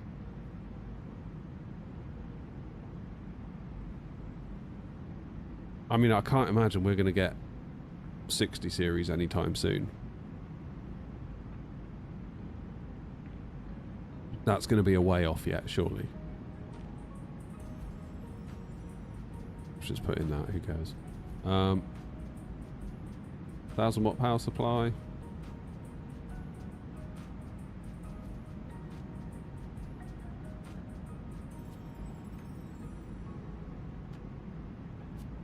Damn. 3.5 grand. That's not okay, is it? That is so much money. They've postponed 50 series. Yeah, so I feel like 50 series production is now at an all-time low. Not good. It is not good.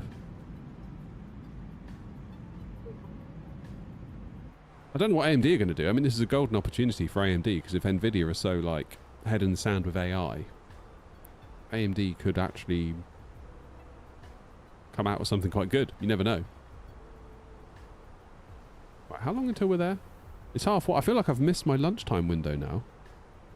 Because we've only got 47 minutes until we're there. Could do a quick lunch. 320 miles. How long till top of descent? Probably 220. Yeah, 220. I reckon I've got time for a little sandwich or something, don't you? I've got time. I've got a little bit of time. I'll be alright. Wind is still looking in our favour for runway 32, which is just as well because that's an ILS. Wind has now changed at Tenerife though. Now a 3 knot tailwind had we taken off on 07, and the wind's picked up. Little crosswind going on now as well. But yeah, I feel like if we had I feel like given the current market, if I saw a Founders 5090 come up, I would very much struggle not to order it. And it'd be a bad decision financially. But I feel like Founders is like a way to guarantee yourself a card that is MSRP, isn't it? Without it being like an Asus TUF or a Gigabyte Windforce or a whatever Zotac such and such. Because I feel like a 5090 would solve my problem just indefinitely. I can't... I'd be able to play the sim at 4K 60 in pretty much all circumstances unless I was CPU limited. I would be able to play pretty much any game I want at 1440p high refresh, which is what I do.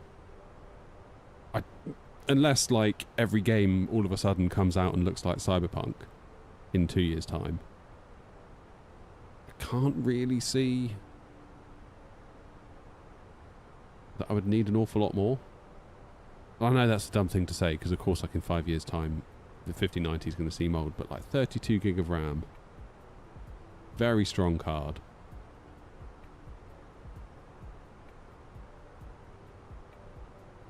Don't know. Don't know.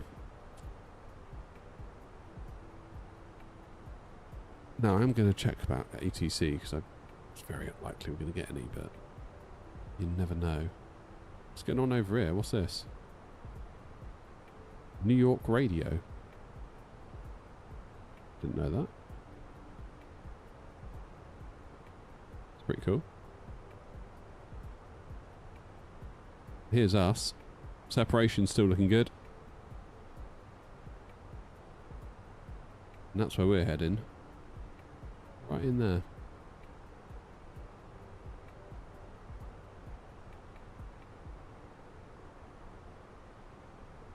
Yeah, cheap 4090, but again, is there such a thing as a cheap 4090? Like, I don't know what the used prices are like for 4090s at the minute.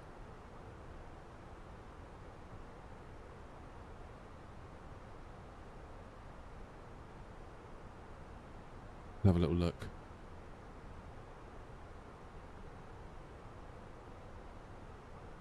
Oh, good. Look. Oh, heatsink only. I was going to say 50 quid. Heatsink only. 1950 pre-owned. Are you having a laugh, mate? Holy balls. For a used 4090. Pre-owned. 1893. Founders. Used. 1949. Strix. 2 grand. Near as damn it. I mean, appreciate these aren't being sold. What are they actually selling for? Okay, that one was 1638. When did that... That was sold today.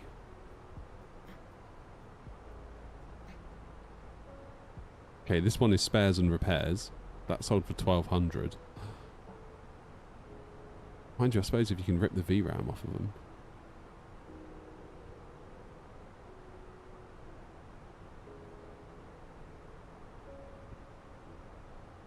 $1,300, $1,200. Who paid $1842 for a Founders? $1,500 for an Aorus. God, yeah, they are quite a lot, aren't they? So what about my 4080 Super? What's that worth? I might have to take it away from the kids. Let's make Daddy rich.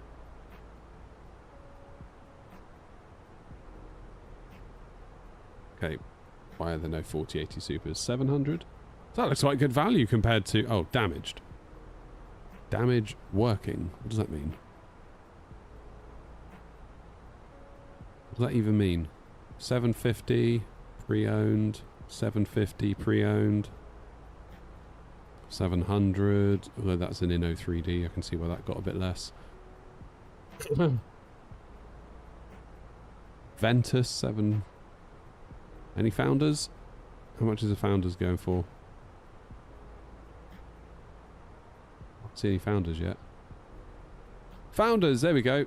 732. So they're not worth as much as you would think, are they, really?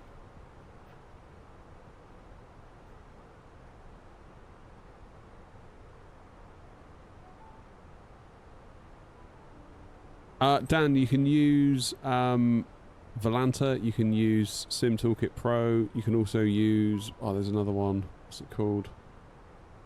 Guy emailed me. He wanted me to use it, but I was a bit like, well, it does it good, but I use New Sky, really, for all of my VA stuff. Rather than flying, like, real... I don't know, like American Airlines routes.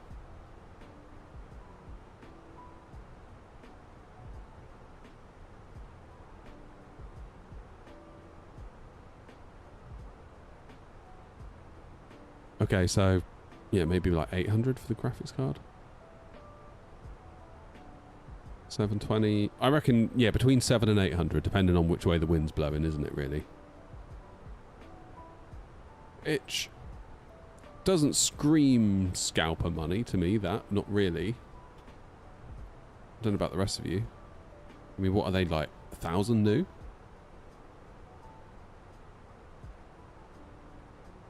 $1,000 new.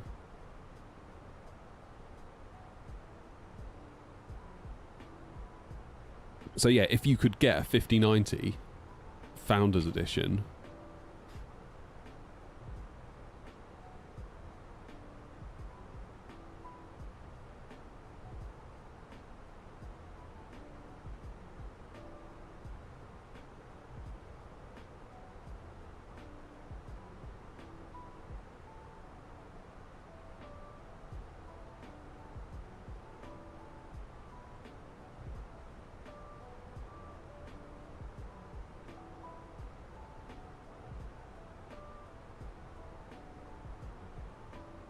what is the MSRP for a 5090?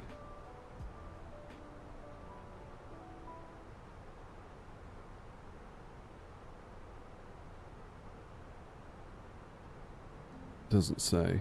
Isn't it? Is it 1799? Or was it 1899? Was it 1699? I really can't remember.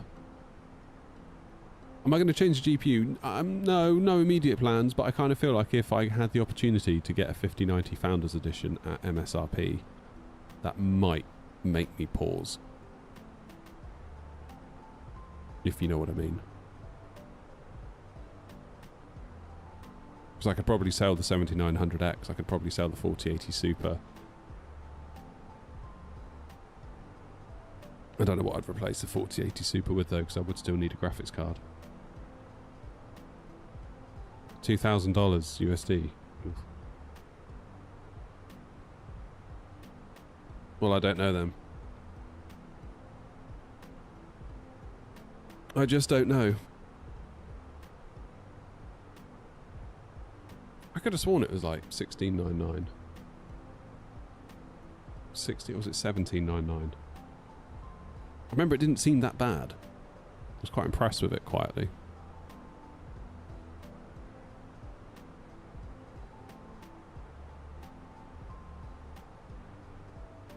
But yeah, I guess we'll never know.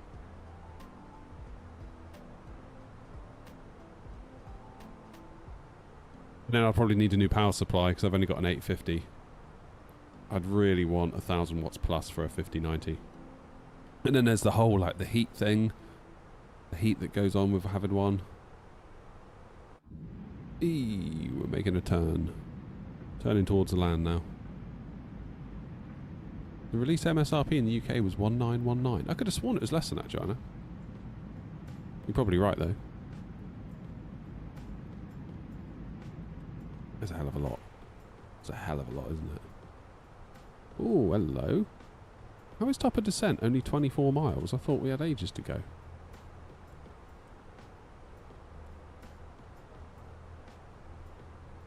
Really?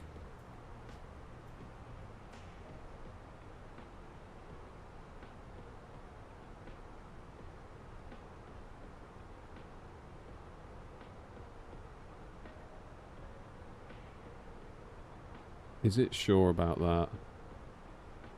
Yeah, that can't be right.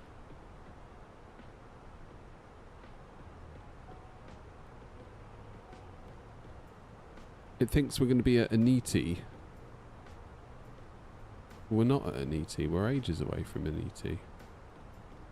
It's missed. I think it's missed Upesa. It thinks we're going to Upesa, but we're not. We need to tell it we're going to Aniti. That's weird. Yeah, it's completely not logged that we've passed Upesa. Because if you look, it still thinks we're going there. Look, Upesa. Then Aniti. But it thinks we're going to be at Aniti in... Well, it thinks we're at Aniti, but we're not. It's weird.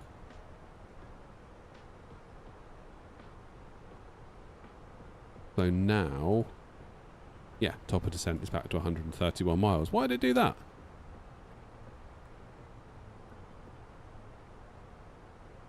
Or I can just buy a 1440p monitor with the 4080 Super. Agreed. But I do really, really, really, really like playing on a 4K TV. That's big. This feels like I'm sort of in a little mini simulator. When I brought my 32-inch 1440p monitor out here and I put it on a monitor arm to get it nice and close, it felt like I was gaming rather than simming. That's the only way I can describe it. Felt like I was gaming on a PC monitor. Whereas this feels like actually the dials and stuff, I could reach out and touch them. They're all to scale almost. If you know what I mean.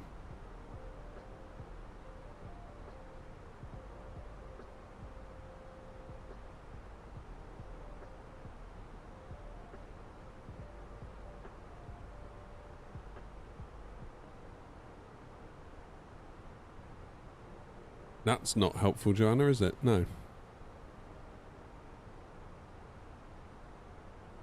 Okay, well at least we're on the straight and narrow now for the top of descent. What I might do, I'm going to go and get a quick bit of food, otherwise I'm not going to eat, and I'm not going to have a chance to eat, and I'm going to be grumpy later. So I'll be back in 5 minutes. I will leave you with an external view. I will see you in a mo. Behave yourselves.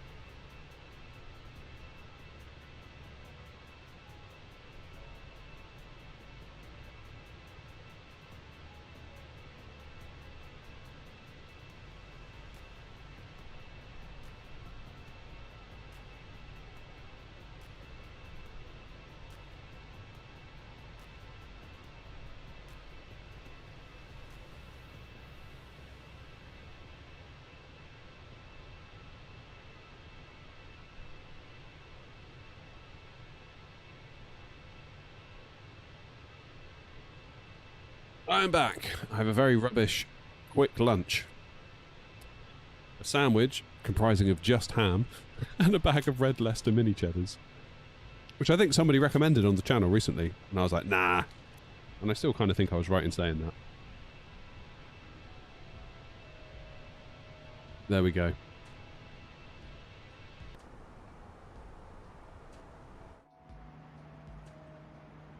Starting to see some land again, aren't we?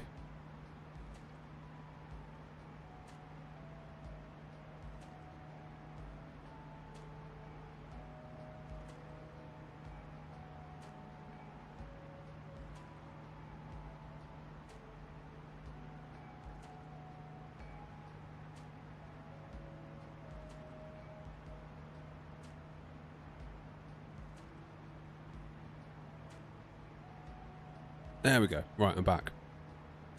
The flight is about 2.25 hours, but we've done most of it. Weirdly, it still thinks I'm climbing.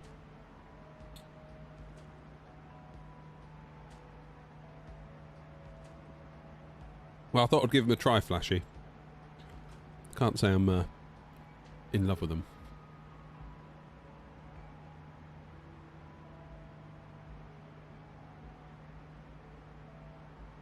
They're all right.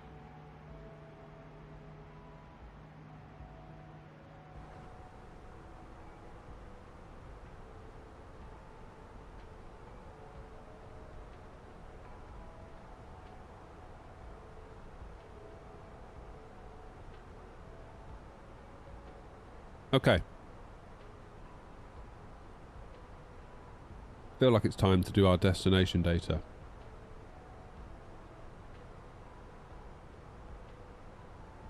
So we're doing runway 32. Wind is still in our favour. QNH 1012.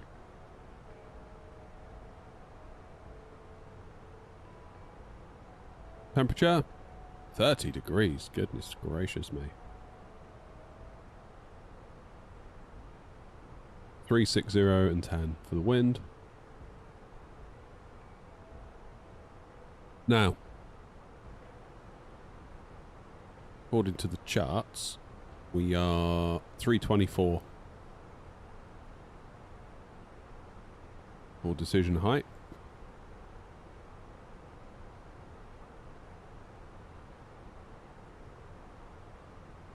Yeah, it must be COVID, Flashy. Obviously did a right number on me.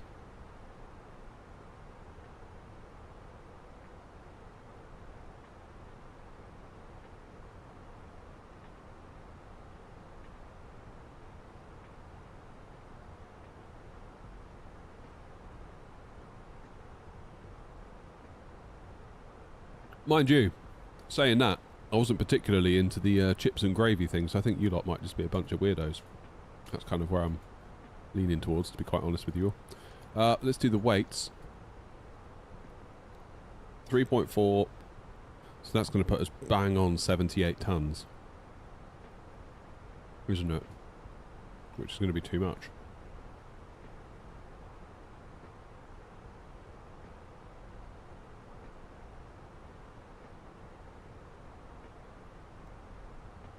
Put the old parking brake out.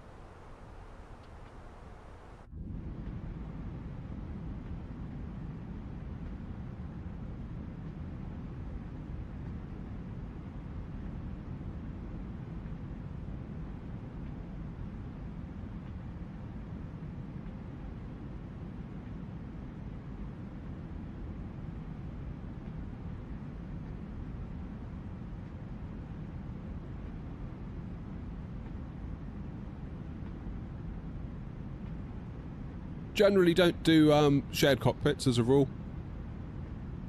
I sort of like flying, doing it all myself really for the stream.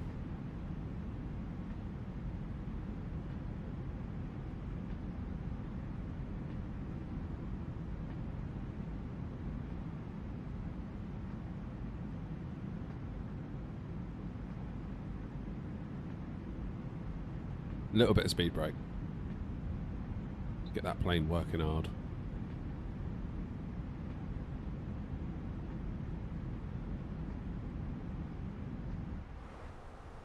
Burn that fuel off.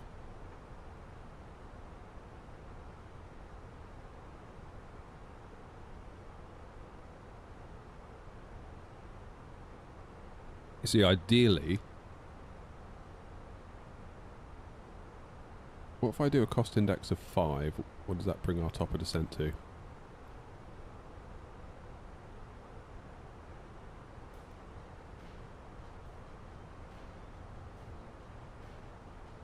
Cheesy chips and gravy. Really? I tested by disabling NVIDIA low latency and we no longer have the main thread problem with the NVIDIA card. Oh, okay. There you go. Bacon, how you doing, man?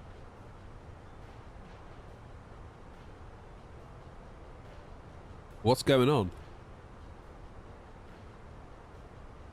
I'm just attempting to burn fuel by flying with the speed brakes out. You just had the same issue, Toby? Oh, I don't know.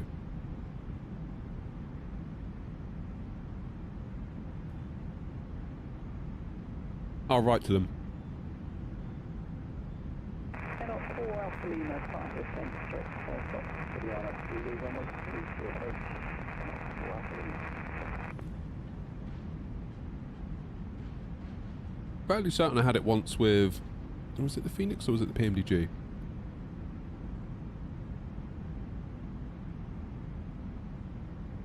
There was a waypoint somewhere that always caused a problem.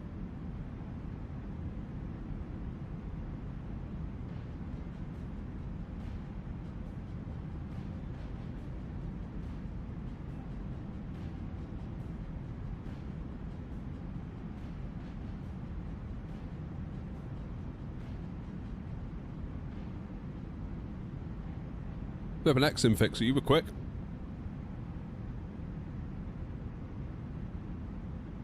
Where's my browser gone?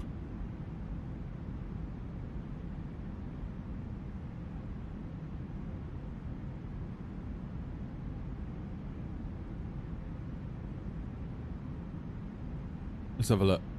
Nice. So what else have you done? Added your gate display request. How do I do that? If you right click the flight, you get a different display. Oh, nice.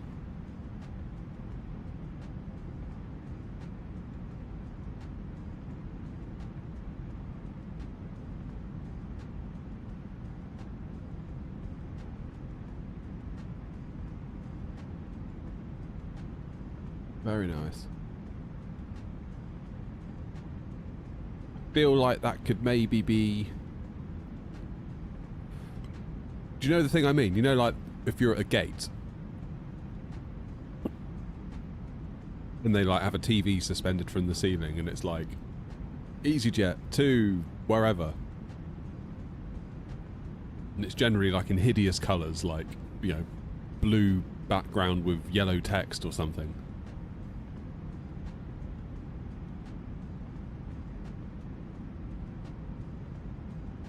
A very cool product, this though.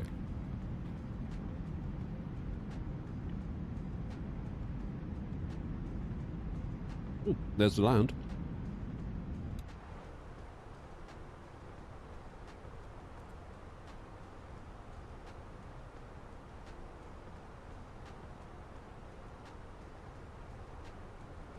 Come on, speed brakes. Oh man, we've got more fuel left now. I would just make it like a whole screen on its own. Just like edge to edge. Like take it to another page, give it the whole thing.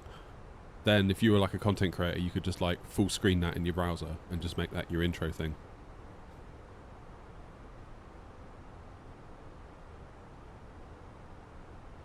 That might help you get more awareness.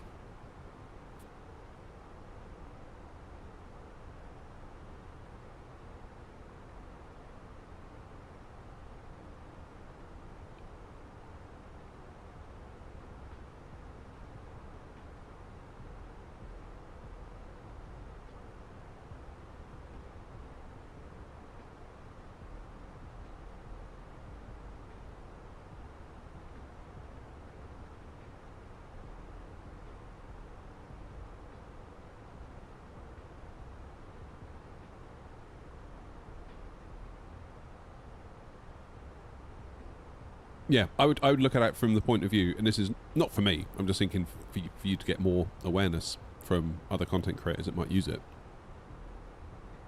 If you were to give them a screen that they could just full screen in their browser and just chuck it into their stream, and that just be like their intro. And again, put your logo in it as well, powered by whatever. So then people see it.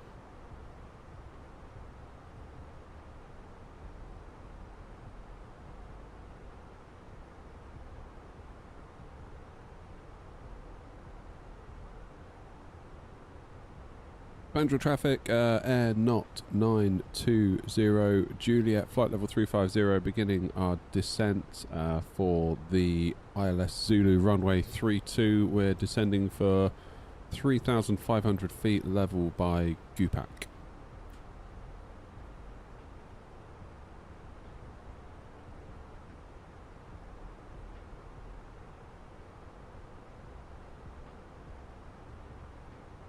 Banjo traffic, air not 920, Juliet, also flying direct to Ursop from our current location. Banjo traffic.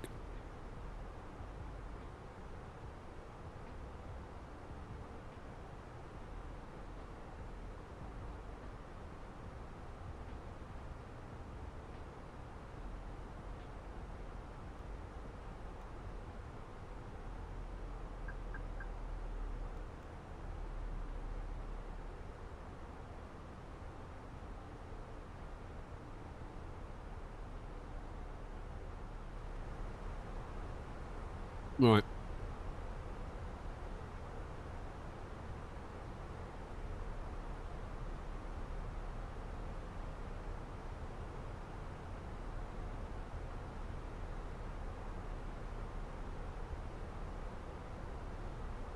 How long till wherever it is we're going? Quite a while. Yeah.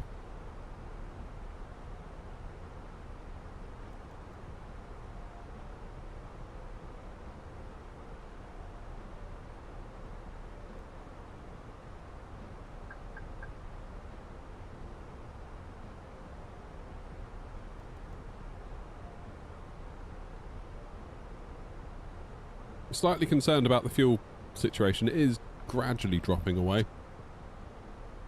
Gradually.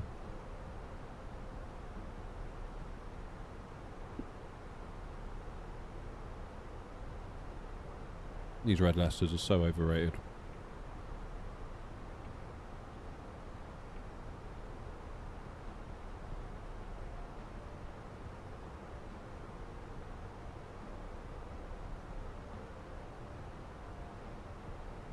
Okay, the plan is air not behind, air not ahead. We're flying direct to Ursop. We're going to pick up, go to Gupak, and then around we go.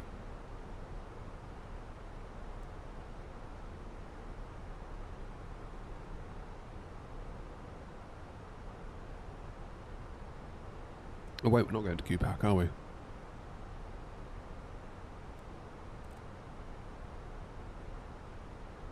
Oh yeah, we are. Just.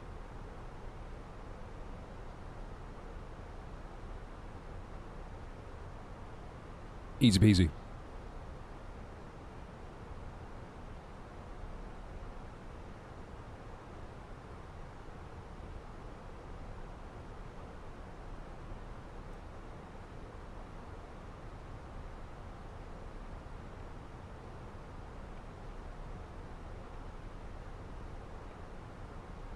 You're doing Cardiff to Madeira, George, that's cool.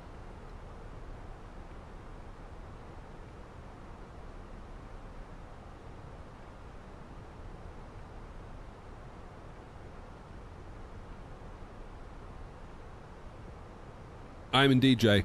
Flashy in YouTube chat recommended the Red Leicester mini cheddar, so I've tried them. I'm not a big fan.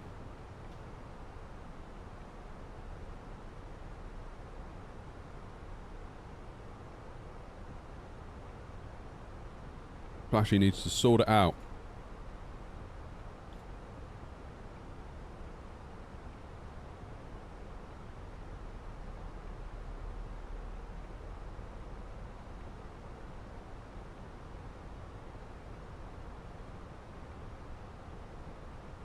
Right, we've got 21 miles, 340.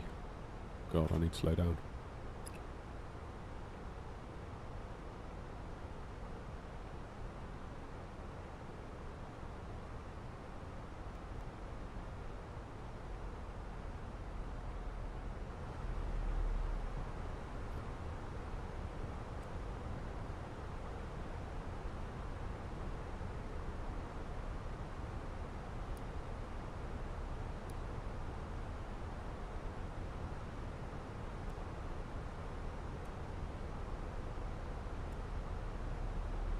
You really want a Boeing yoke?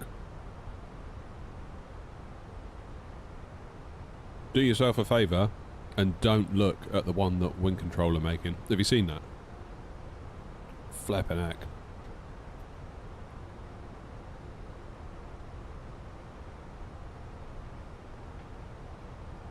Do not look at it.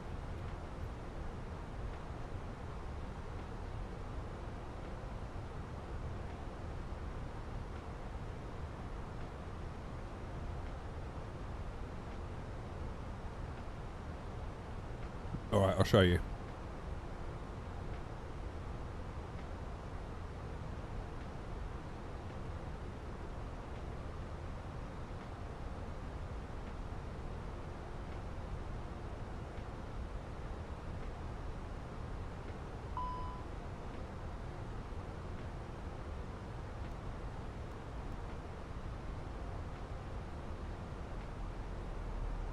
Have a look at this.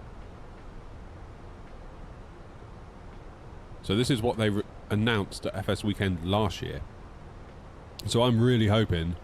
So obviously they announced this, which obviously we now have. They announced this, which obviously we now have. No idea about that. All that, all that. All that. All that. All that. But what they did announce was that. Check that out. Check that out. Can you imagine what that is going to cost?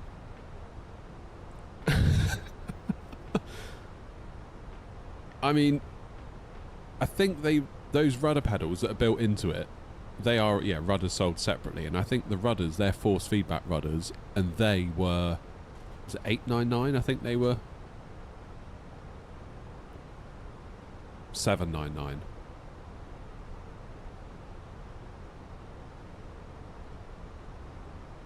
So if they're $799 just for the rudders, right, stick with me, what in the world is that going to cost?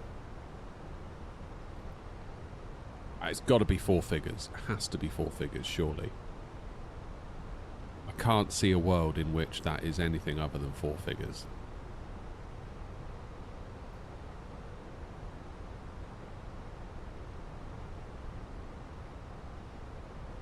Like, what, 1,000? 1,500?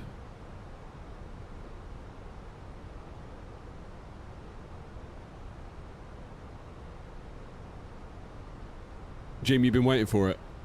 You've got the pedals on order. It can't be. It can't be less than 1,000. If the pedals are 800, how can that be more, less, or roughly the same, or any less than the pedals? Yeah, dread to think. But if I'm hoping they can give us a release date or a price and a vague release date for this at FS Weekend. I'm starting to feel a bit sad that I'm not going, but it's going to be a struggle for me to get there. And expensive as well, like. But yeah. Isn't that crazy? Isn't that completely crazy?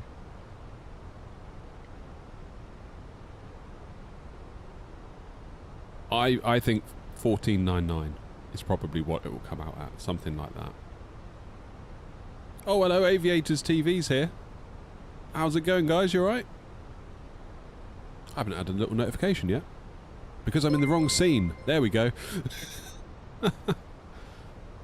Sorry, I had a clean scene on because we were looking at this and just pondering how much that's going to cost. I think my money's 14.99 minimum. 14.99, and yeah, obviously rudders are another 7.9. So you're going to be in for, oh god, over £2 grand.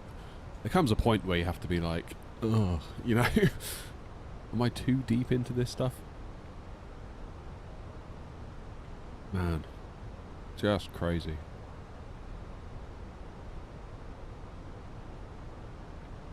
You'll still get it at 14.99. Yeah, just set up a direct debit with Wind Control at this point. Just let them just take just whatever they release. Just give them access to just remove that immediately from your bank. Just have them send it. Oh, there's some traffic around.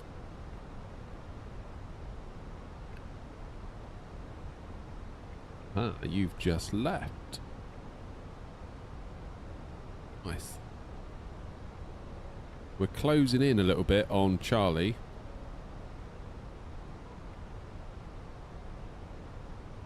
Banjul traffic, Air 920 Juliet. We're going to extend our downwind after Ursop because we are a little bit heavy, and also keeping in mind separation for traffic ahead.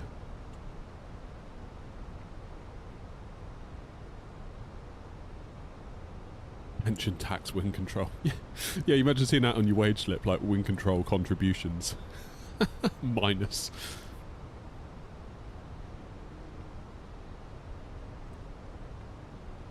I must say, like, I was a little bit skeptical with these throttles. I was like, I need, obviously the reviews came out and they were like, yeah, they're great. But I was like, how can they make something that claims to be as good as that for the price they're selling it at? And I'm still somewhat befuddled by it, but they seem to be doing it, and it's just like, wow.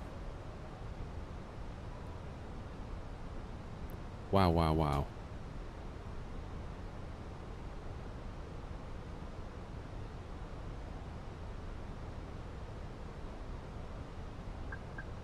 Hey, let's fly heading 10151. What means for landing gear control? Well, conveniently, my yoke has got a little lever for now. I think my plan, long term, will be to get the, whatever it's called, this bit. You know what I mean? And probably an MCDU. I know you guys have been on at me to get one for ages, and I've always been like, but yeah, I probably will get one.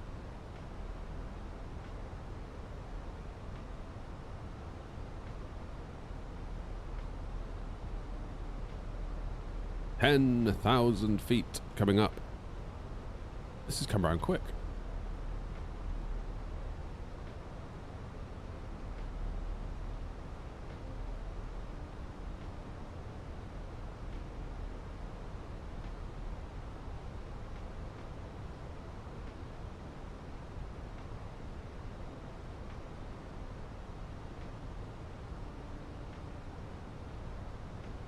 Banjul traffic, Air 920 Juliet. After Ursop, we're going to be leaving there, heading 151, descending down to 3,500 feet. We're going to extend our downwind by just a few miles, just to burn off a little bit of extra weight. We're slightly overweight, and then we'll come in for the final on ILS Zulu. Hopefully not disrupting traffic behind. Oh, that was a mouthful, wasn't it? Shut up.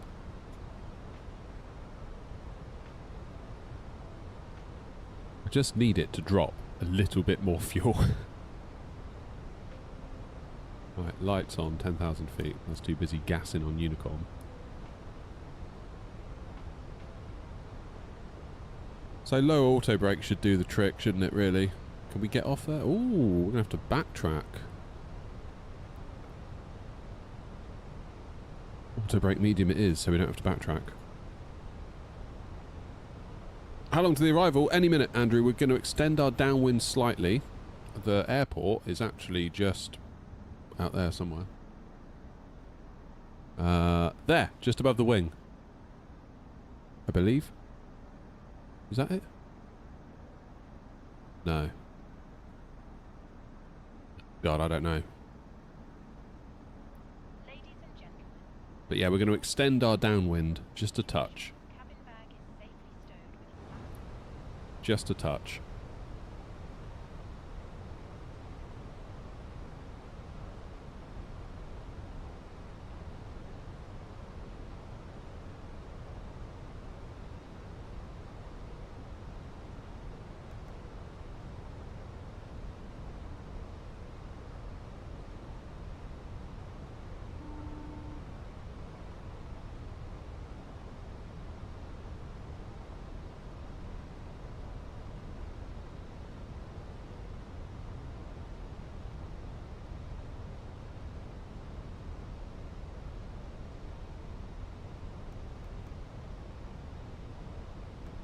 Little bit more speed brakes. Let's get flaps 1 on the go.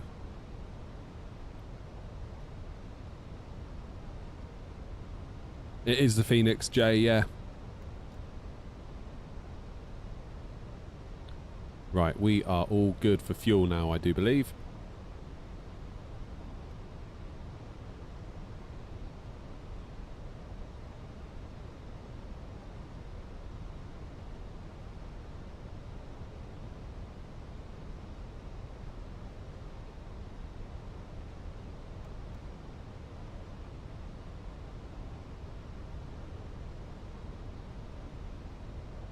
Okay, let's now go direct to...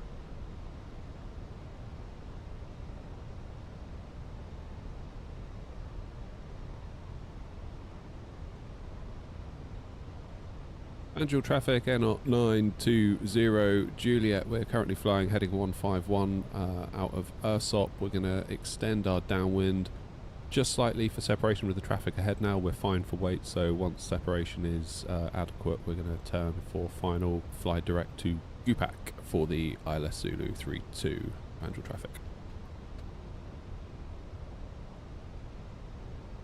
Yeah, because there ain't much between me and Charlie. So I'm going to take more of a... I'm going to square this off. Look, Charlie's taken the racing line, as you can see. I'm going to do more of a squared off kind of a thing. Will be my plan.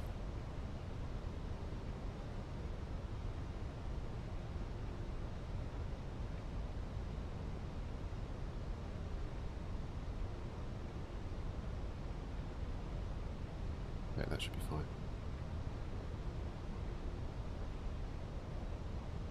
Get the landing system on.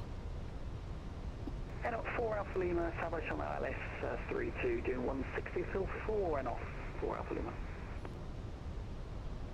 And Air 920 Juliet, flying direct now to Gupak and speed 180 knots, and we'll drop that down to 160 once we're within 10 miles of the field. Traffic.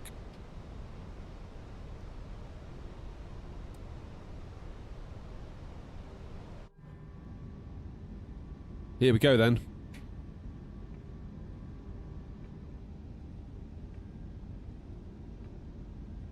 Drama, am I right?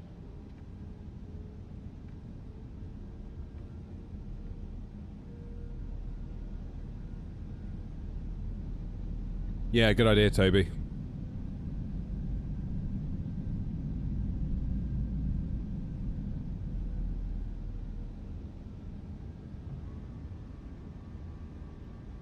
Traffic Air 920 Juliet, slowing now 160 knots for separation.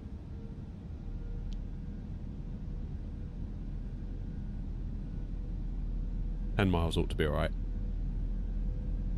Providing backtrack isn't required.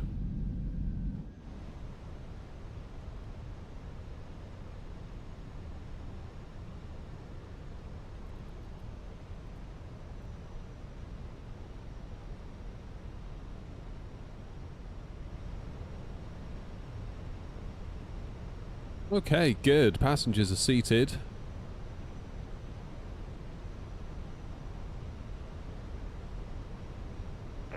Standard traffic, they're not 23 Bravo. I will continue flying with a heading of 150 to separation. If you've got LNAV and VNAV on, and you've got your autopilot on, it should do everything. There should be no need for you to intervene. 3 mile final, runway 32. Happy landings. 500.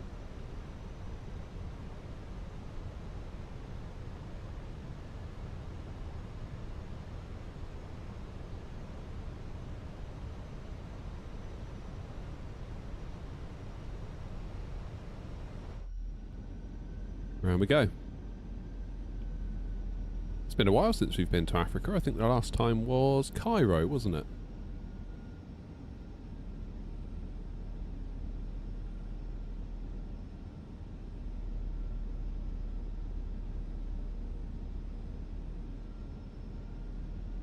That's on the approach.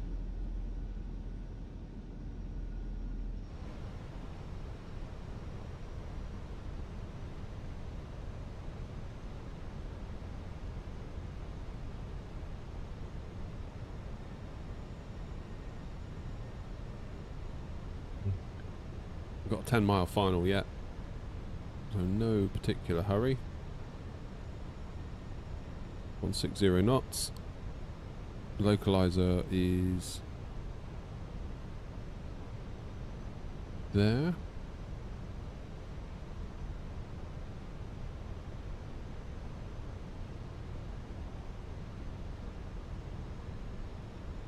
Go around altitude, missed approach, climb straight ahead. 1,900. I can do that.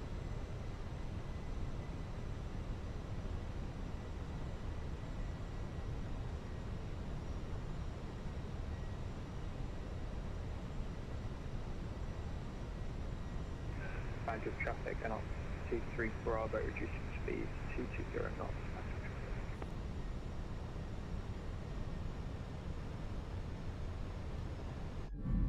Head off 4 Alpha Lima, vacating 32 by Charlie. Head off 4 Alpha Lima. Well done. Congrats, Banjo Traffic, Airnaut 920 Juliet, slow and final approach speed, and we are on 6 miles, final 432.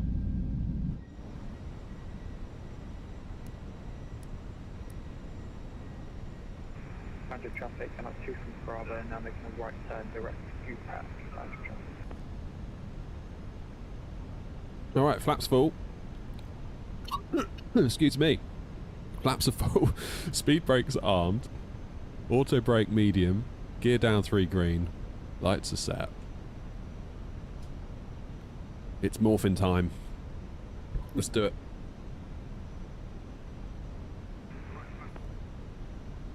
Boundary traffic and up 2 from Bravo, reducing speed now 190 knots. Boundary traffic.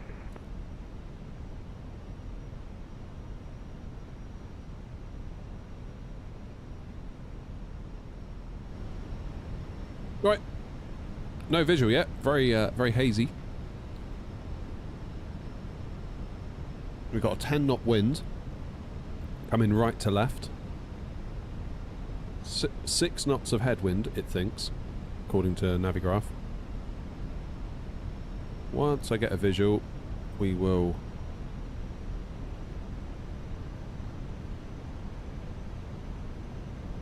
take matters into our own hands. Still don't feel like I've got much of one. Is that it there? Yeah, it is.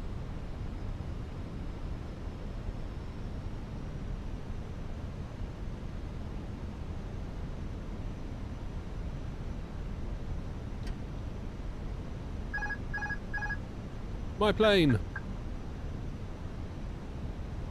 Now, odds on the glide slope and Pappy's being aligned? Or not, do we think? Boundary traffic and up 2-3 Bravo, reducing 500. 60 knots. And boundary traffic. I love hearing yourself on Unicom. 100 above. All these trees doing here. That's what I want to know. Minimum. Continue.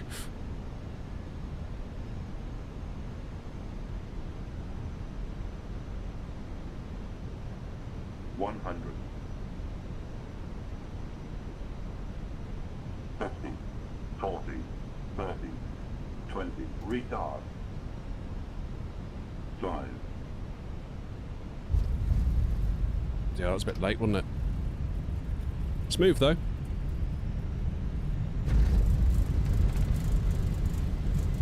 That was not ideal.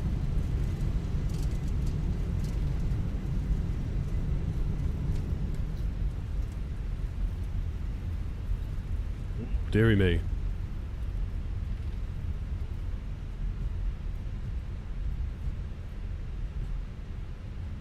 Hopefully we don't get dinged too much for that.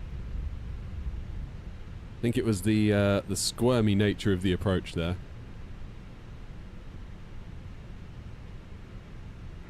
Boundary traffic, not 2-3 Bravo, now fully established.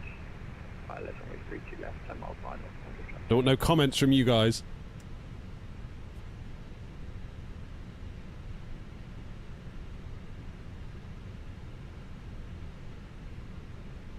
Metro traffic, Air Not 920 Juliet vacated runway 32 via Charlie.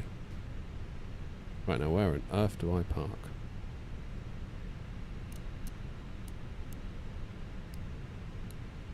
APU on. A little bit more welly. Oh, I don't know about that landing. That was a bit of a squirmer, that one. Wasn't very happy with that, to be completely honest. But we're down. That's the main thing.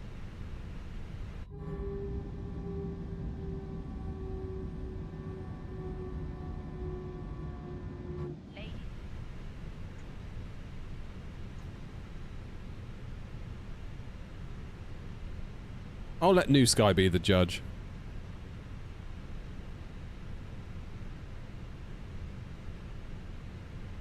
For traffic, Air Not 920 Juliet, taxiing to stand 5 via Alpha.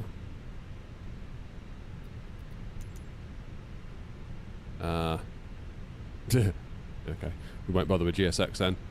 Yeah, a little bit of a ooh on the landing there. You think that was a good landing? I don't know, I wasn't happy with that at all. Wasn't happy with that at all. I'm just conscious that I don't really have the time to do a go around today because I've kind of got to get out of here fairly promptish. This leg was slightly longer than I'd thought. I thought it was going to be more like an hour and a half, not 2 and 3, 2 and a quarter. Yeah, so we'll have to live with it. Hopefully it'll be enough for a pass on the tour, that's the main thing. Is that a static over there? Or was that a VATSIM aircraft? Right, come on then, let's get up here. Nice freeware scenery though. I think those trees probably need to get removed, if I'm being completely honest. I think somebody did complain about that on flightsim.to, being like in 2020 they're not there, but in 24 they are, and it's really off-putting and weird. Can you please get rid of them?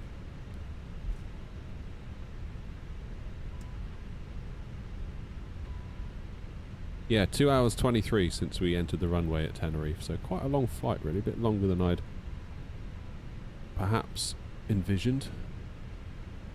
That's alright. Let's lose the taxi light.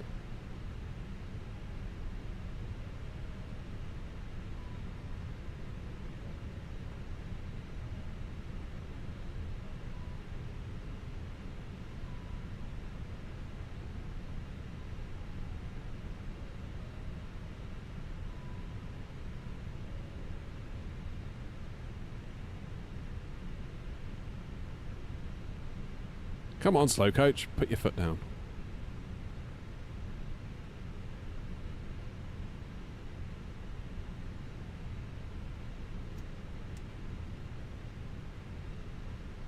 It's more like it.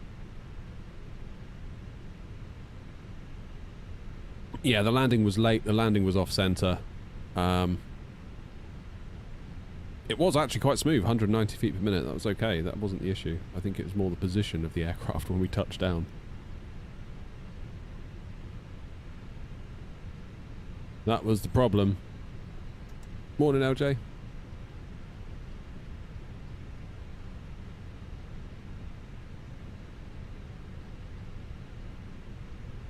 In an ideal world, I would have gone around there, I think, but we don't have the time today. So we'll live with it. Right. Parking brake. On. APU's fired. Engines off. Beacons off. Seatbelts off. Let's... Oh my Christ, have I just turned the plane off? Yeah, I have. Whoops. I didn't mean to do that. Take external power quickly. That was the wrong button. I didn't mean to click that.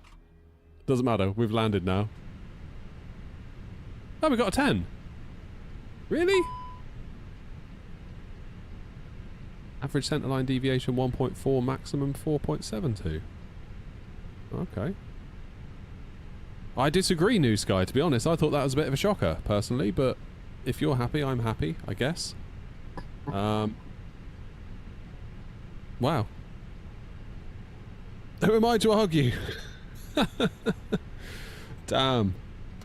Damn. Wow.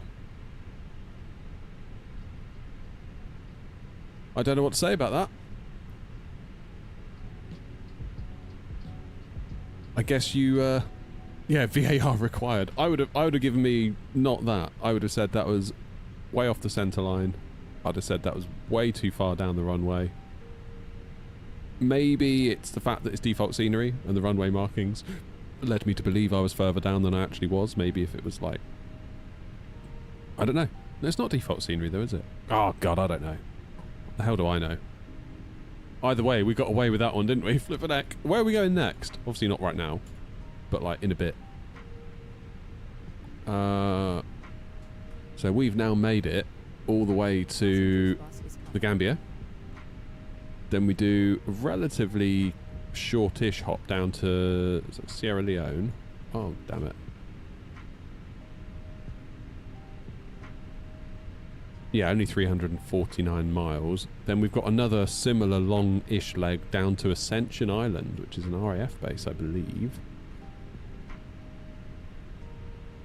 Then another long one over to Fernando de Norana. Where's that? I don't know where that is. And then we go over to another place that I don't know where that is. That looks like the coast of Brazil. Right, flashbang alert. There we go, I can actually see now.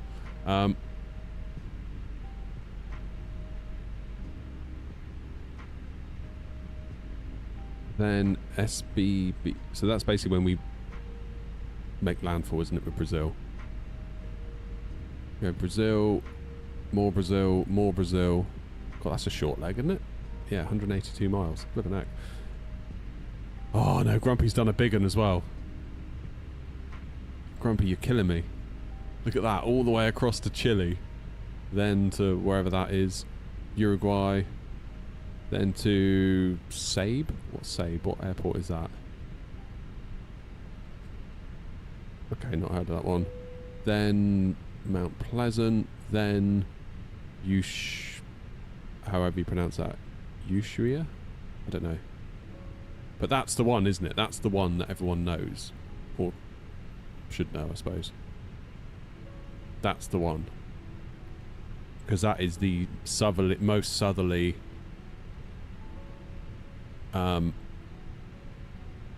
airport in the world. Because that's the one, this is the place, isn't it, where like you get cruises from to go to Antarctica, because of course that's only down here. So we've made pretty good progress. I feel like we've done... I mean, we must be at the equator nearly. We can't be far off of it, can we? Where is the equator? I remember working with a charity at my old web dev job, and they had a farm in Uganda where they would teach people how to farm and all that good stuff. And I remember the guy saying, we're basically on the equator. So actually we're a bit further north, aren't we? We'll probably cross the equator then, if that's correct, in between Sierra Leone and Ascension. I have no idea what Ascension's going to be like. Let's have a look on the charts. What kind of a place is it? Is it actually going to be like ILS and stuff, or is it a bit like not that? Is this it? Yeah.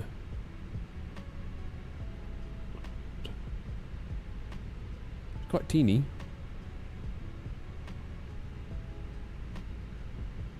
Crazy little island, just all out there, look. Under Shanghai, and 442 for Shanghai, 32 under traffic. Who's that? There's another air, I didn't realise we had another one coming. Oh, happy days.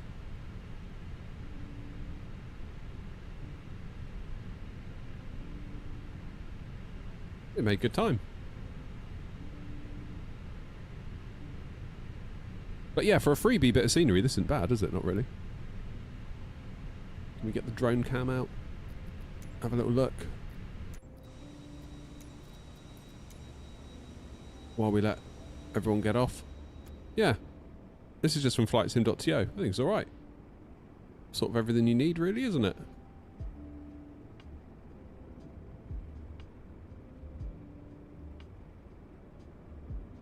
There's a free scenery for Ascension. Nice. Is this static part of the scenery? I have no idea.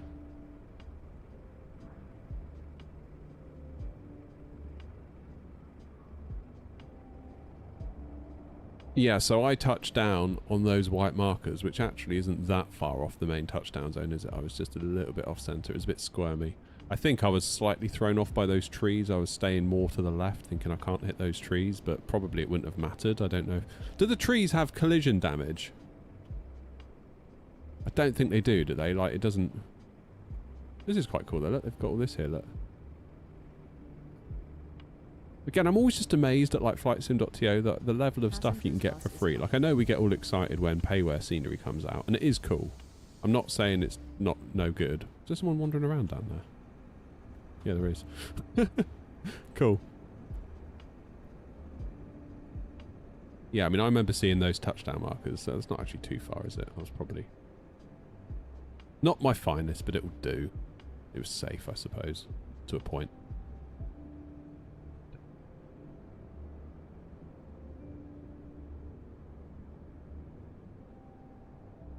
Trees do cause collision damage. Oh, okay. I assumed they didn't, so probably just as well I did stay to the left then. Because that's quite close otherwise, isn't it?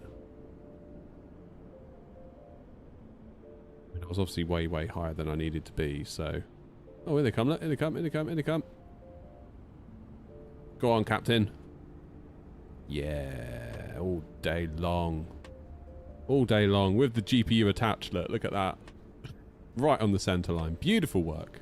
Beautiful work. No mucking around, not like I did. Try clipping one on your way into SBFN. Okay. I'll keep that in mind. Honestly, I thought trees just basically like they'd have no effect at all. Yeah, there were some people complaining that these were a bit close on short final. But I mean, you're always going to be 50 feet. If you're 50 feet here at the touchdown zone, you should always be above them. I think just visually, they sort of like... I naturally wanted to move away from them. Which I suppose isn't the worst idea, but... Yeah. Oh, cool. This is a nice little airport to have on the books anyway. I like it here. We shall come again. We shall come again. Right, folks. I've got to go. I've got to go. Parents' evening and stuff I've got to do.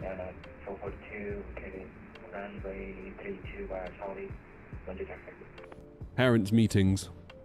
So I've got to run. But thank you all very much indeed for coming along. Thank you for all the support as always. Whether you liked, whether you gifted, donated, whatever, like it's all really appreciated. I'm very, very grateful for you all, and it's always a pleasure flying around these virtual skies with you. If you want to join the virtual airline, you can find us on New Sky, newsky.app in the browser, and then you can learn all about the platform there. There's loads of other virtual airlines as well, should you wish, not just us. But thank you all very much indeed. I will see you... When am I going to see you? Definitely Thursday, but I'm not sure about if there's going to be a before one. I'll schedule it if I do, and get sub so you don't miss out on anything. But thank you all very much indeed. You all look after yourselves. Have a lovely rest of your Tuesday. I'll see you soon. Hooroo!